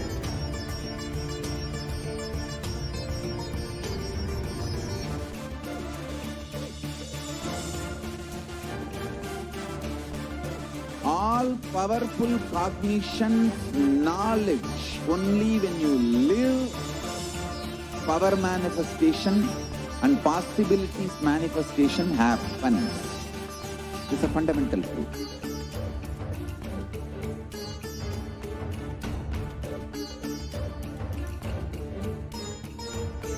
Hinduism cannot live exclusively as one sampradaya. No. All sampradayas of Hinduism is an ecosystem.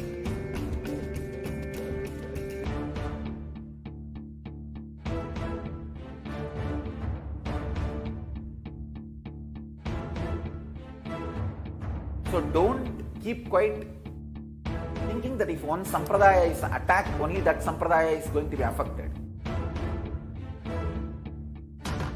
All of us are ecosystem.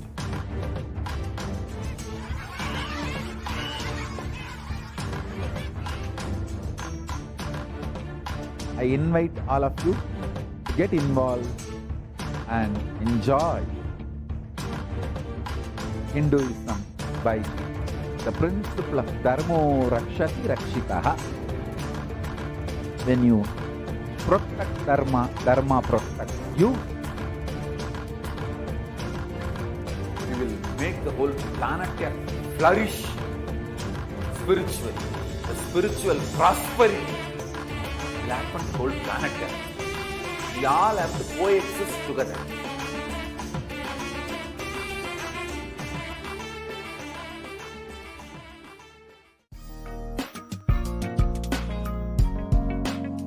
We get you health. We get you ability to build beautiful relationships in your life. We get you direct spiritual support, and we make sure you become wealthy.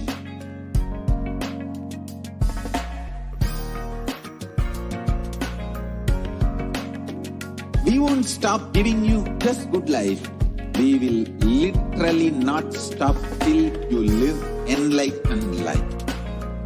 Manifesting the state of Paramashiva, space of Paramashiva, powers of Paramashiva, being of Paramashiva.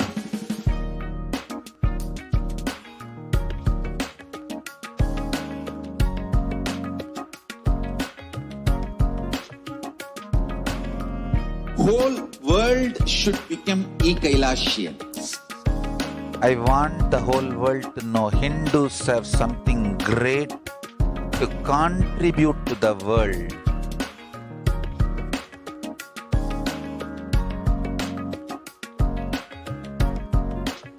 We have something great to contribute to the world. Let us do that.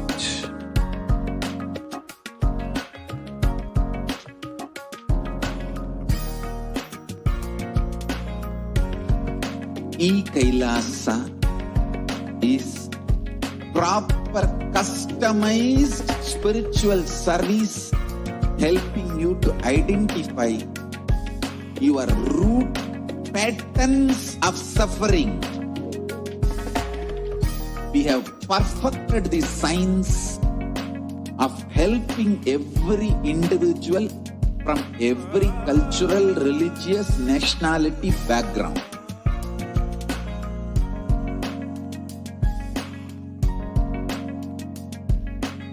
You will have lowest reactionary assumptions, highest awakened response, alive response for life continuously.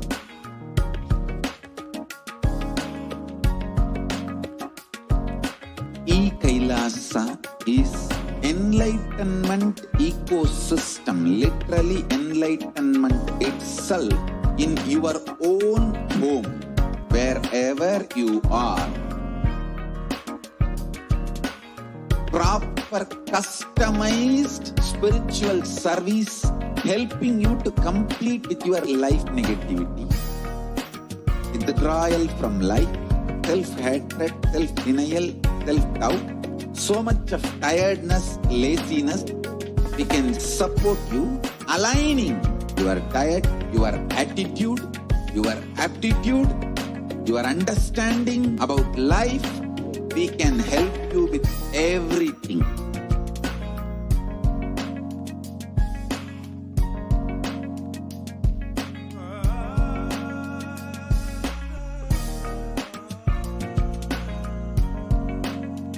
If you are interested in enlightenment, we will immediately bring this to you.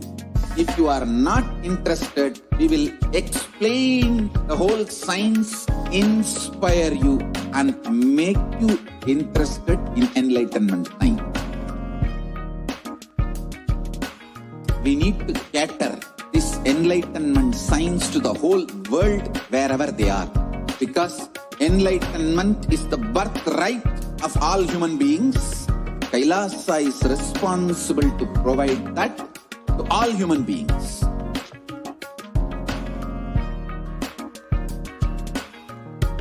Kailasa is the totality of the knowledge I received from my gurus and practice manifested in my life, perfected by teaching millions of people from all cultures, time zones, backgrounds, genders, nationality, race, from every creed.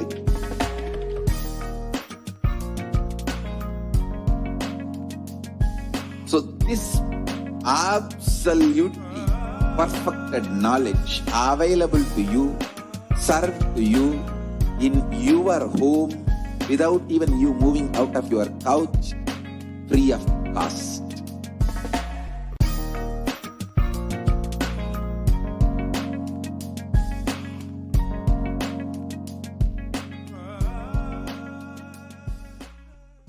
Just be alive for next 3 years. Don't die within next 3 years.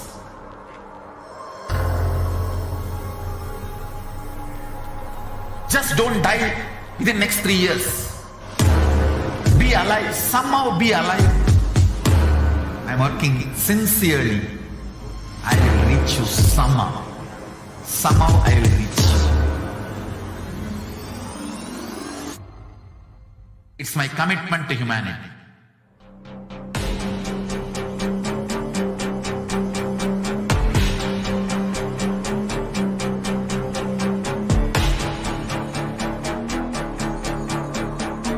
Just don't die within next 3 years. I will reach you wherever you are, whichever corner of the world you may be. I will reach you with enlightenment. You manifesting the space, state, powers, being Paramashivoham. It is possible, and it is possible for you.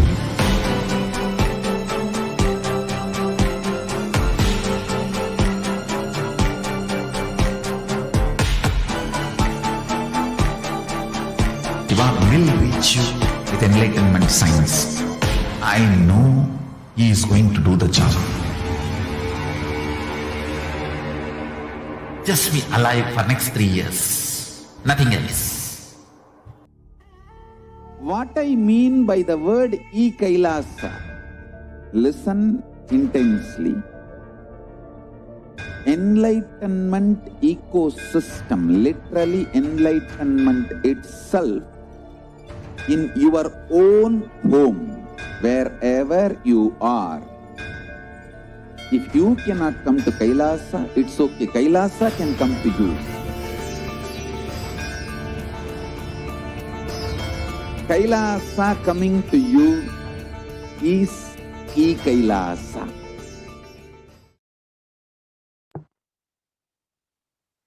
Nithyanandam, welcome back to all of the viewers who are joining us from all over the world. I know that each and every one of you are eagerly awaiting the Nithyananda Satsang and the presence of the Supreme Pontiff of Hinduism. I invite each and every one of you, as we are waiting and as we are eagerly waiting for the next 1 hour to pass, as we are live at 9 p.m. Indian Standard Time with the Darshan of the Supreme Pontiff of Hinduism, inviting each and every one of you to spend a few minutes now and share in all of the different social media platforms the news that the Supreme Pontiff of Hinduism himself will be gracing and will be here and will be gracing us, each and every one. Now,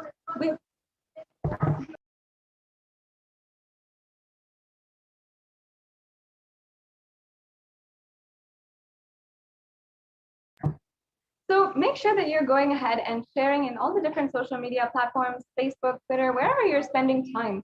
Now, in this day and age, many of us are spending at least 4 to 5 hours on social media itself. And we are continuously being able to, enrich one another on the social media platform. We are able to meet and socialize with so many different people across the world. And at any given time, there's at least 1 billion people who are on the internet at any given time. So inviting each and every one of you, you can spend that time, the 4 to 5 hours that you spend on the internet, using the internet, and you can speak on you can share and enrich with the powerful cognitions from Sanatana Hindu Dharma that the Supreme Pontiff of Hinduism is reviving. And you can see how day in and day out, the Supreme Pontiff of Hinduism has been continuously making himself available to each and every one, to every single human being on planet Earth, no matter where they are, no matter what they are doing, or no matter which time zone they might be in. The Supreme Pontiff of Hinduism is making himself available through these platforms and ensuring that the great Vedic knowledge of Sanatana Hindu Dharma is transforming the lives of millions continuously. Whether it is on YouTube, where more than 7,000 videos with more than 20,000 cumulative hours of his darshans, dikshas, satsangs, and so much more is available for each and every one of you to constantly enrich yourself in any problem, for anything during the day. And or it is on Facebook, where the Supreme Pontiff of Hinduism is himself making the different posts and making the different messages for the whole humanity and for the whole global Hindu diaspora, different beautiful messages of Sanatana Hindu, of where the Supreme Pontiff of Hinduism is literally giving us the secrets into how to transform our life. Each and every one of us can benefit so much, literally transform our lives from this extremely productive and extremely auspicious advent of the avatar. Now, not only in YouTube or Facebook, but the Supreme Pontiff of Hinduism is also available, making himself available on Twitter, as well as other platforms where you might be continuously joining us wherever you are. And every day, the Supreme Pontiff of Hinduism is speaking on the latest breakthrough thought current, breakthrough satsang, with so much of upliftment for the whole humanity to achieve this super conscious breakthrough.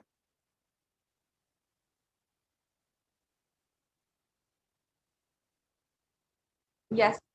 So in this next segment, we'll be entering into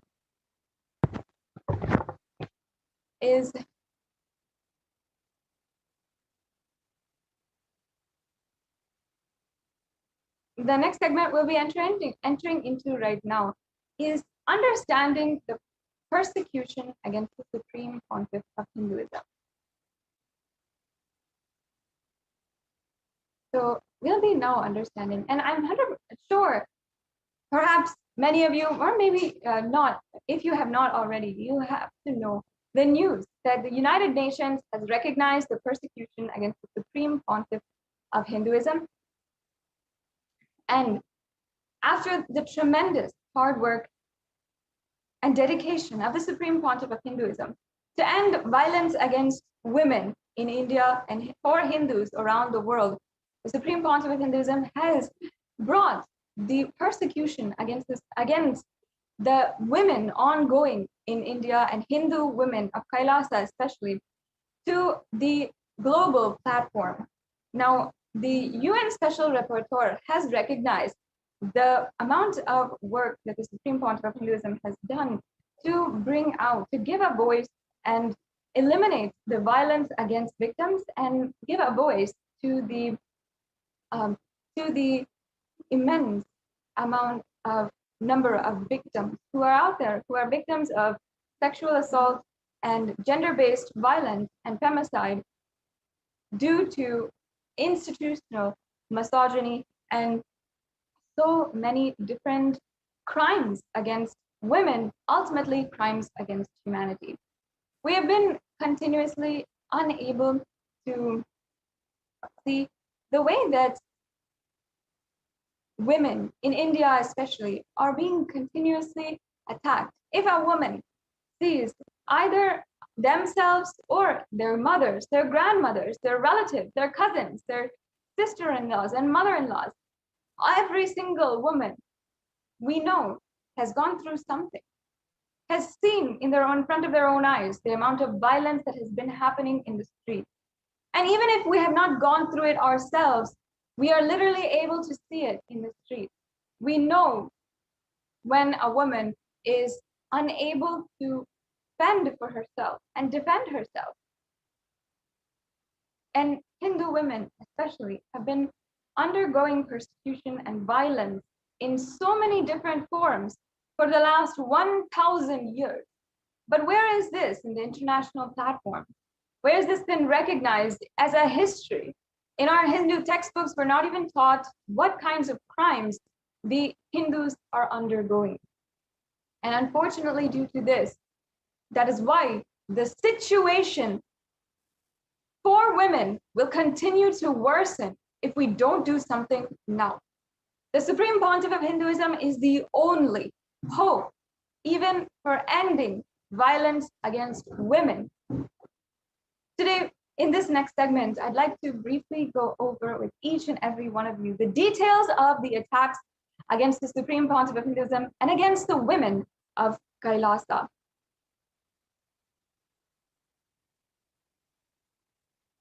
Yes, so now,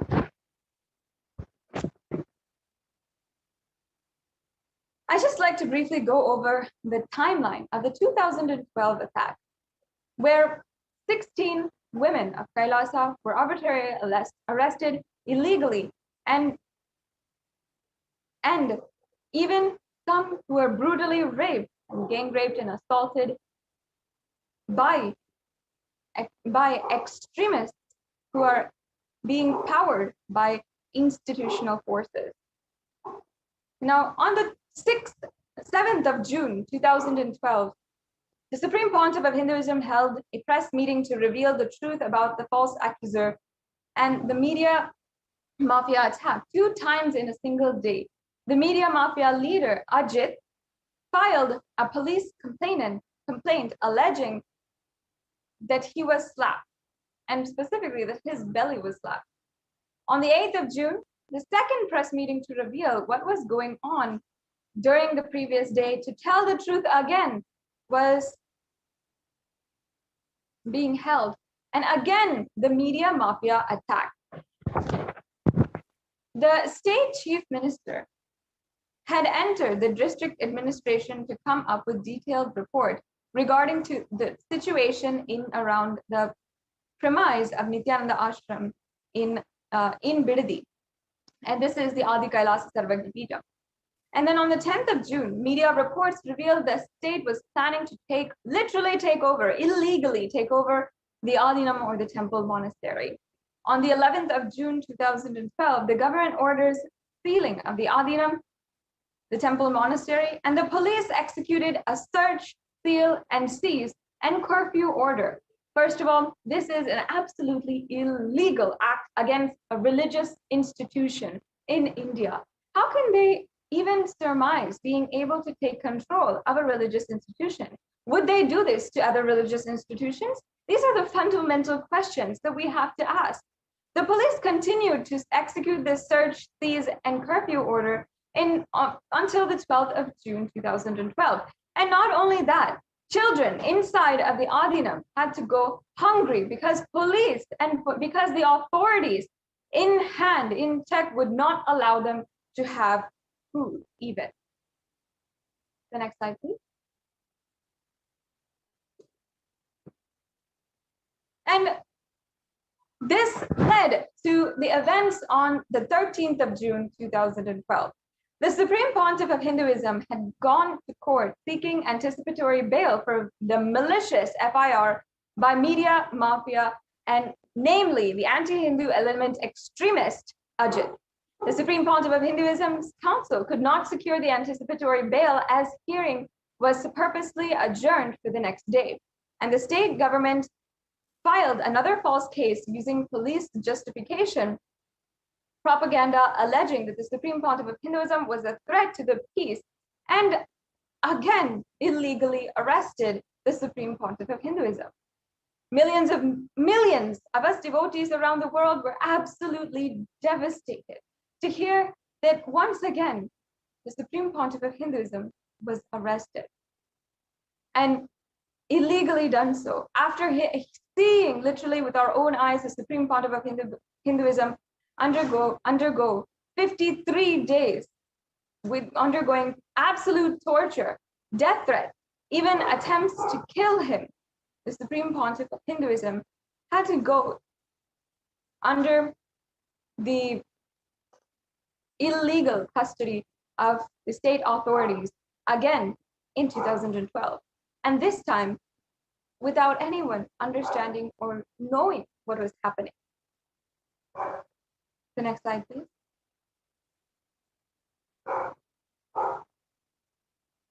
On the 13th of June 2012 is when the Supreme Pontiff of Hinduism came to seek anticipatory bail. And since 2010, the anti-Hindu terrorists and anti-Guru mafia had attacked the Supreme Pontiff of Hinduism and tried all kinds of character and assassination against the Supreme Pontiff of Hinduism until they found that they were not able to shake or destroy the Supreme Pontiff of Hinduism. The strategic move of the anti-Hindu military forces was to threaten and attack the Supreme Pontiff of Hinduism and put their future into insecurity. And on the 11th of June 2012, the CM of Karnataka ordered for the sealing of the ashram, the Adi Kailasa Sarvagnapeetham, and the temple. The summoning of the medical records by the USA court debunking the false case against the Supreme Pontiff of Hinduism was a slap on the face of the state police media mafia nexus. They tried everything to suppress this truth and intensify the attacks on the Supreme Pontiff of Hinduism to somehow eliminate or break him. They tried the ultimate weapon, threatening the lives of and future of disciples of the Supreme Pontiff of Hinduism. And the anti-Hindu terrorists and anti-Guru Hindu mafia knew the Supreme Pontiff of Hinduism will do any tyaga to protect his disciples and the truths of Hinduism. That is where they hit the Supreme Pontiff of Hinduism and held hostage the future of the disciples of the Supreme Pontiff of Hinduism. The Supreme Pontiff of Hinduism did the sarva parityaga of himself as he came to court seeking anticipatory bail, very well knowing he will not get justice and instead he will be facing an assassination attempt, inhuman tortures, dehumanization, and more.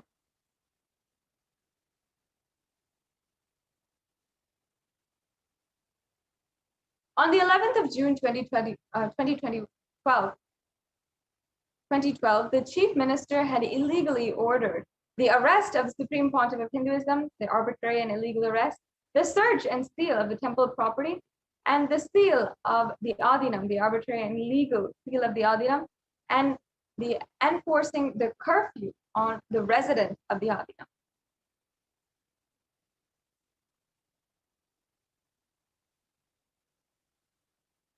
Not more than 4 could even stand to talk to each other anywhere in their own home. This was the illegal curfew imposed on private property and where the right to life was denied. Now, in the Jewish Holocaust also, we saw that even there, the prayers were absolutely banned by the Nazi forces, and all of the Jewish people had to do their prayers, their rituals in hiding. In the same way, during these days, all of the residents inside of the Adi Kailasa Sarvagnapeetham, while it was taken over by the government forces, people had to do puja in hiding, not even be able to talk to their family members.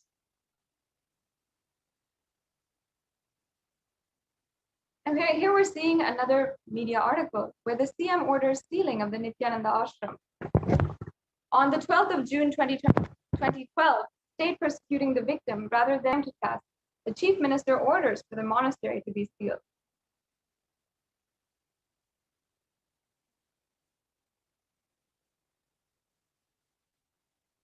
And here the CM ordered the sealing of Nithyananda ashram. And this meant that the ordered the district administrator to work out plans to seize the temple land and ordered the regional commissioner to use a heavy hand and ordered the state police to seize temple assets and property.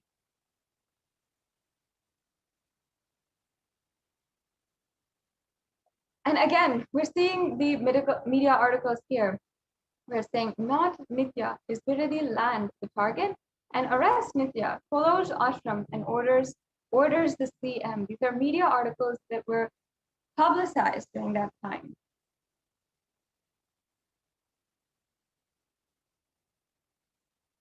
And here we're seeing the plan to make the Supreme Pontiff of Hinduism helpless, homeless, and resourceless. On the 5th of March 2010, this is a clipping from Dinakaran newspaper where it says the Internal Affairs Minister, Secretary of the Interior of the atheistic state government of Tamil Nadu announced that the government would take over private temple monastery complex of the Supreme Pontiff of Hinduism. And the following days, on 11th, 12th, and 12th June of the 2012 attack, the search, seize, and enforce curfew was implemented. Without investigation, without following the law, without even needing anything.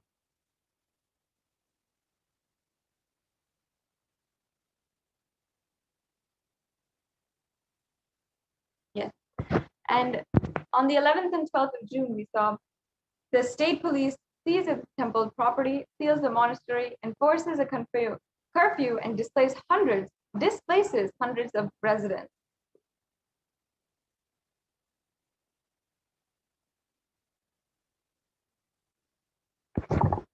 On the 11th of June, the superintendent of state police illegally raided the temple with 100 officers from several government departments.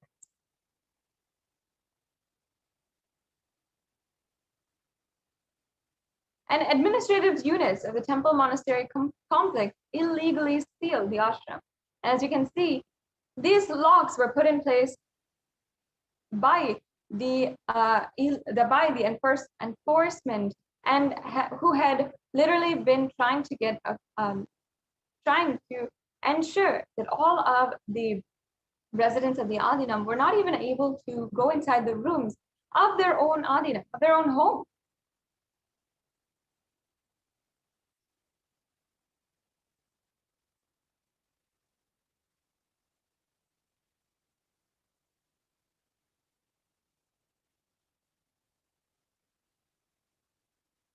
On the 13th of June, we saw illegal arrest and again illegal arrest of the Supreme Pontiff of Hinduism.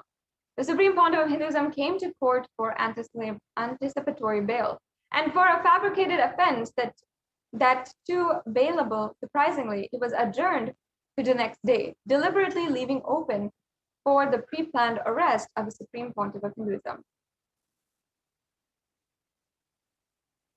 The illegal arrest of the Supreme Pontiff of Hinduism paraded the media mafia by the police, kept in an undisclosed location. And here we can see the Supreme Pontiff of Hinduism being literally hounded by the media mafia and the police as he was arrested illegally.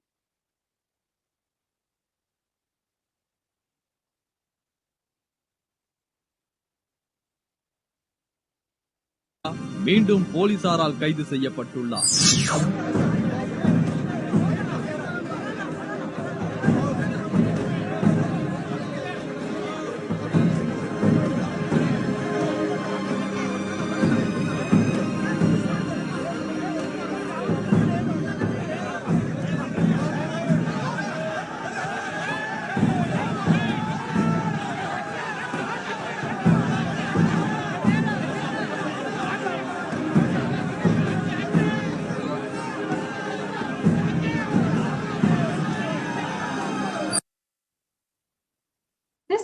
Absolutely terrifying footage of so many henchmen, armed people inside of the mob, and somehow the Supreme Pontiff of Hinduism being able to make it just a 10-foot distance from the police station entrance to the car that was supposed to take him and supposed to safeguard him.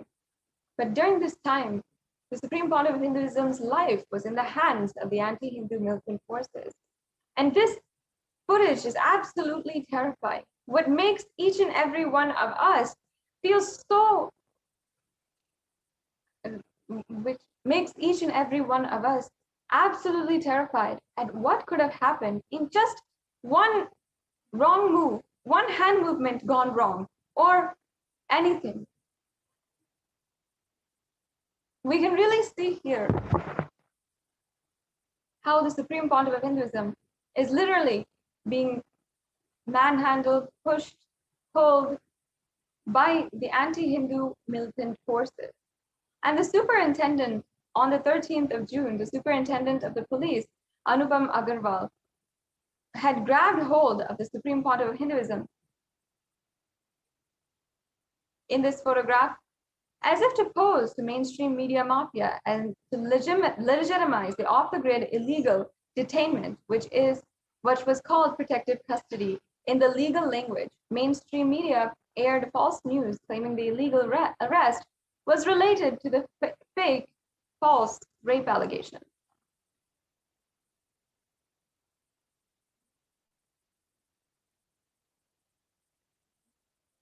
These 600 policemen pushed the Supreme Pontiff of Hinduism into a car and took him to an undisclosed location.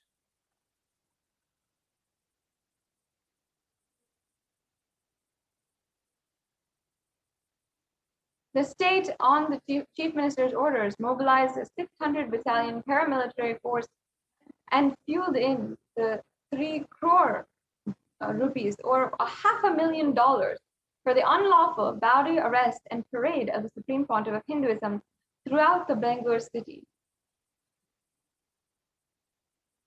to falsely project him as a criminal. This was the main plot points of the genocide attack by the state police media access.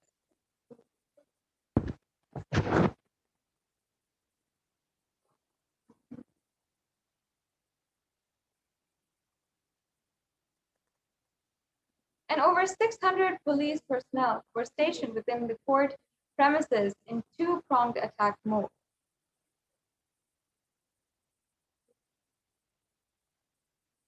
On the orders of the chief minister, a battalion of 600 men, paramilitary police forces, and additional forces were deployed to illegally arrest the Supreme Pontiff of Hinduism.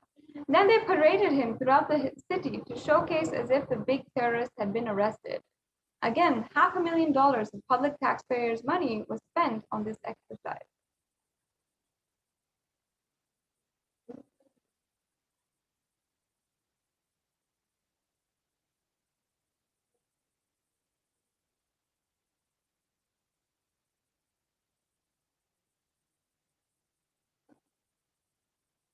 And how the state executes second unlawful arrest. Here.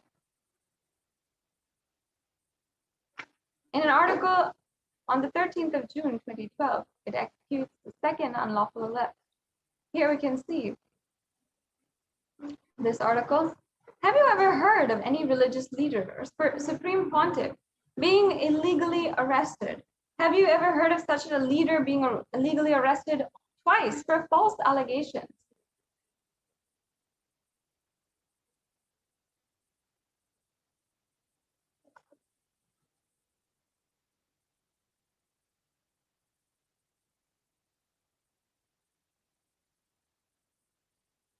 And here we have an article. Oh, we can go back to the left.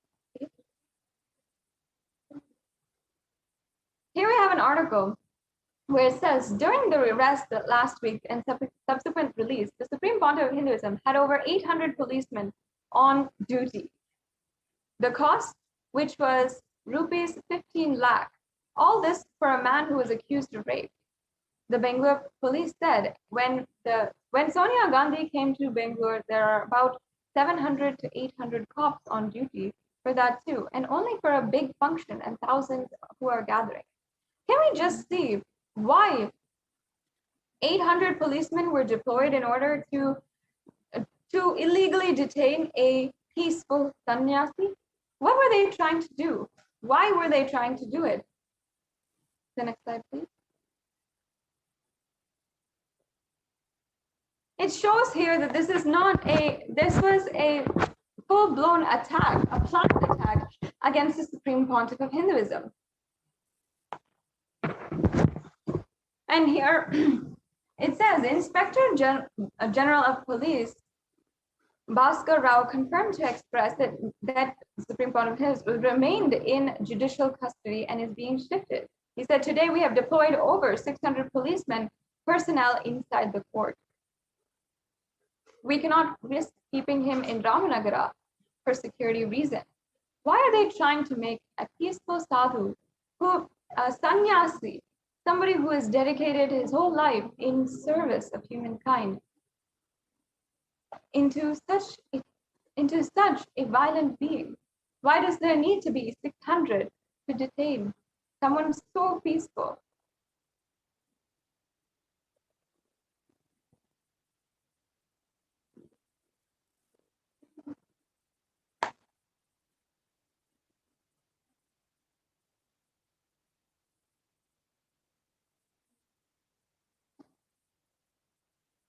Yes, we can go on to the next one.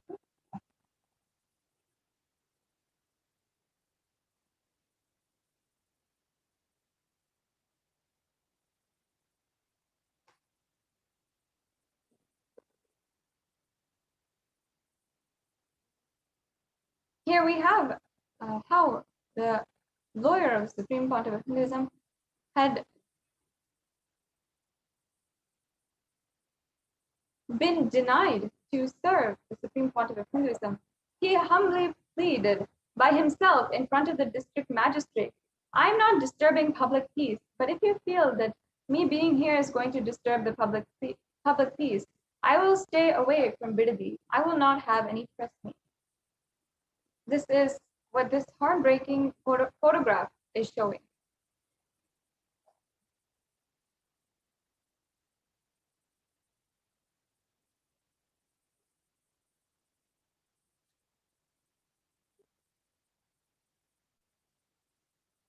And on the 15th of June 2012, the Supreme Pontiff of Hinduism was illegally detained. He was not allowed to perform the 2,000-year-old unbroken daily religious ritual as the pontiff of the most ancient papal state in the world. Never before, even during the past 2,000 years of various invasions of India, this sacred ritual had been stopped.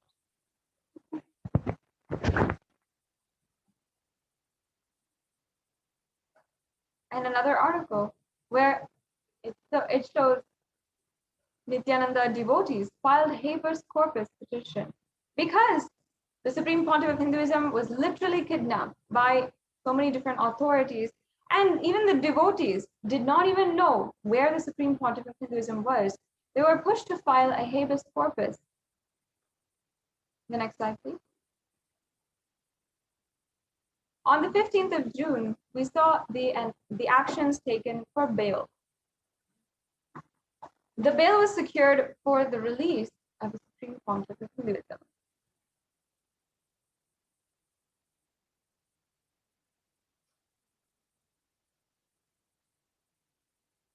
And again, we're seeing how the pillars of Hinduism are being attacked. Three major sections of society, which paradoxically today are labeled as the vulnerable or weaker sections of society, are women, children, and monks. In Hinduism, they're in fact the foundation pillars of society.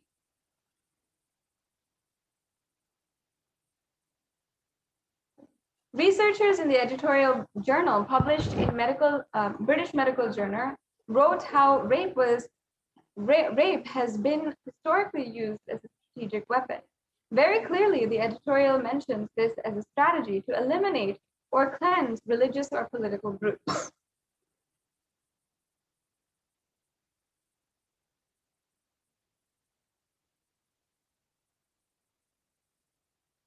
In the Tamil month of Vaikasi, the tyrant King Alauddin Khilji of Delhi, Sultanese, sent his commander Malik Kafur to attack and loot the Ranganatha Swami temple in Srirangam.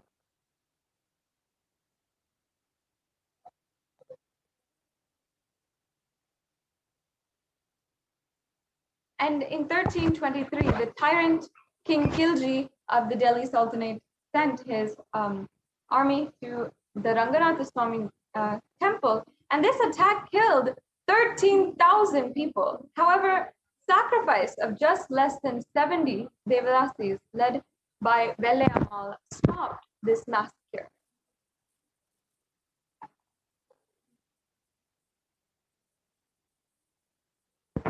The army of the Sultanate looted a lot of gold from the temple. However, the army also wanted to seize the deity of Lord Ranganatha Namperumal, which they believed was made of pure Arbanji gold.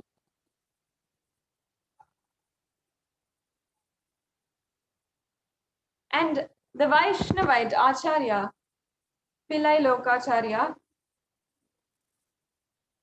decided to safeguard the Lord Ranganatha Namperumal, Bhagavan Mahavishnu, the deity, and he concealed himself and planned an escape along with the deity to Madurai. Similarly, it was planned that the goddess Ranganayaki or Mahalakshmi would be taken to another location by a separate group.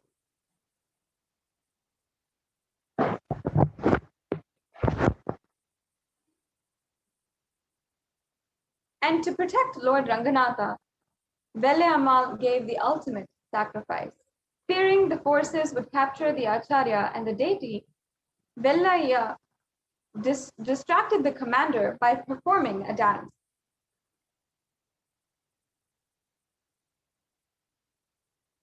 She performed the dance for several hours and thus gained time for the Acharya, Pillai Lokacharya, to escape with the deity of Lord Ranganatha. Her dance lasted for hours together. And the commander touched her, something which a chaste Dasi of Lord Ranganatha could never tolerate. Like this, finally, she took the commander to the eastern Gupuram and pushed him down. The commander fell and died. After killing him, Velayamal jumped off the tower and chanting the name of Ranganatha.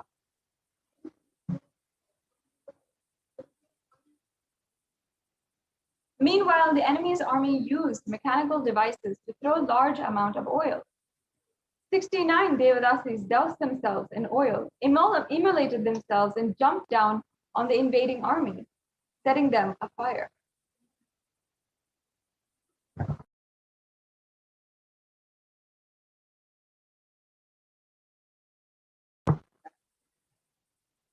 The ferocious sacrifice of these Hindu Devadasis' mothers protected the temple and stopped the massacre of any more people.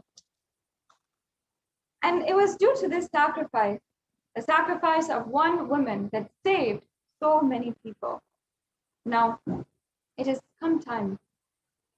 In order to get ready for the live darshan of the Supreme Pontiff of Hinduism, let us sit with our head, neck, and spine in a straight line and chant the Mahavakya. Om Nithyananda Paramashivoham. Om Nithyananda Paramashivoham. Om Nithyananda Paramashivoham. Om Nithyananda Paramashivoham. Om Nithyananda Paramashivoham. Om Nithyananda Paramashivoham. Om Nithyananda Paramashivoham. Om Nithyananda Paramashivoham. Om Nithyananda Paramashivoham. Om Nithyananda Paramashivoham. Om Nithyananda Paramashivoham. Om Nithyananda